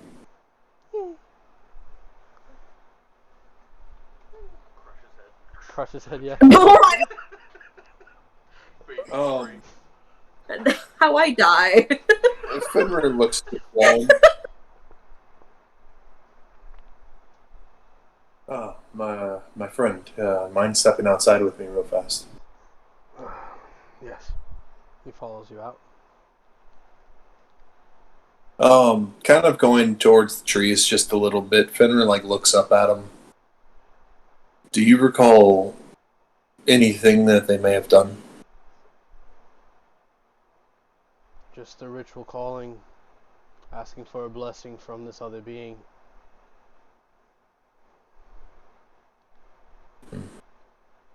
Those who truly wanted to accept it received this so-called gift. Those who were unsure were either killed or we escaped. I have a fear that maybe we got rid of our connection to whatever it was. But now I'm wondering if we're still infected somehow. During this time, Zoe's also braiding Elena's hair, so it's not like covering like the child or anything. That way, it's just like hidden back, basically. Yeah, and like as you start to work on it, you realize like she has very beautiful features for a giantess woman. And like the more you pull back, the more color you kind of see like reflect. And Hun, the baby, is kind of looking up at its own mother, almost like it's for the first time. Extremely beautiful. Just kind of like gets shy.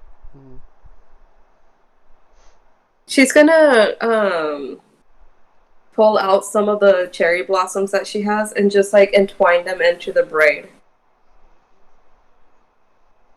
Yeah. And then you guys are spending a little time here, right? Yeah, we're getting them situated. Alright. So while this is happening, we cut back to Hugh. Hugh.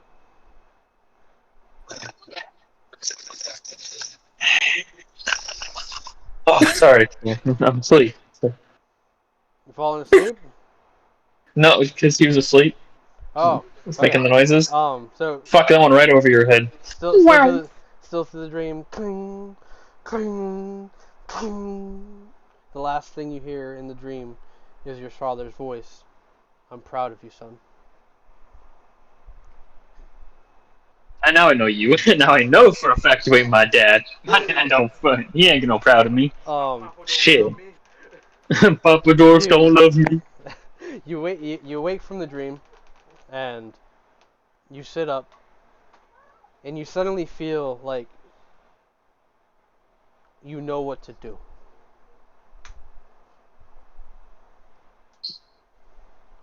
I know what I must do. You can hear Ryan and Noel just outside talking to each other. What do you do? I put on some clothes for the first thing. I don't want to walk out outside naked. Might get in trouble. Respectfully put on clothes. And then as I'm walking out the door, I'm leaving to go back to the forge. I will give them a nice little nod and a thanks for bringing me back and going my way to go Ryan stands up practice. and he's just like, "Hey, I know you were really drunk earlier, but do you like my outfit?" I give him a thumbs up. Big old thumbs up. I like it. And I was thinking like maybe we can like hang out and maybe go to the lake later. Buddy, Definitely. where are you going? Later. I might have a breakthrough. You hear him at the last second. I love you. I just look back over my shoulder, give him a little wink. But he thinks it's a wink, but it's a blink. It's a what? So he thinks I wink at him because I kind of look back. But it's me blinking. So he thinks it's a wink. It's actually me blinking. I'm like, what the fuck? You make your way through the southern wall, right? Pushing your way back through the town, towards the initiative, getting past all the kids who are trying to say hi to you. Your mind is set. You envision the hammer. You kick open the door, and you see the forge master kind of turn and look at you. And they said, I assume it was a power nap. It was a good nap. A little bit of liquor, a little bit of nap, I'm ready to go. She could probably see that my mood has changed now. I'm not so grumpy. Something in me has changed. I should start charging everyone to use the forge. Show me what you got. Oh no. Show me what you got. So, you start to put in the work, reflecting on the dream you had with your father. The voice of the forge god kind of like fighting, but the nat 20 was strong. So in the next hour and a half, you're beating on metal, you're reworking it, shaping it, carving it, and then finally, you pull it out of a cool pool of water. Dripping wet, you have your new weapon. Describe it, Hugh. It is beautiful. It is a hammer. It's a one-sided hammer, but it has a space slot for a modifier if I want to put something in the back of it. Yeah, the A armorer rocket. sees that and they're just like, what is this for? I had this idea. I should put this giant flame that propels this thing faster and harder, so it strikes with even more force than I can put into it. I have to talk to oh fuck, who made the pod again? Jesse. I have to go talk to Jesse and ask him if he can make me a small enough thing from the pod that I can put on this. I do not know Oh, that's right. Jesse, but I do know a man who's in the It capital was just- who might be able to find you such technology.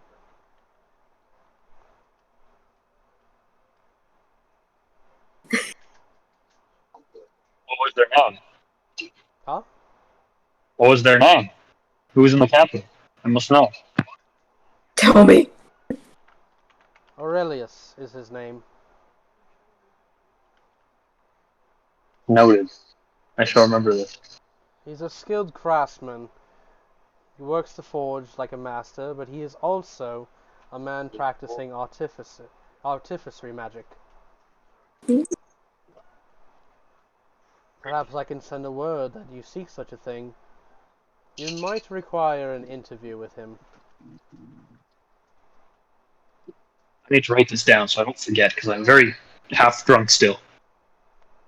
You're And I drunk write this within my down. forge. Hungover. Deception. Roll deception check. Admitted he's hungover. He's hungover. Oh, so you did admit? Okay. It would have been bad anyways. I'm like, So, I'm not drunk. You're drunk. So reacting to saying you're hungover, they kind of give you like a side tilt to their head, and they're just like, "If I ever catch you drunk within my forge, you will never be allowed to enter it again." Is that clear? Understood, mommy. Excuse me. Nothing. Sorry, mommy. Sorry, mommy. Sorry, Mom. Sorry, mommy. I love a strong, independent muscle mommy. Oh god. Someone who can pick me up. Not very many can. She she's wearing a helmet. So it's But I just, can tell she's blushed underneath. just staring at, I don't know, do a Insight? not insight, if you're actually trying to make her blush. Charisma. Oh, yeah. Roll for Riz. Yeah, like make I'm a a rizzer. Riz make a- check. Make a charisma check.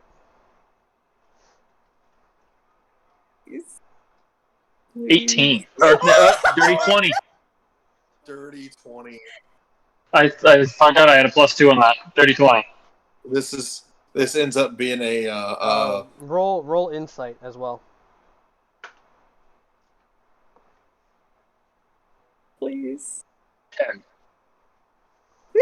So you can't tell if you did or did not. But something. I can't tell, but I know in my head. I did. Oh yeah, I did something. Just Hugh slapped himself on the chest. I still got it. Oh my god.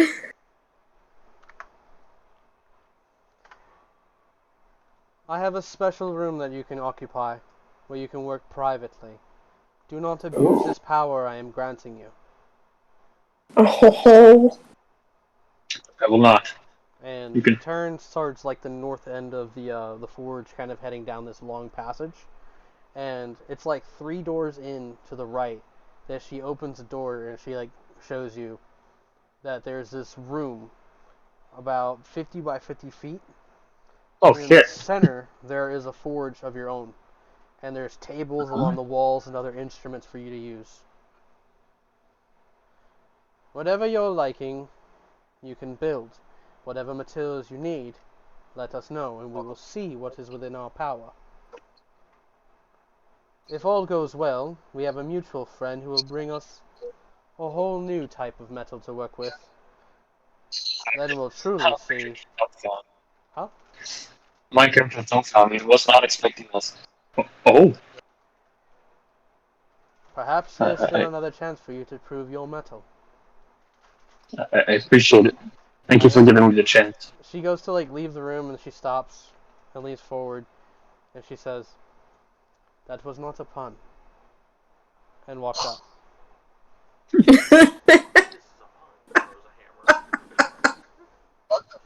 And you're just confused because did she just try to drop comedy?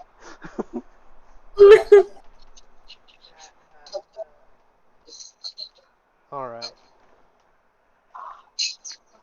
Did you guys decide to start headed back home? Once they're all situated. Yeah. Yeah. So yeah, it's like an hour there, another hour spent, maybe hour and a half. You guys make your way back, and it's around close to 3 p.m. by the time you start reaching home.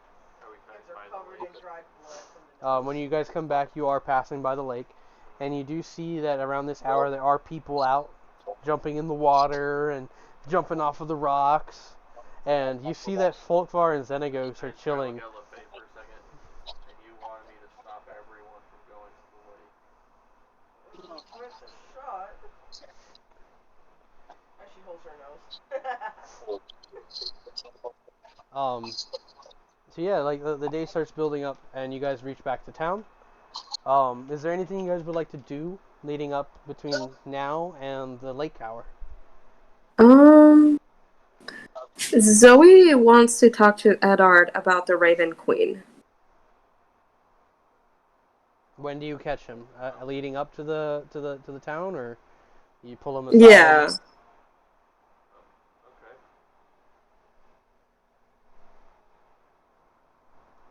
How did you get in contact with her or started doing what you did?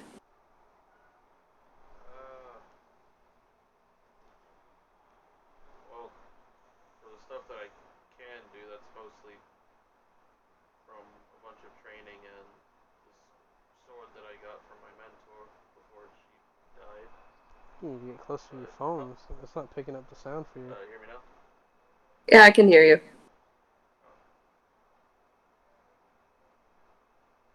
said it's on the stream that's not picking it up? It's picking it up like you're going through my microphone. I mean, again, I think it's, I don't know. Is your phone unlocked? Are you on your screen? It's all on there. I don't know then. That's why I was asking earlier, to see if it's even going through the stream.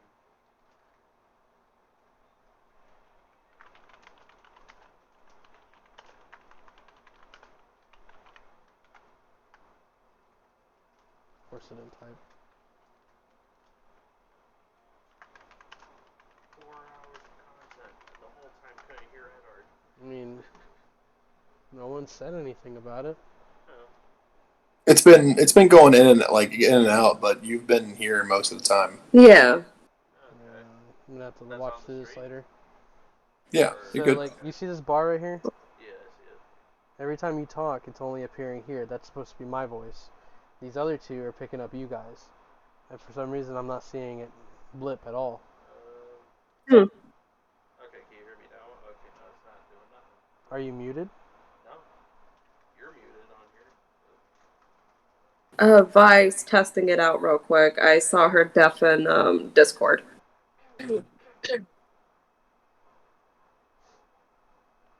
She's testing it now. Yeah, I just saw her deafen Discord, and I believe she's testing the volumes for us on Twitch. So just go ahead and give us a piece of dialogue between you and Zoe. Oh, okay. Well, for the stuff I can do, that's mostly been through training and for my mentor and for the spells and stuff that's from the sword, but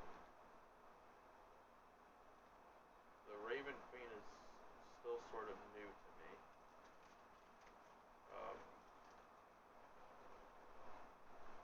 My family, for the last few centuries, they haven't really worshipped any gods. So growing up, I Was kind of following that same line where, but but about a year ago, when trying to comfort Ona from her actual father's passing,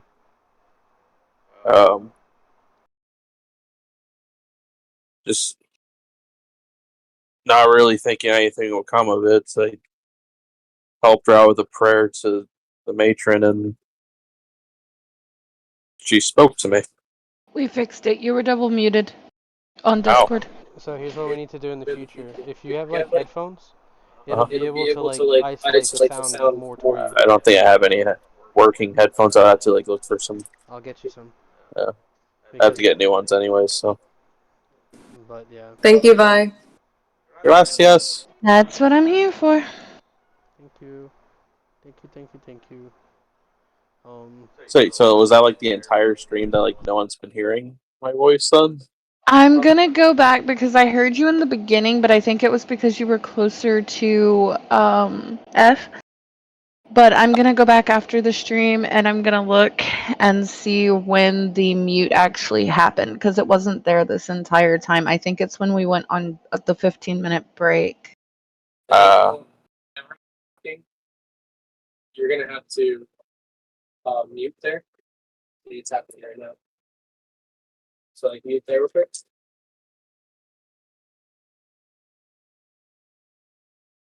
So then I would have to switch over to have my mic on, so that way we're not double feedback. But if you have a pair of headphones in, you'll be able to kind of like. I mean, she's also having to use my. I know. We're working through it.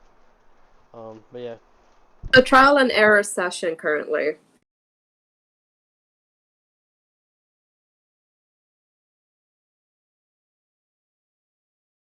What was that? It's a trial and error session, so we're learning what we need to work on for the next one and be more prepared. Does that make sense? Yeah. I mean, for the most part, I only listen to the actual Twitch. I have it up, but I only listen to it in intervals because if I don't mute you guys completely, I hear echo reverb. Yeah, that sounds about right. Yeah. Zoe's gonna look towards you, Edard. I see.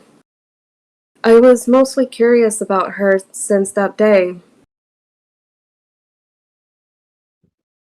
I want to be better. I want to help more. And not just heal. I don't want to lose any of you, not like how I lost my parents.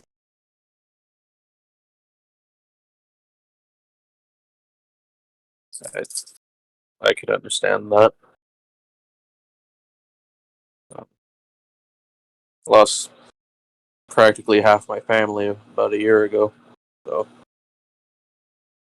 I can't remember much of my parents, but I know that they tried to teach me what they could. But I wish I did more.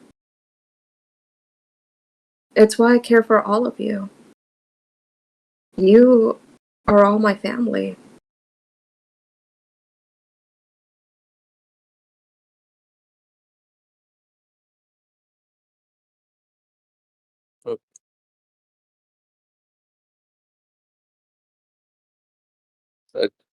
that's actually really nice to hear. I, I see all of you as a family for me also. Smiles gently and then gives you like a quick, like, small hug.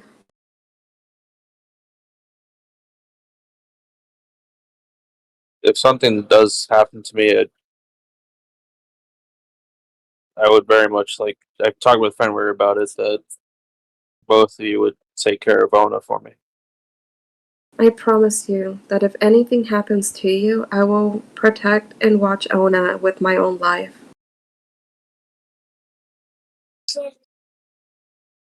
What happened? A second. Are you okay? Wait. Are you okay? Oh. They called me up for it too. Come here. Hold on a second. You okay? She opened the bottle and the water sprayed her in the nose. Oh! I wasn't laughing at you, baby. I'm sorry. I'm sorry. You're okay. I thought, for some reason, I thought Edward was crying right Yes. Oh my gosh. Ow. Clear the black box. Edward, did you see the thing I posted and I tagged you in? The Uh, fucking Transformers book?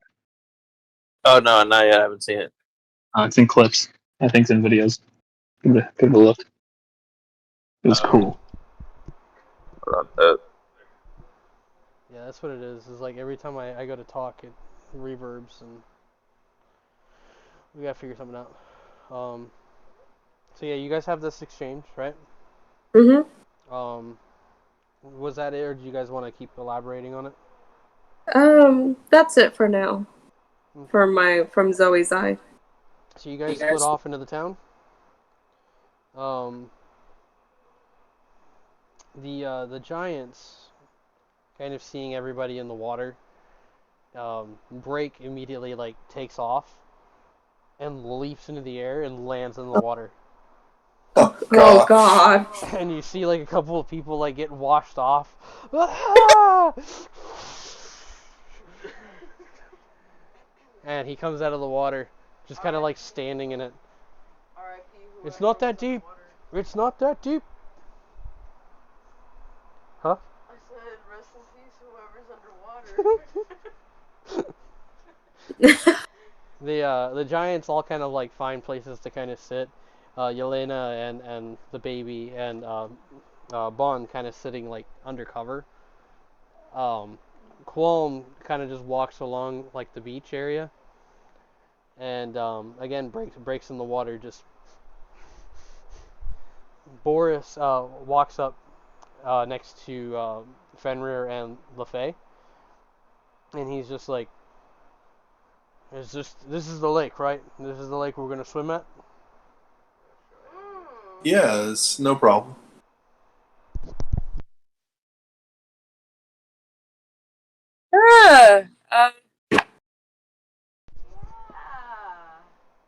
Me. Finra looks at LaFay. You okay? Perfectly fine. Check her nose. Is your nose okay? No. Starts to nosebleed. I was still bleeding. It's still bleeding. Is it still out of place? Maybe. He puts his hand on your face and then like goes to grab your nose. She's gonna like kind of flinch. Oh boy. And he's gonna do the same thing he did last time to put it back into place. Count down, please. Please count down. And she like has her eyes closed. 1. Do it. Do it. Are you doing 3 it? snap. 3 snap.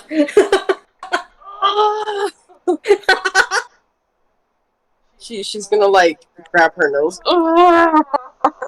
Better, Boris can you sees smell? this happening, and he's just kind of like, All the blood. Her whole entire hand's like covered in blood from just holding it. He pulls out a cloth for her. Here. Thank I you. see. "Hmm? Vi saying that there's the black box over your face. Oh boy." Oh, Yeah. no. It's the mute button. 'Cause I was muting myself. Like all black? Yeah, I see it.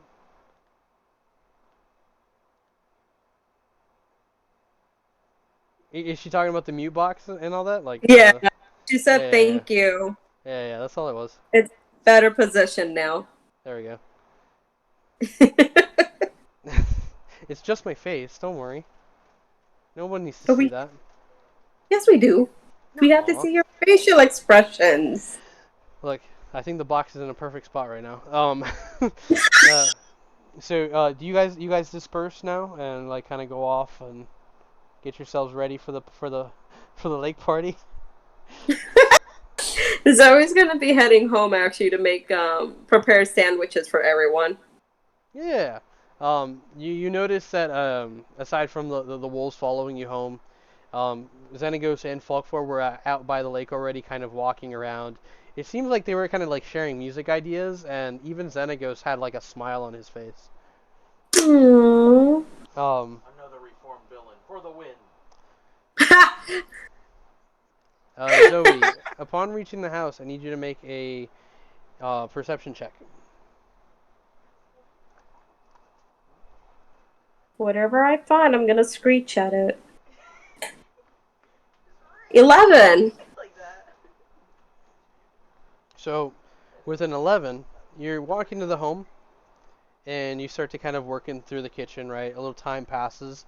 Fenrir, did you follow her home? Yeah. Go ahead and roll a perception check as well. And Ona was going to be there too, so.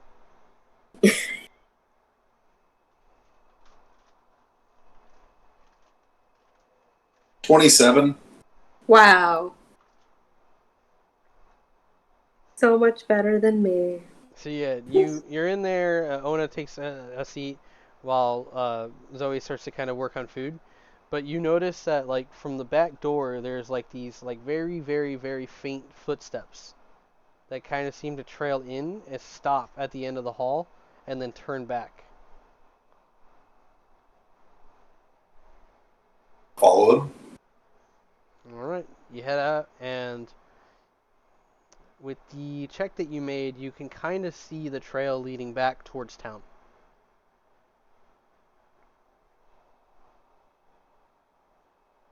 I'm gonna walk into the house again.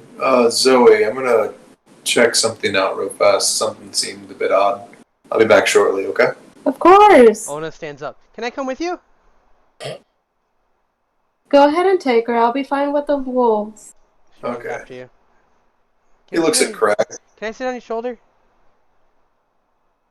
I don't see why not. He looks over at Craig. Keep the house safe. Crag nods. And he walks off carrying Ona. Yeah, Ona on your back. She's just like, what are we looking for? He points out the footprints to her.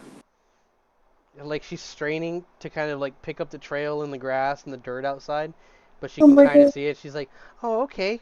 I kind of see it. What happens when the grass starts to get thick? How do you know then? I'm pretty good at tracking. I used to hunt back at home.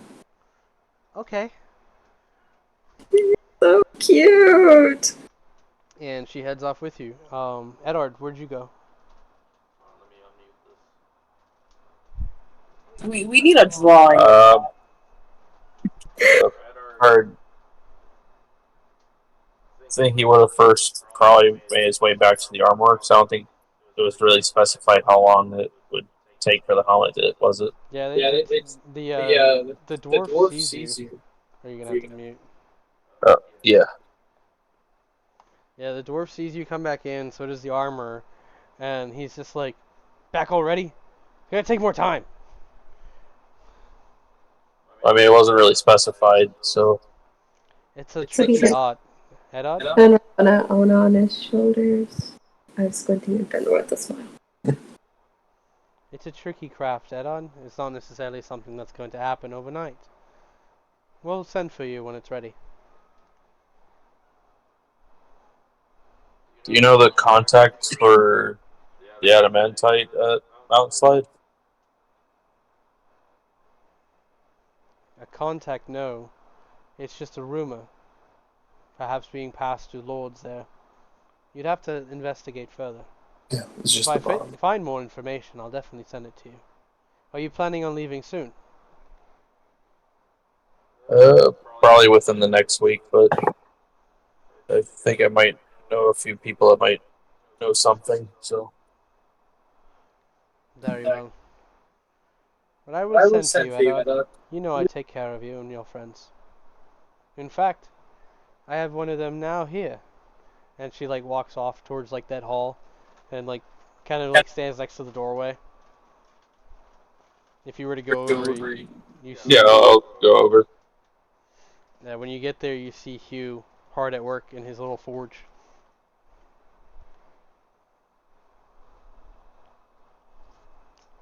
How long's he been at it? I am a dwarf and I'm whack in the summer. Wacky, wacky hammer.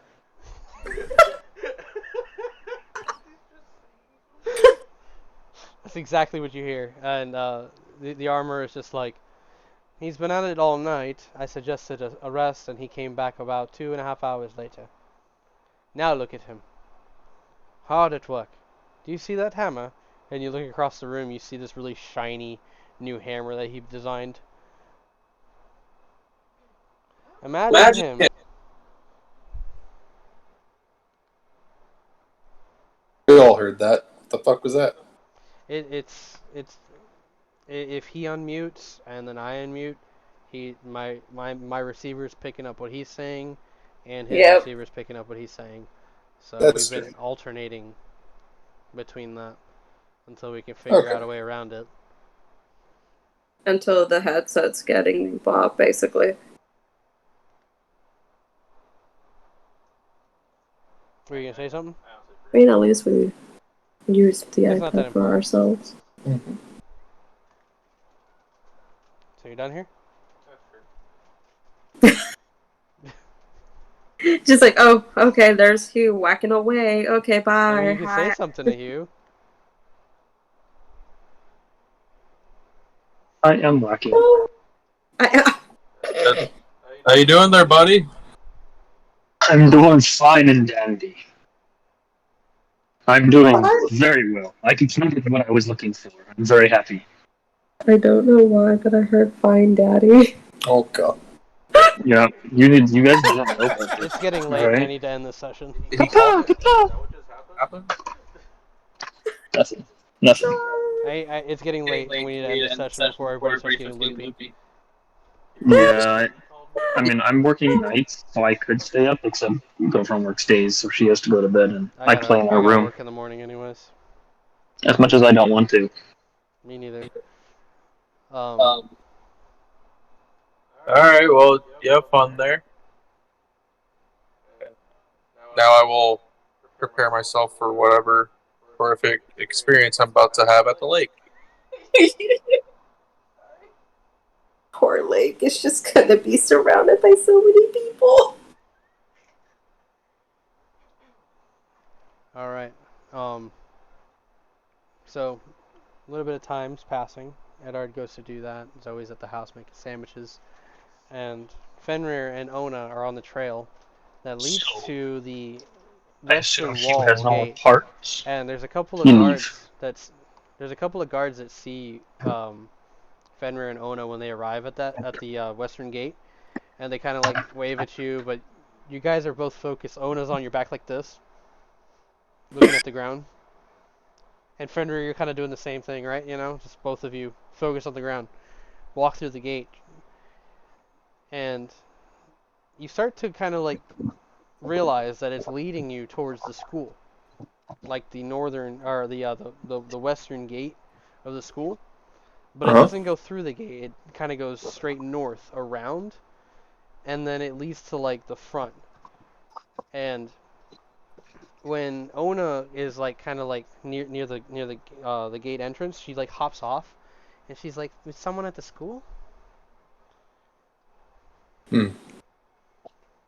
And when you guys peek around the corner, kind of leading into the north, you see Jesse there with like working on like the on the pod, and he seems to kind of be talking to somebody. And then when he stands up, someone stands up on the opposite side, and you realize that it's that weird girl. She's not weird, she's quirky. The trail leads up to where the pod is, but you can't tell if it was Jesse or if it's the weird girl for sure. But your intuition might, you know.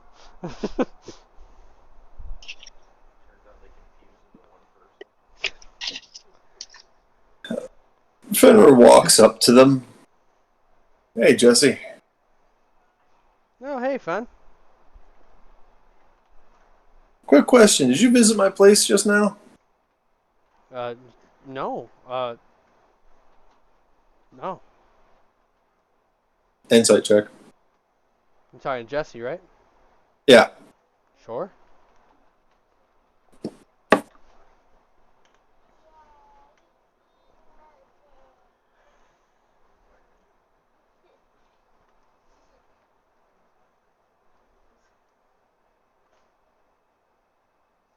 16. Yeah, you can tell that Jesse's being honest with you. He looks over at what was her name? I thought it was it Sarah? Sandy. Sandy. I was close. I got the 2 first letters. She's looking at you like this.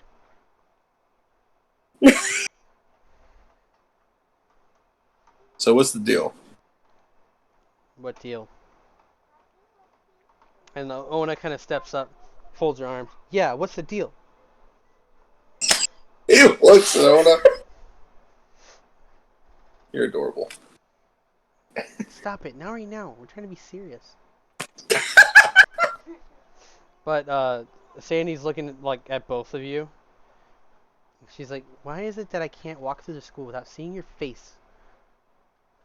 Just leave me alone. I mean, like, I feel the same way. You're kind of everywhere I go. Or everywhere he is. Maybe close your eyes. How would I see him where I'm walking? That's your problem, not mine. Stop bothering me and Jesse. Oh. And Jesse's holding like this tool in his hand, and he's like looking at the situation, and he's just like, if it's all right with everybody, maybe we just all take a step back. Feels kind of hostile. And Ona's like going like this, looking right at Sandy. And Sandy's just like,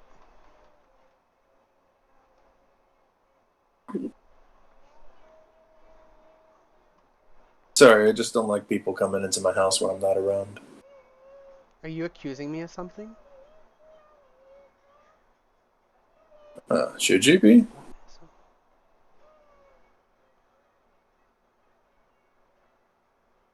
She looks over Sounds at like- Jesse. Good? It sounds like you're making it seem like you should be accused of something. I wasn't accusing. Whatever. I'll talk to you later, Jesse. She like starts to walk away. Jesse still holding the tool. He looks at Jesse.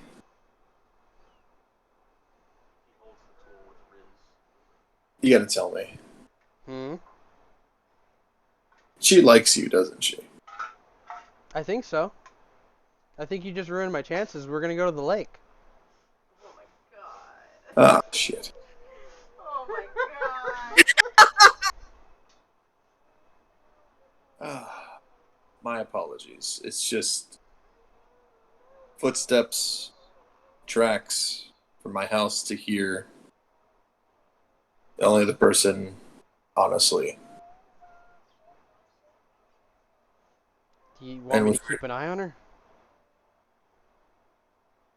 If you want, it's just a little discerning sometimes. I just don't like being followed. It's understandable. I got you, okay? Alright. At least have fun and see if you try to can't get her to smile, I guess. I mean, I don't know. This is actually like the first time she's ever really approached me. I don't really have time for girls these days. My god. Huh. Don't read D&D chat. I'm not. Put that grind. I'm trying to land the plane. I'm trying to land the plane here. You're fine. But yeah, you leave Fen, you leave him there, right?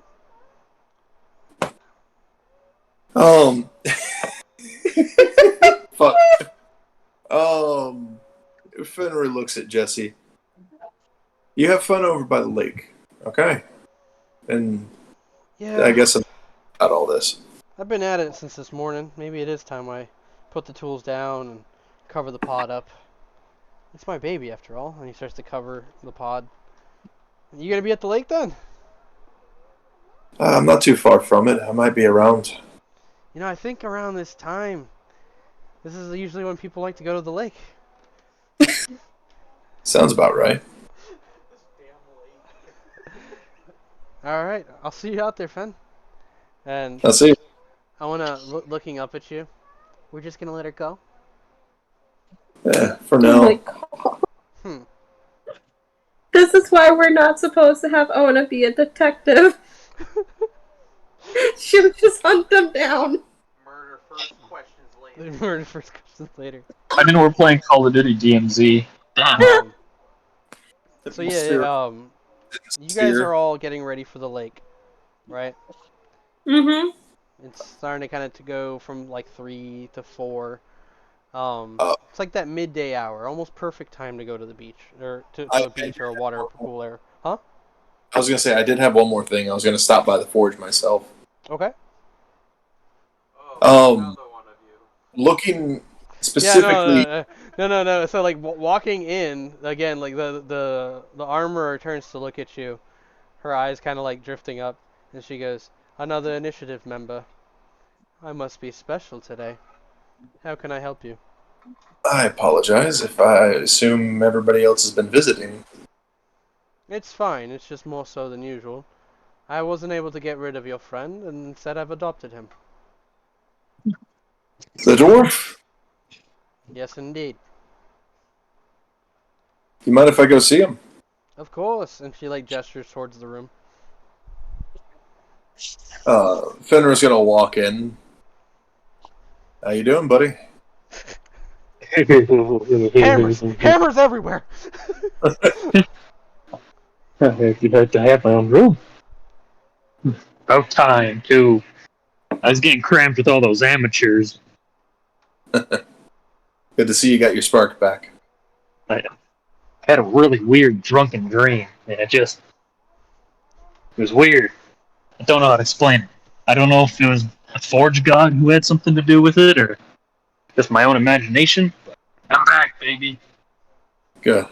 You mind doing me a favor? And this is gonna sound odd from me, because you know my history with not using weapons. Wait. Weapons? What do you want? Their He's gonna gauntlets, or he's gonna reach into his bag and he's gonna pull out the coiled horn from his primal state that he used earlier. Make a weapon. I guess that would match me.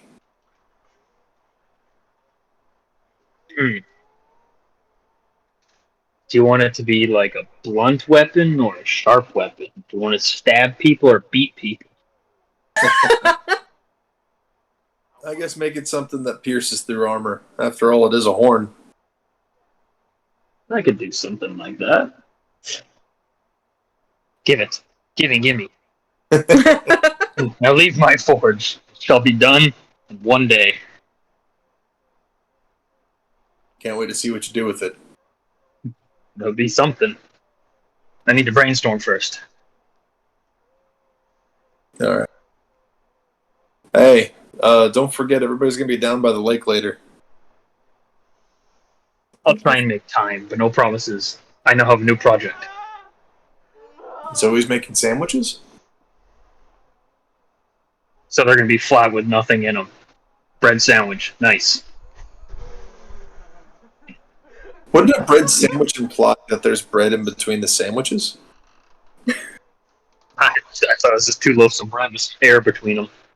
No. It would be 3 loaves of bread. It would be like one bread slice, another bread slice, and a bread slice in between. So would the bread slice be folded, or the crust be cut off from that third in the middle slice? Buddy. We're just sitting there brainstorming. What the fuck is a bread sandwich? How would you make a bread sandwich? It's just bread between 2 pieces of bread. I think he's just done with us. You see the armor kind of appear at the doorway, and behind her you see like dwarves kind of like shuffling out, maybe a couple like elves and humans kind of passing by, taking off their gear, and she says, "Apparently a rumor has spread that there's a lake party of some kind. The forge is yours, unless you'd like to join us now." I'll join in a little bit. Fenrir kind of like leans in. Is that a female? Yes.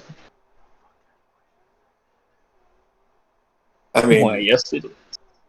Not to imply this, but wouldn't that mean she'd have to take the armor off? Not necessarily. It could be stainless steel. Never rusts. Just a little heavy. But what are the chances? She goes off to the back, turns left, closes the door behind her. Okay, I think I can take a break for one evening. I just I look at this chest that's behind me, and I put the horn that Fenrir gave me in there for safekeeping later. I start rubbing the horn. Oh, He's yeah. staring at you. Don't do that. That feels weird. Make it worse. Oh, Now no. out. You shall go. Head. So, as you guys make your way back, Ona picking like little pieces of metal out of Hugh's hair. It's like, your hair's all messy. When's the last time somebody combed it? And Of course you don't come home. Only our you guys make it out towards like the house. Eventually, Edard appears.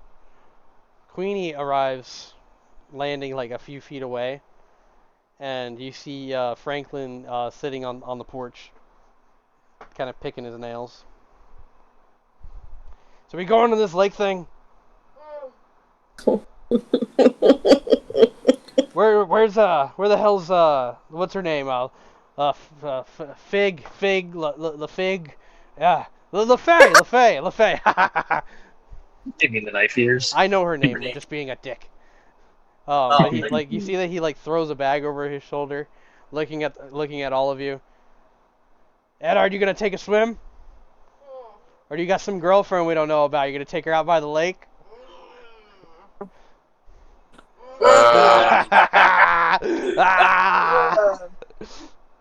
We'll see. We'll see. Yeah.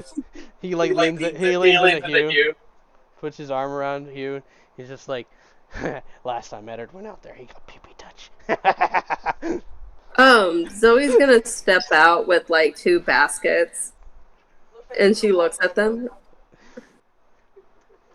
We're not talking about anything inappropriate, Zoe. Everything is completely fine. Be a dear and take this. And she hands him the basket. Ona steals it and let's go. Let's go to the lake. There she goes. Carrying. Well, the face gonna walk in, so she's definitely gonna hear. Ah. Actually, no. Zoe's gonna put her arm around LaFay and be Nope. you ready? LaFay's not there. You helped LaFay get ready, okay? Yep. Gearing her up in her, in whatever outfit you chose to do. What are you wearing to the lake? For your date. I gotta mute myself again. All right. She's wearing a onesie. No onesie. Oh goodness. It's a bear onesie. Okay, a pair of shorts and a t-shirt. I don't know. Why not a 2-piece that has like a really cute skirt for the underwear part? You could always just go for like very tribal and like. I cannot believe that's what she put on the Look, because now I'm distracted. Anyways, you helped her get ready. You helped her get ready. All right, Zoe. Yep, we did. All right. She's wearing something awesome for her date. Since we got to be vague about it. Whoa, hey, whoa, hi. Jesus, guys. Whoa. Hey. So you go and you're at Riza's house, and the door comes open and you see Smithy, her dad, and he looks down and he's just like, "Oh, hey, LaFay," and then Granolda pushes past, and I'm saying, stop it. She looks down at you and she pushes Smithy out of the way, and she's looking at you like with judgment, and she says, "So what are your intentions with my daughter?" And Smithy's just like, "Hon, come on, they've known each other long enough. They're just going to the lake." You are just going to the lake, right? Yes, Yes, ma'am. God, this is disturbing. What is disturbing? You did this. No, it's not that. It's the microphone, babe. That's why. Riza comes out. Yeah, you got to mute. Riza comes out, and she pushes past her mom and dad, and you notice that she's wearing like this like emerald green onesie with a pair of shorts, and she's like looking you over, and she's like, I mean, I guess that works. Bye, mom. Bye, dad. And like gives them both a hug and a kiss, and then she looks at you and like offers her hand. I take it. And you guys start walking off towards the lake, and she's just like, so how was your day? It was pretty interesting. What about yours? Well, I plowed the field, we collected some hay, and then we went and we dealt with some chickens.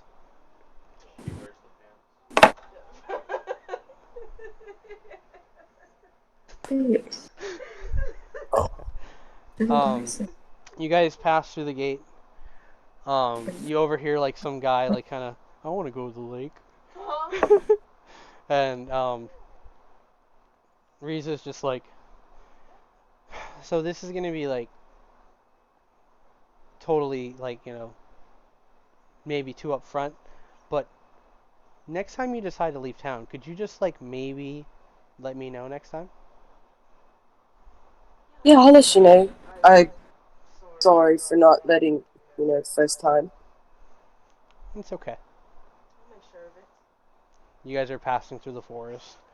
You can kind of hear like laughter and like fun in the distance. And she's like, after a hard day's work, being in that water is probably gonna be the best thing. Both are muted. Yeah. And did you guys hear all that? Like, No. You were both muted. So Riza just kind of responded to her saying, after a hard day's work, it's nice that, you know, we're all just going to the lake. We're all gonna spend time together, and you know, maybe you and me will just. She goes quiet. But as you guys are getting close to the lake, you start to hear a terrible wailing sound, almost like a baby crying. As the rest of the group is approaching through the forest, you also hear this. What do you all do? Gonna start running over there. Same. Yeah, Fenrir is going as well because I think he knows what baby this is. I'm gonna keep walking. The lake calls me. So you guys break off into this run, pushing through the forest. You can kind of see like people gathering and like kind of like forming like a circle near the middle of the lake. But it's near the tree line that you guys see some of the people kind of dealing with a baby. And you recognize Hun. And Zoe. Sorry.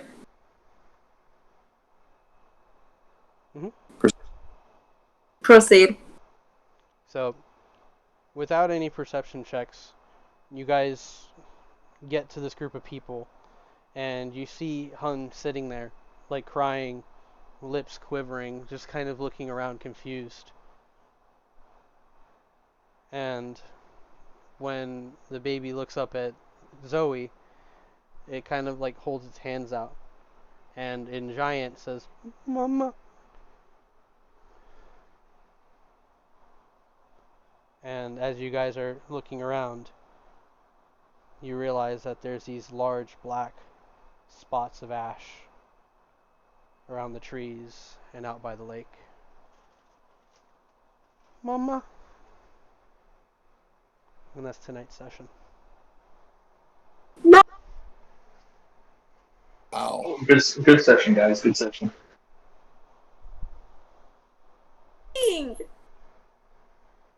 How dare you? Rat bastard.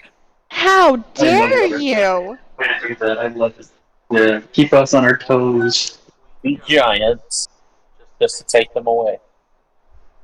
And leave us with the baby. How dare you? Welcome to episode 1. No. Knit, knit. Mm. Shush you. It's, I it's am not fine. happy now. I'm really I am not. very angry. I had gained feelings for these fucking giants. Great. Finn will actually tell you that I literally did start crying. Break's gone too. I'm gonna say right now, Buy that's why that. you can't trust giants and you don't say no, you ain't front of them. I'm telling you, It's you fine. fucked up. And when He said that he said mama, and I'm like, So I'm gonna Bon, adopt Bon this Qualm, giant as my Boris, child. Yelena, and Break.